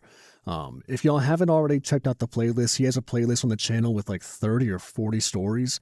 And if you like this, you'll definitely love I Traveled Through the 9 Circles of Hell. It's a 3-hour story. Incredible. I did that a long time ago on the channel. It's one of my favorites too. What the hell was I just talking about? None of this is scripted at the end. I'm kind of this is all just free balling at the end. Right when I finish reading the story, this is all just free balling. What the hell was I just talking about? Oh yeah, Mark had my idea at first was this was going to take place in a dark cavern, very low light. Basically you're dragging like this thing through a cave, and you can barely even see the weeping and gnashing of teeth. You mainly just hear it, and it's a terrifying thing to hear. And you're almost in near darkness, and the punishment is pulling the wagon, and those who are exhausted get thrown onto the wagon, and then every soul, you start out with X amount of souls that are just pulling the wagon, and then everyone that gets exhausted eventually gets thrown onto the wagon, and then you need an ever-increasing amount of souls to make up for the fact that every soul that's pulling the wagon eventually gets tired, and then they get thrown onto the wagon, but then you need more souls to pull the extra weight. So that was the main idea of this story. That was the main challenge of it's just an endless feedback loop of you need people to pull the cart, but the more people that pull the cart, the more people end up on the cart, which makes more people needing to have to pull the cart. And like I said, my idea was to make this in a cavern, not much visuals, But then Mark came back with a lot of ideas, an incredible imagination and creativity Mark has. Because I would throw him like two or three ideas, and he'd come back with like 7, and I'm like, oh my gosh, that's awesome, thank you. He came back with the idea of maybe you start in the cavern, and then they take this thing out onto like a desert wasteland. And I was like, okay, maybe. And then he started coming back with the idea of like, yeah, because that doesn't what's the word? It makes the punishment even worse. It exasperates it. I don't think that's the word. Exaggerates the punishment, because not only are they pulling this wagon, this cart, and picture, hopefully the thumbnail I make does it justice, but picture like an old Western style wagon without a top, without that like canvas top. Just a huge, colossal thing of wood, creaking wood. And he's like, dude, this has got to be in the desert because it makes the punishment so much worse. And then he sent me back the idea of like, they're going to be baking under a desert sun. There's no escape from the sunlight. Your skin is just peeling, you're blistering. And I was like, oh my gosh, that's so much better than just being in a dark, dingy cavern. Like the dark cavern is a little more scarier and a little more ominous. But then I'm like, wait, oh yeah, that does make the punishment worse because now you're just under the sun that you cannot escape. There's nothing from it. They're in rags, you know. They're basically they got loincloths on, and that blistering heat makes it so much worse. And I love that idea. And then he even had the idea of like, yeah, you can technically unchain yourself, but you're gonna get speared or just destroyed by ever present, ever roaming minotaurs that are around. And then he did something that we didn't talk about because I just instinctively thought that I really enjoyed this though. I instinctively just thought that Mark was going to have, the people chained by the waist. Like you just got like a belt on basically, and you're chained that way and people are pulling forward like cattle, like he says in there. But then I was reading the story that he sent me and it was, chained around the neck. And I was like, how do I feel about that? I'm not sure. And then I was reading through the story and I was like, wow, that actually is, that's even better because you don't have any like mechanical leverage or advantage that way. The punishment is even worse at this point because you're chained at the neck, but you have to hold the chain with your hands and walk backwards. I was like, gosh, that sucks. So me and Mark went back and forth for a while, just bouncing ideas off of each other. And guys, I can't tell you how cool Mark is. Please, please, please. I'm going to leave links. I do it every video, but I'm going to leave links for his books down below. I bought all of his stuff. Mark is an awesome author. He recently has a story that came out a few months ago, a novel that he released. If you love these hell pastas like I do, and I know y'all do, that's a big thing I do on my channel, please buy Mark's book.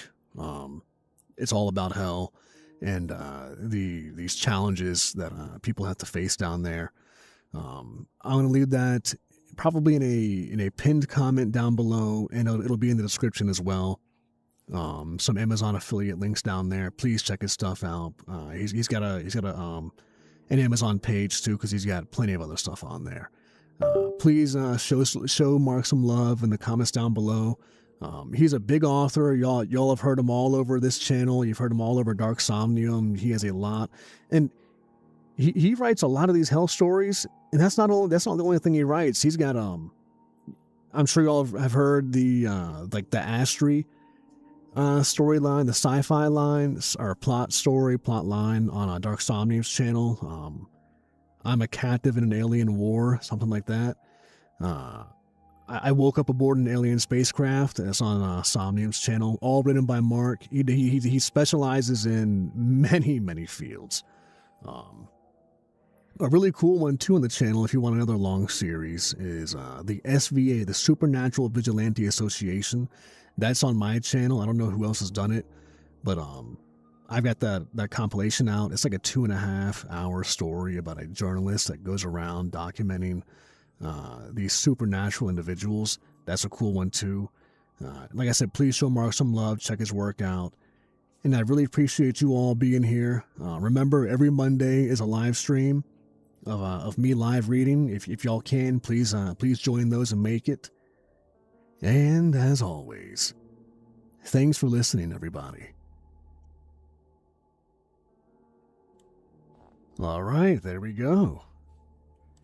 There is the end of In Hell There Is a Cart and Everyone Must Pull.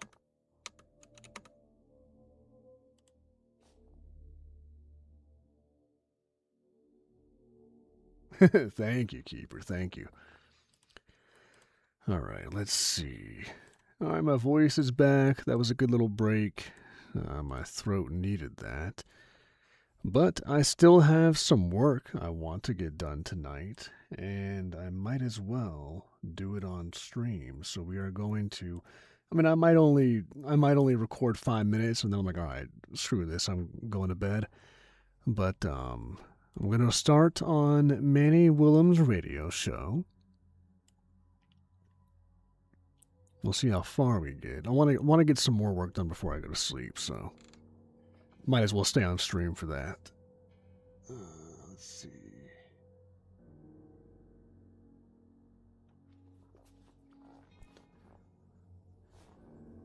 Here, let me get this cushion straightened out. It's like, so my setup is, I'm in my closet. It's not even a walk-in closet. This is one of the, like the kid, kind of bedrooms in the house. So it's one of those, like, typical closets with, it's got, like, two small double doors, and then the closet goes, like, 2 feet in, and then it's, like, 4 feet long. And then I've got my desk in here, and then my microphone, and then it's just layered up. I got a bunch of books in here, but it's layered up with pillows and blankets everywhere, absorbing everything. And then behind me, I've got a blanket that drapes behind me. Let's see. And then that's the setup for now until I get the studio built. Just another Cisco late night stream. $5. Thank you, my friend. Have you ever built macros for Audacity? No, I haven't, Dex, but I really need to. Because I would love to press one button and it, EQs, compresses, normalizes, and compresses again all in one button. That'd be awesome. I hate having to do all that manually. That was so good. Thank you, Sylvia. Thank you. Yeah, I've been meaning to look that up, Dex. But also, too, I'm thinking about going to record in Adobe from now on. I just need to... I've done a few stories in Adobe. I don't like it, but I just need to get used to it. I don't like it because it's new and it's complicated, but I gotta use it and get used to it. Yeah, I need to look that up, Dex, because it's so annoying doing it manually. Alright, so the next story is Manny Willem's radio show. Last radio show, technically. One written by Cold Relics. He kind of does these, like, lost media, lost internet things where he has a persona named Tyler, I think, and this person goes around and then posts things they found to the internet. Kind of thing like that. You'll see in the beginning here where it's like, hey, I found this media, this and that, this and that. And then this has a lot of back and forth. It's like a live radio drama, kind of. Oh, I bet, absolutely, Dex. Yeah, this was a story that I need to figure out a way. I'm sure there's a software, but I would love to, see, the thing is, it's just hard to ask this of people, but I would have loved, especially, Whispering Scream is like British or UK, but I would have loved to have had me, Dex, and Whispering Scream sit down for like a 2-hour session and read this all live together, because that way you get like real authentic reactions. I'm sure there's a software for that. I don't know what it is, but that would be cool. I would love to do that with some people eventually, because you get such more genuine reactions, and you're like, oh, you don't have to ask for a retake, stuff like that. Anyways, let's just hop into the story. That'd be cool, Dex. I'd definitely watch that. The following is a copy of a post made on a small Lost Media focused Discord. See, I emphasize that weird. The following is a copy of a post made on a small Lost Media focused Discord server, and the transcription that was passed around for about a week before the server was mysteriously shut down. Now my voice went funny. A small Lost Media focused Discord server, and the transcription that was passed around for about a week before the server was mysteriously shut down. Excuse me, gotta clear that out. Did it on the same word too. Down, down.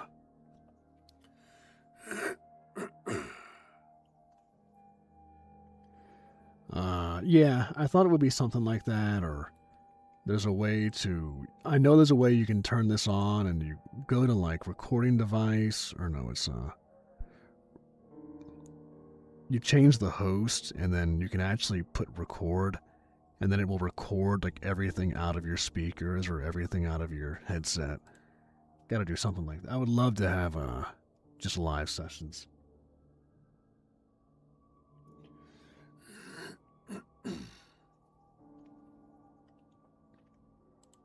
A week before the server was mysteriously shut down. Though a cliche, it may have been a governmental department that took notice of the server and 2 of the files it had hosted for only a few days. It feels like they went out of their way in targeting our obscure community of just about a dozen individuals, but several of the former members I've talked to seem to agree that doing so just goes to show how much they're monitoring similar information, and what they'll continue to do to a barely known... And what they'll continue okay. Goes to show how much they're monitoring similar information, and what they'll do to continue a barely known cover-up. If nothing else, the shutdown only further gives credence to this story, or at least aspects of it. This story isn't mine. I'm just one of the people trying to preserve it.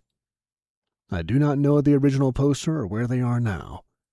Our small group enjoyed tracking down the darkest and deepest of lost media, the kind of material not covered by trendy YouTube videos or the most esoteric iceberg compilations. During our short existence, we were able to find 3 of the rarest pieces of media in the world and digitize them. The kinds of things so deeply buried out there that perhaps only 1 or 2 people can remember seeing them. They were harmless. 2 commercials from the small... gotta go redress my lacerated pinky. I'll be back. Yikes. Hey, Manic. Good to see you in here. Remember seeing them? They were harmless. Remember seeing them? They were harmless. 2 commercials from small countries and minute-long bizarre radio advertisement from the I forgot. Remember seeing that? They were harmless. 2 commercials from small countries and a minute-long bizarre radio advertisement from the 1980s. They aren't really worth talking about. It's not like anyone reading this would have ever known they existed. Our 4th kind, however, is worthy of preservation. Originally posted on December 25th, 2024. Let me adjust my mic a little bit. I'm sitting in like a funny position.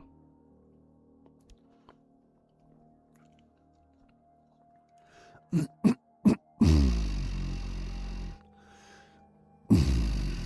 get that little growl going.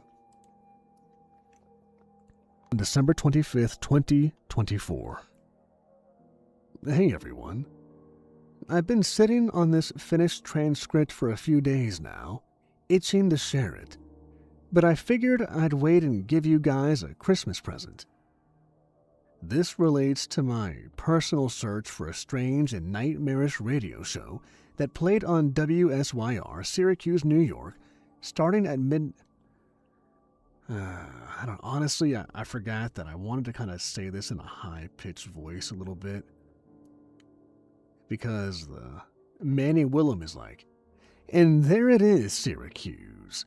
The last time I ever get to play that for you. Like, Manny is like your typical, radio disc jockey with a deep voice.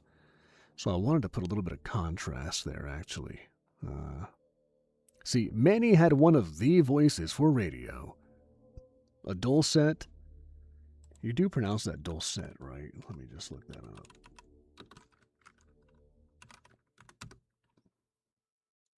Dulcet. Dulcet. Dulcet.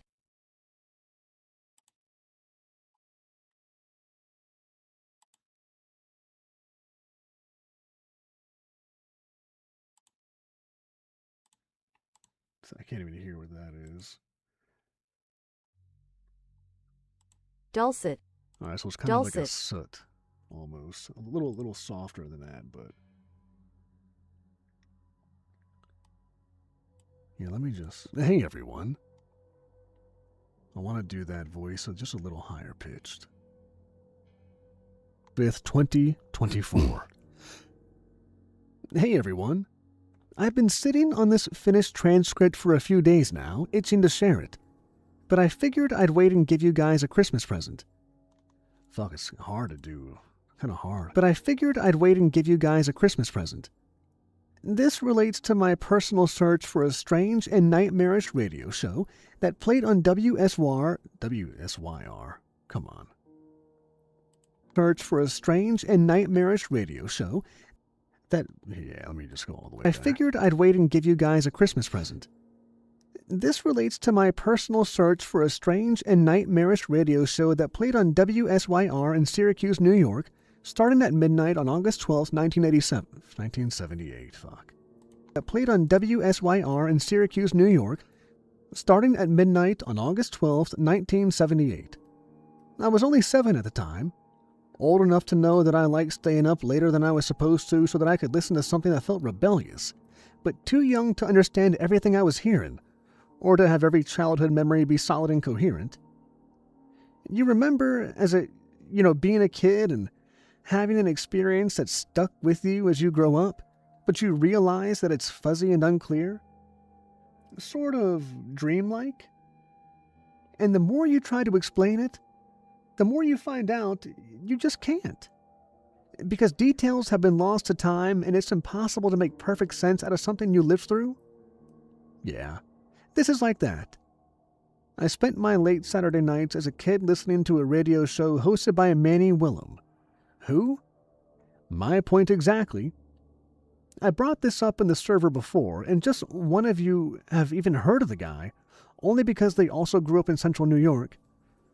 And so, some context is going to be needed before I can get into this into his, not this. Only because they also grew up in central New York. So, some context is going to be needed before I can get into his lost and last episode.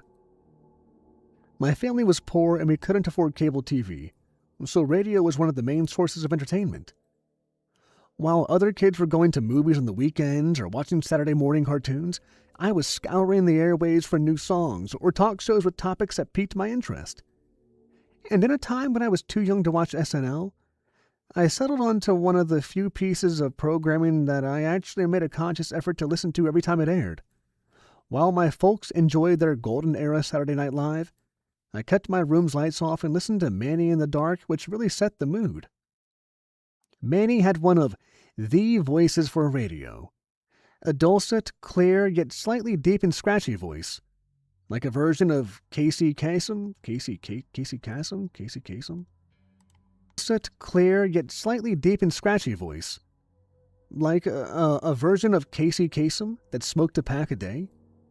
He had a quick wit, kept up to date on every offbeat news story and latest urban legend, and traded friendly barbs with his guests as he audibly puffed on his cigs at his booth.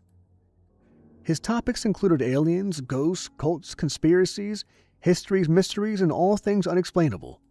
In other words, he ran a localized version of Coast to Coast AM a decade before Art Bell went live with his show.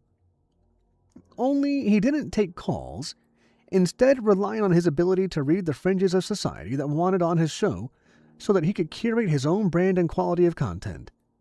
He'd answer fan mail, sure, but he was always clear that he didn't have time for nonsense on his show, nor was he going to pursue every wild claim that would have otherwise come in through his speakers.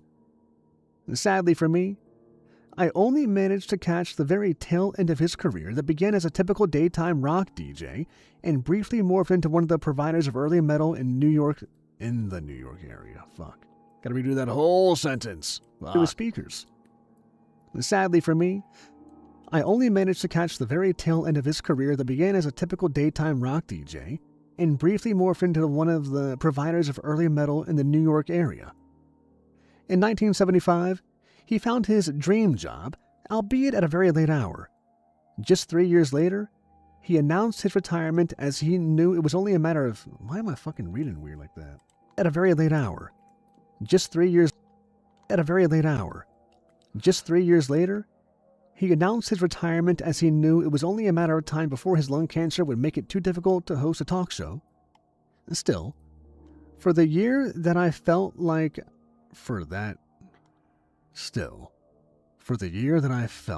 had a friend. Okay. For his lung cancer would make it too difficult to host a talk show. Still, for the year that I felt like I had a friend who shared in my taste for the weird and scary, I was one of the coolest kids at my school. Well, at least in my mind. None of the other elementary school students knew who I was talking about. If I had been born a little earlier, though, I probably could have been part of some insider crowd at my middle or high school. I was barely old enough to understand the concept of a series finale when Manny's last show, announced in advance, played out on that hot August night. It ended so abruptly and oddly that I think I must have believed it was some sort of joke. I remember staying up a week later, waiting for him to come back on the air and give his listeners a proper goodbye, only to hear some BBC News story about the selection process for a new pope. Nothing about Manny. And in my young mind, where everything was a book with an ending that resulted in a closed book, that was that. Like a switch clicking off. It was the conclusion of one small part of my life, and I moved on, rarely thinking about the show. Yet it still lingered as a blurry, poorly understood moment, like something insidious that hovered on the border of childhood memory and dream. Being in this community for a few months inspired me to pursue this on my own, and luckily, I never left the area and still had some old friends who helped me search. We started with broad strokes like these hunts always do, calling the radio station and asking about archives, or more information if nothing else. The furthest we got through official channels was in talking to one of the older managers who remembered the show, though he only listened infrequently. He pulled this number out about being there, about there being maybe only a couple thousand people max that tuned in for Manny. No idea how true that might be or where he would have gotten the statistic, but it wouldn't surprise me. I won't bore you with all of the details about the search unless you want them later. I'll redo that. Where he would have gotten the statistic, but it wouldn't surprise me. I won't bore you with all the details about the search unless you want them later. A few weeks in, we find this local guy's post on Facebook about what to do with his late father's tape collection, and he's already responded to a question about what's on them. The reply? Talk radio shows from the 70s through the 90s. We wonder why the dad wanted to archive them. I get in contact, and it's surprisingly just that easy this time. The next day, I'm at the son's place in a room full of shelves holding old cassette tapes. He tells me he never really listened to any of them, but knew that his dad had built a library of shows he found interesting to go back to and pop in at his leisure.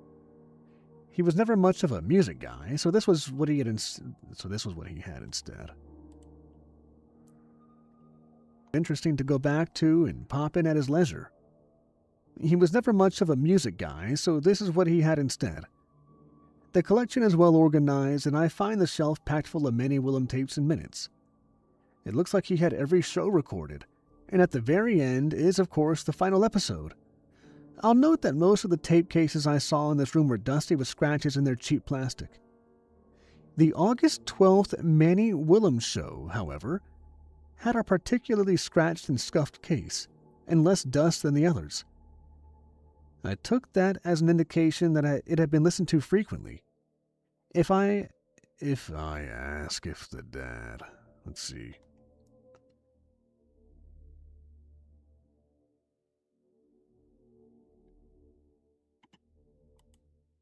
Where am I? Been listened to frequently, as an indication that it had been listened to frequently.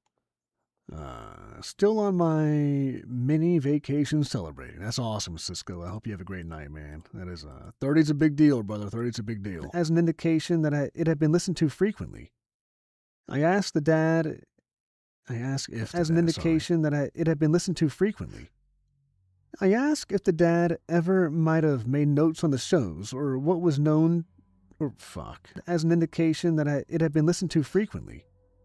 I asked if the dad ever might have made notes on the shows, or was known to look deeper into things, or if he remembered him talking about this tape more than the others after I plucked it out.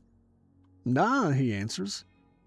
His dad was a private person and kept busy with work, so he probably wouldn't have had time to compile theories or whatever else. I think that also explained the multiple old, worn-out Walkmans in a bin in the room. I'm gracious that he lets me borrow the tapes. Let's see, I think we'll finish this page, and once we get to Manny, I'll probably call it a night. To Walkmans in a bin in the room. I'm gracious that he lets me borrow the tape, and I treat it like precious cargo on the way home. With it, borrow the tape, and I treat it like precious cargo on the way home.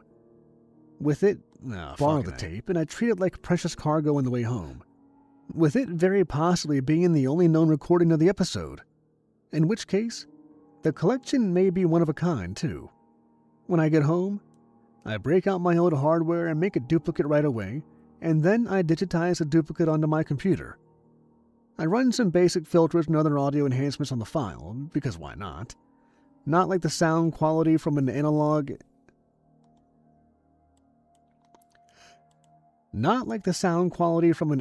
AM station in 1978 is going to be that great, and I get to listening. Doing so returns me to my childhood room from so long ago, and sends a few shivers down my spine. Damn, it really came back to me all at once. After my first listen, I start over and get to transcribing. Meticulously. I rewind and play it at a slower speed often so that I can get every word, hear something I might have missed, and with the volume way up and the applied filters. I do notice some disturbing tiny moments and audio that no one would pick up on throughout a first listen. Something wasn't right in the recording booth during this show. I can't explain it exactly, but I will mention a few anomalies I picked up on during my transcription. Other than the things that are objectively there, maybe it's more of a personal feeling about the whole show. Like there's a tension coming in through the audio? An oppressive darkness, for lack of a better word? I've excluded the breaks and the lead-ins to them to focus solely on the show. As always, it opens with several seconds of brain damage playing. You know, the central song on Pink Floyd's Dark Side of the Moon? The central song on Pink Floyd's Dark Side of the Moon? And there it is, Syracuse. Manny comes in over the fade-out. The last time I ever get to play that for you. Bittersweet, our last show. Sorry that I have to leave you folks to explore and talk about the world's curios on your own, but just because my dream didn't last long or get a primetime slot, doesn't mean I have regrets. Let's make them too few to mention tonight, okay? Doesn't mean I have regrets. Let's make them too few to mention tonight, won't we? I've been saving this one for a while, waiting for the perfect time. Didn't expect it'd be for the end, but I couldn't find a guest to outdo this one as our grand finale storyteller.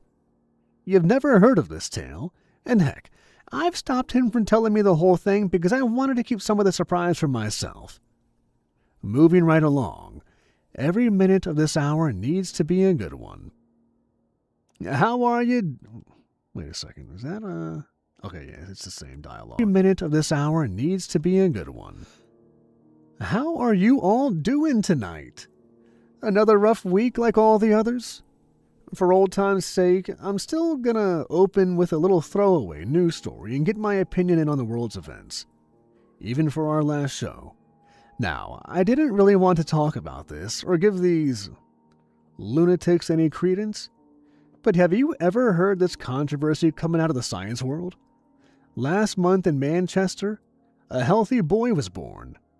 Nothing special about that, right? Well, this one, people are calling a test tube baby. Like he was grown in a vat? Something you'd see in a 50s B movie? I don't know. And you got these knuckleheads and holier-than-thou types talking about how he wasn't born with a soul. And on the other side, we find conspiracy nuts saying he's been genetically engineered or some nonsense, as if he's going to grow up to be a super soldier or have psychic powers. Who knows, man? These insane ideas are getting harder and harder to keep up with. It's Ardle. Harder and harder to keep up with. It's artificial fertilization, that's all. And taking a few of the more fun steps of the whole thing out of the process, it's going to be commonplace in a few years. You'll see. Well, unless you know humanity... unless you know humanity just created an empty vessel... okay, well... Unless, it's like that. Place in a few years. You'll see. Well, unless, humanity just created an empty vessel that Satan can use to enter into our world. No, I'm not serious. The Omen was playing on HBO last night and I watched it drunk. Okay. With that out of the way, let's welcome our guest waiting patiently in the other room. His name is Stanislaw Kozak. And if you guessed that he was born in Poland, you'd be right. Mr. Kozak is probably the oldest guy I've ever had on. Do you mind if I tell him your age? Yes, he's 82 years old, born in the 19th century. Imagine the things and places this man has seen. And that beard is magnificent. Now, Mr. Kozak, why don't you share with us your, hook?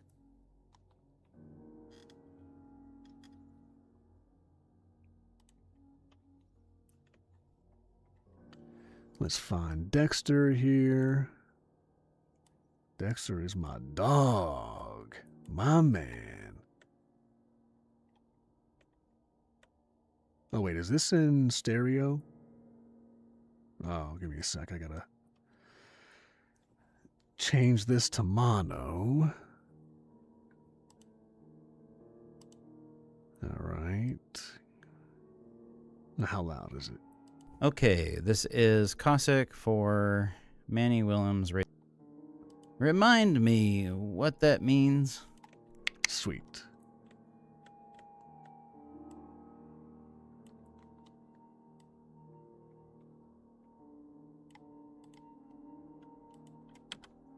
Hook.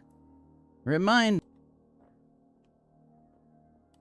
what you said when we first got in touch? The crux of your story that got me to listen? I told you of the time I told you of the time I reported on the summoning of a demon.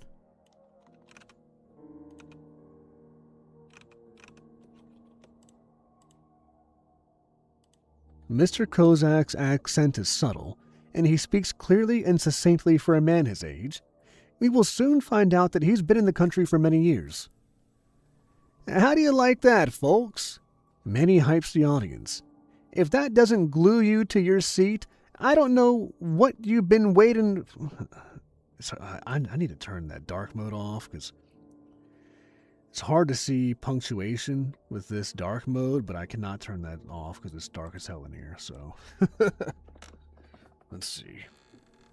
How do you like that, folks? Many hypes the audience. If that doesn't glue you to your seat, I don't know what you've been waiting for these last 3 years. Summoning a demon. Of course, that's...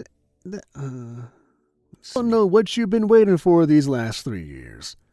Summoning a demon? Of course, that isn't exactly true, is it? No, it is not.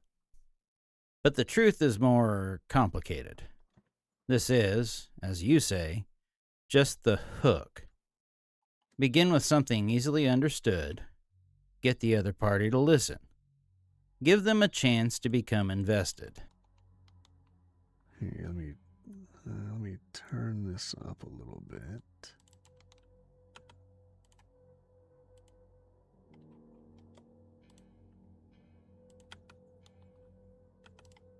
Exactly true, is it?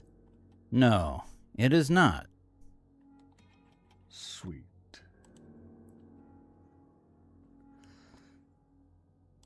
Okay, friend. So if it's not a demon, what did you bring into the world?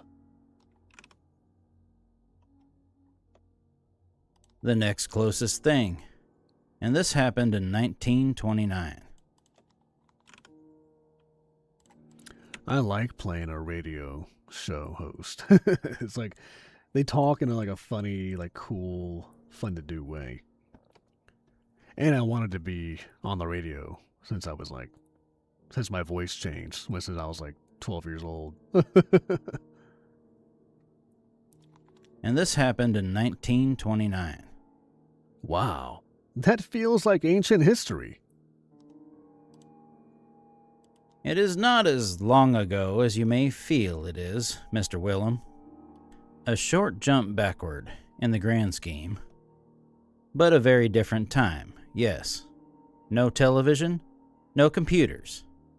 Cars were simple and slow. Few people had ever flown.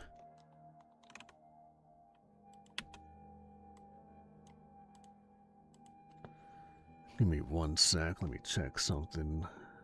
Some messages real quick.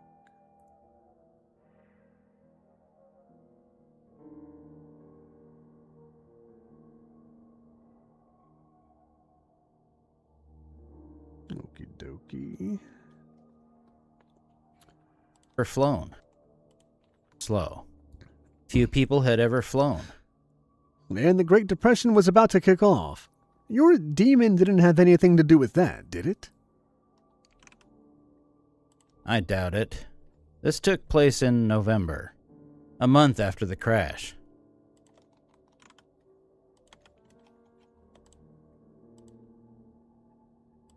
So tell us, who were these summoners, and is this even what they set out to do originally? Or did they draw a pentagram, chant, and use black magic? I don't know how long we're gonna go. Probably not. They were we'll see. They were mostly closer to scientists than believers in the occult. These were intellectuals of the time, out to try to prove things as they saw the world changing, too quickly to keep up. They knew the old world of mysticism and ancient spiritual beliefs was dying. If magic were ever real, it was fading. Actually, we'll go until we get to Mora's lines, I think. Because I don't think I put... Yeah, I didn't put her lines. I downloaded them, but I didn't put them into an Audacity file yet.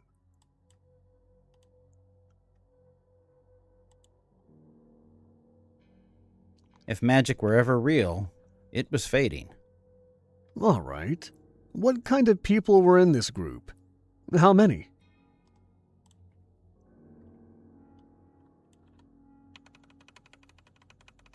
There were 12 on our team, and several other groups just like ours, all over the world, visiting places that claimed to have been haunted, and other holy sites or hallowed grounds. We looked for the beasts and beings of folklore going back centuries, ghosts, spirits, demons. We sought everything from fairies and skinwalkers to goblins and selkies.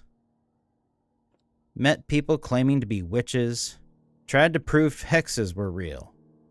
If we were in transit, proof hexes were real.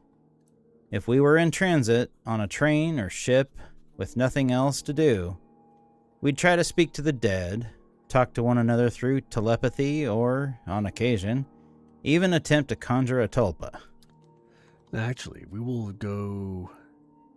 Whispering Screens lines come up in like 3 minutes or something like that, so I actually want to just... we're almost at 12 o'clock. I'm like, let's just go all the way to midnight.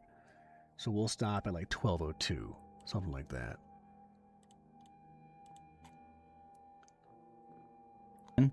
Even attempt to conjure a tulpa. An entity given life through the will of a human mind. Here, let me get that. Oh, did I not download her lines? Give me a sec, guys.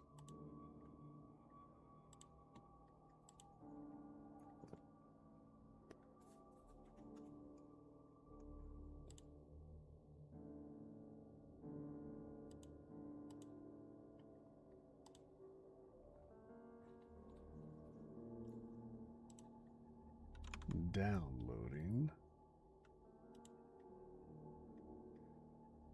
What's up in chat, everybody? Awfully quiet now. Whoa, what is that? Those are some loud. Is this clipping? It's close.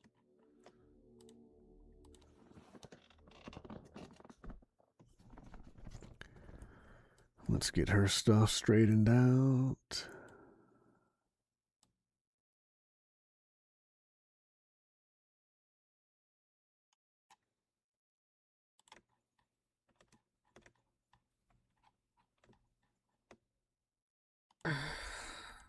I'm Moira Buck. I'm Moira Buck. I'm Moira Buck. Will of...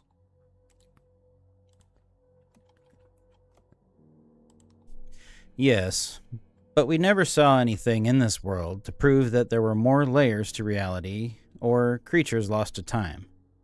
We had mentalists, a spiritual healer, a proclaimed medium who had growing doubts in the sincerity of her own ability, a psychic who assured us he was once able to move objects from a distance as a child, even a former exorcist of the Catholic Church, 2 experts in the esoteric and folklore, and 3 skeptics who kept us grounded in truth and acted as a counterbalance to any observations skewed by idealism. Yes,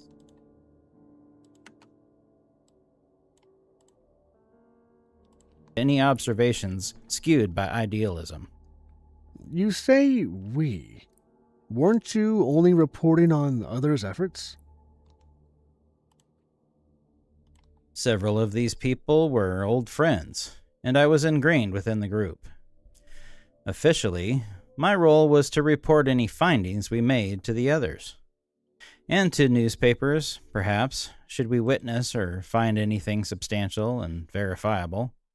Failing that, I also had plans to turn my mountains of notes into a book, chronicling our attempts. Our well-funded academic journey to prove that anything other than science and observable truth had merit, or ever did. We followed a comprehensive process wherever we went, improved upon it.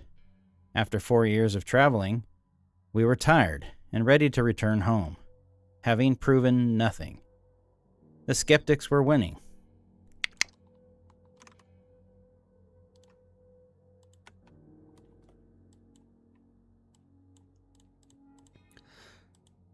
Speaking as one myself, you can't exactly prove that a mystical element didn't at some point exist throughout history.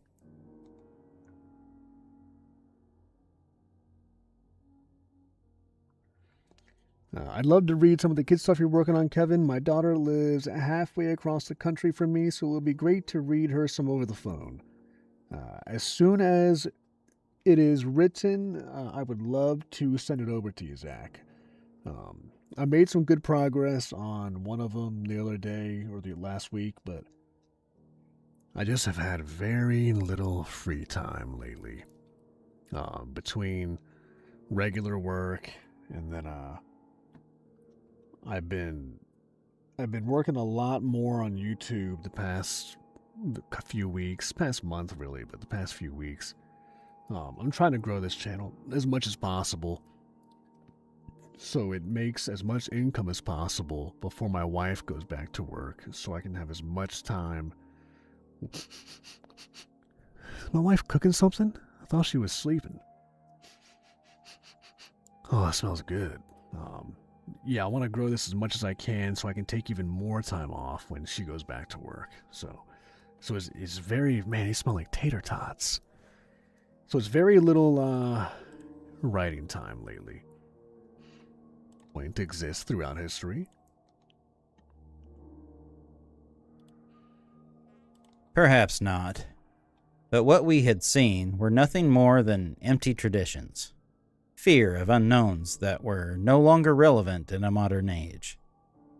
The old ways, scattered among small villages in the places of the world that did not yet have electricity or indoor plumbing, feudally maintained by old men whose parents drilled into them the concepts of cruel gods, fate, and sins.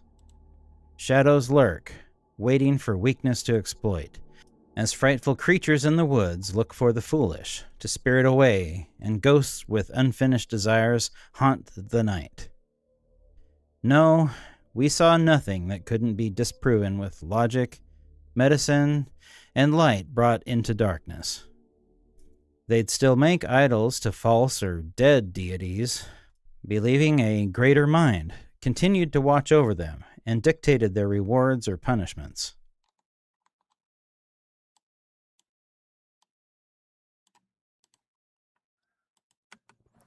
It's nice doing a story where I only speak half the time.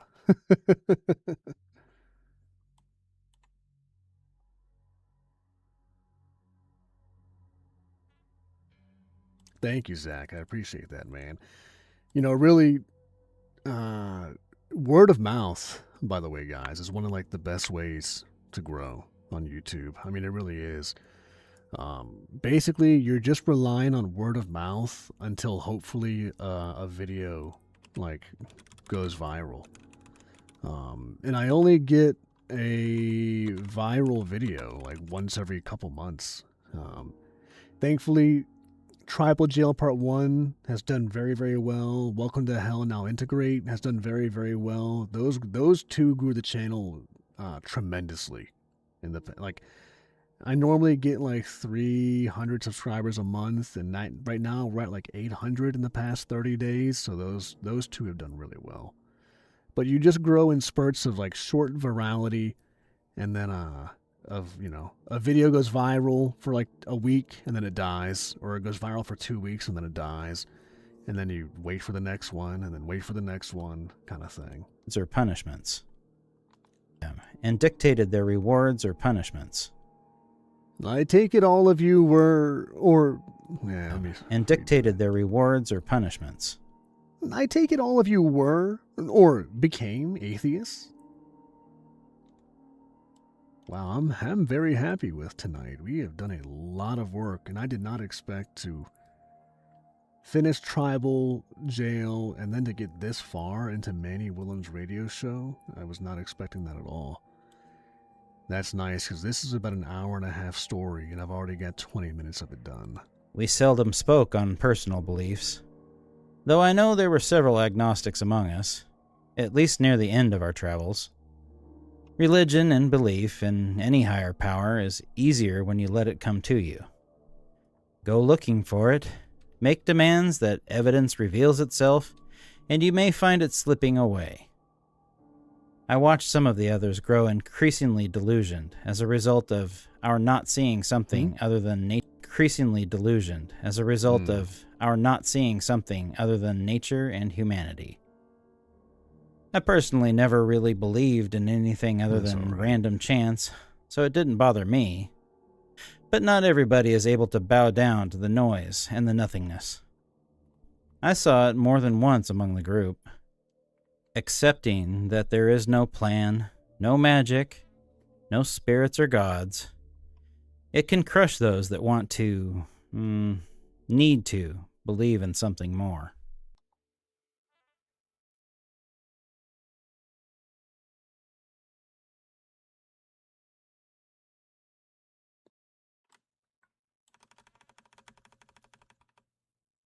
More. Oh, you always sound good, brother. I just got thrown off because it's disillusioned, and I think you said delusioned. Delusioned. Increasingly delusioned. Others grow increasingly delusioned. But it's all good.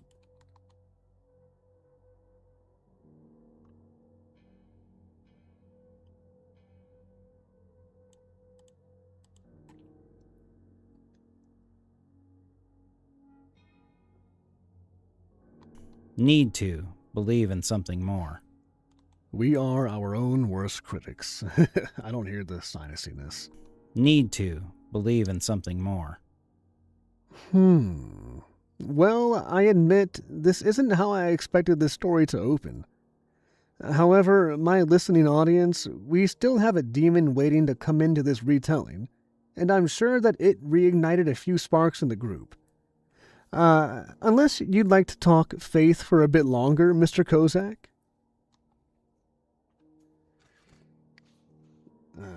12:03. All right. I can fix that real quick. You can. If you send it to me, I'll try to remember to put it in tomorrow. I'm going to finish this tomorrow. 12:03. We went for 5 hours tonight. Look at that. Look at that. And we got a lot done. Thank you guys for being here, chilling out with me. I have a lot of fun with these. I really, really enjoy doing them. I love having you all in the chat. This would be so boring if nobody talked. That's why I love when chat is popping off. Even if you're talking about stuff that has nothing to do with the story, or if you're just talking to each other and you're going to be talking about groceries. I like it a lot. It's a lot of fun.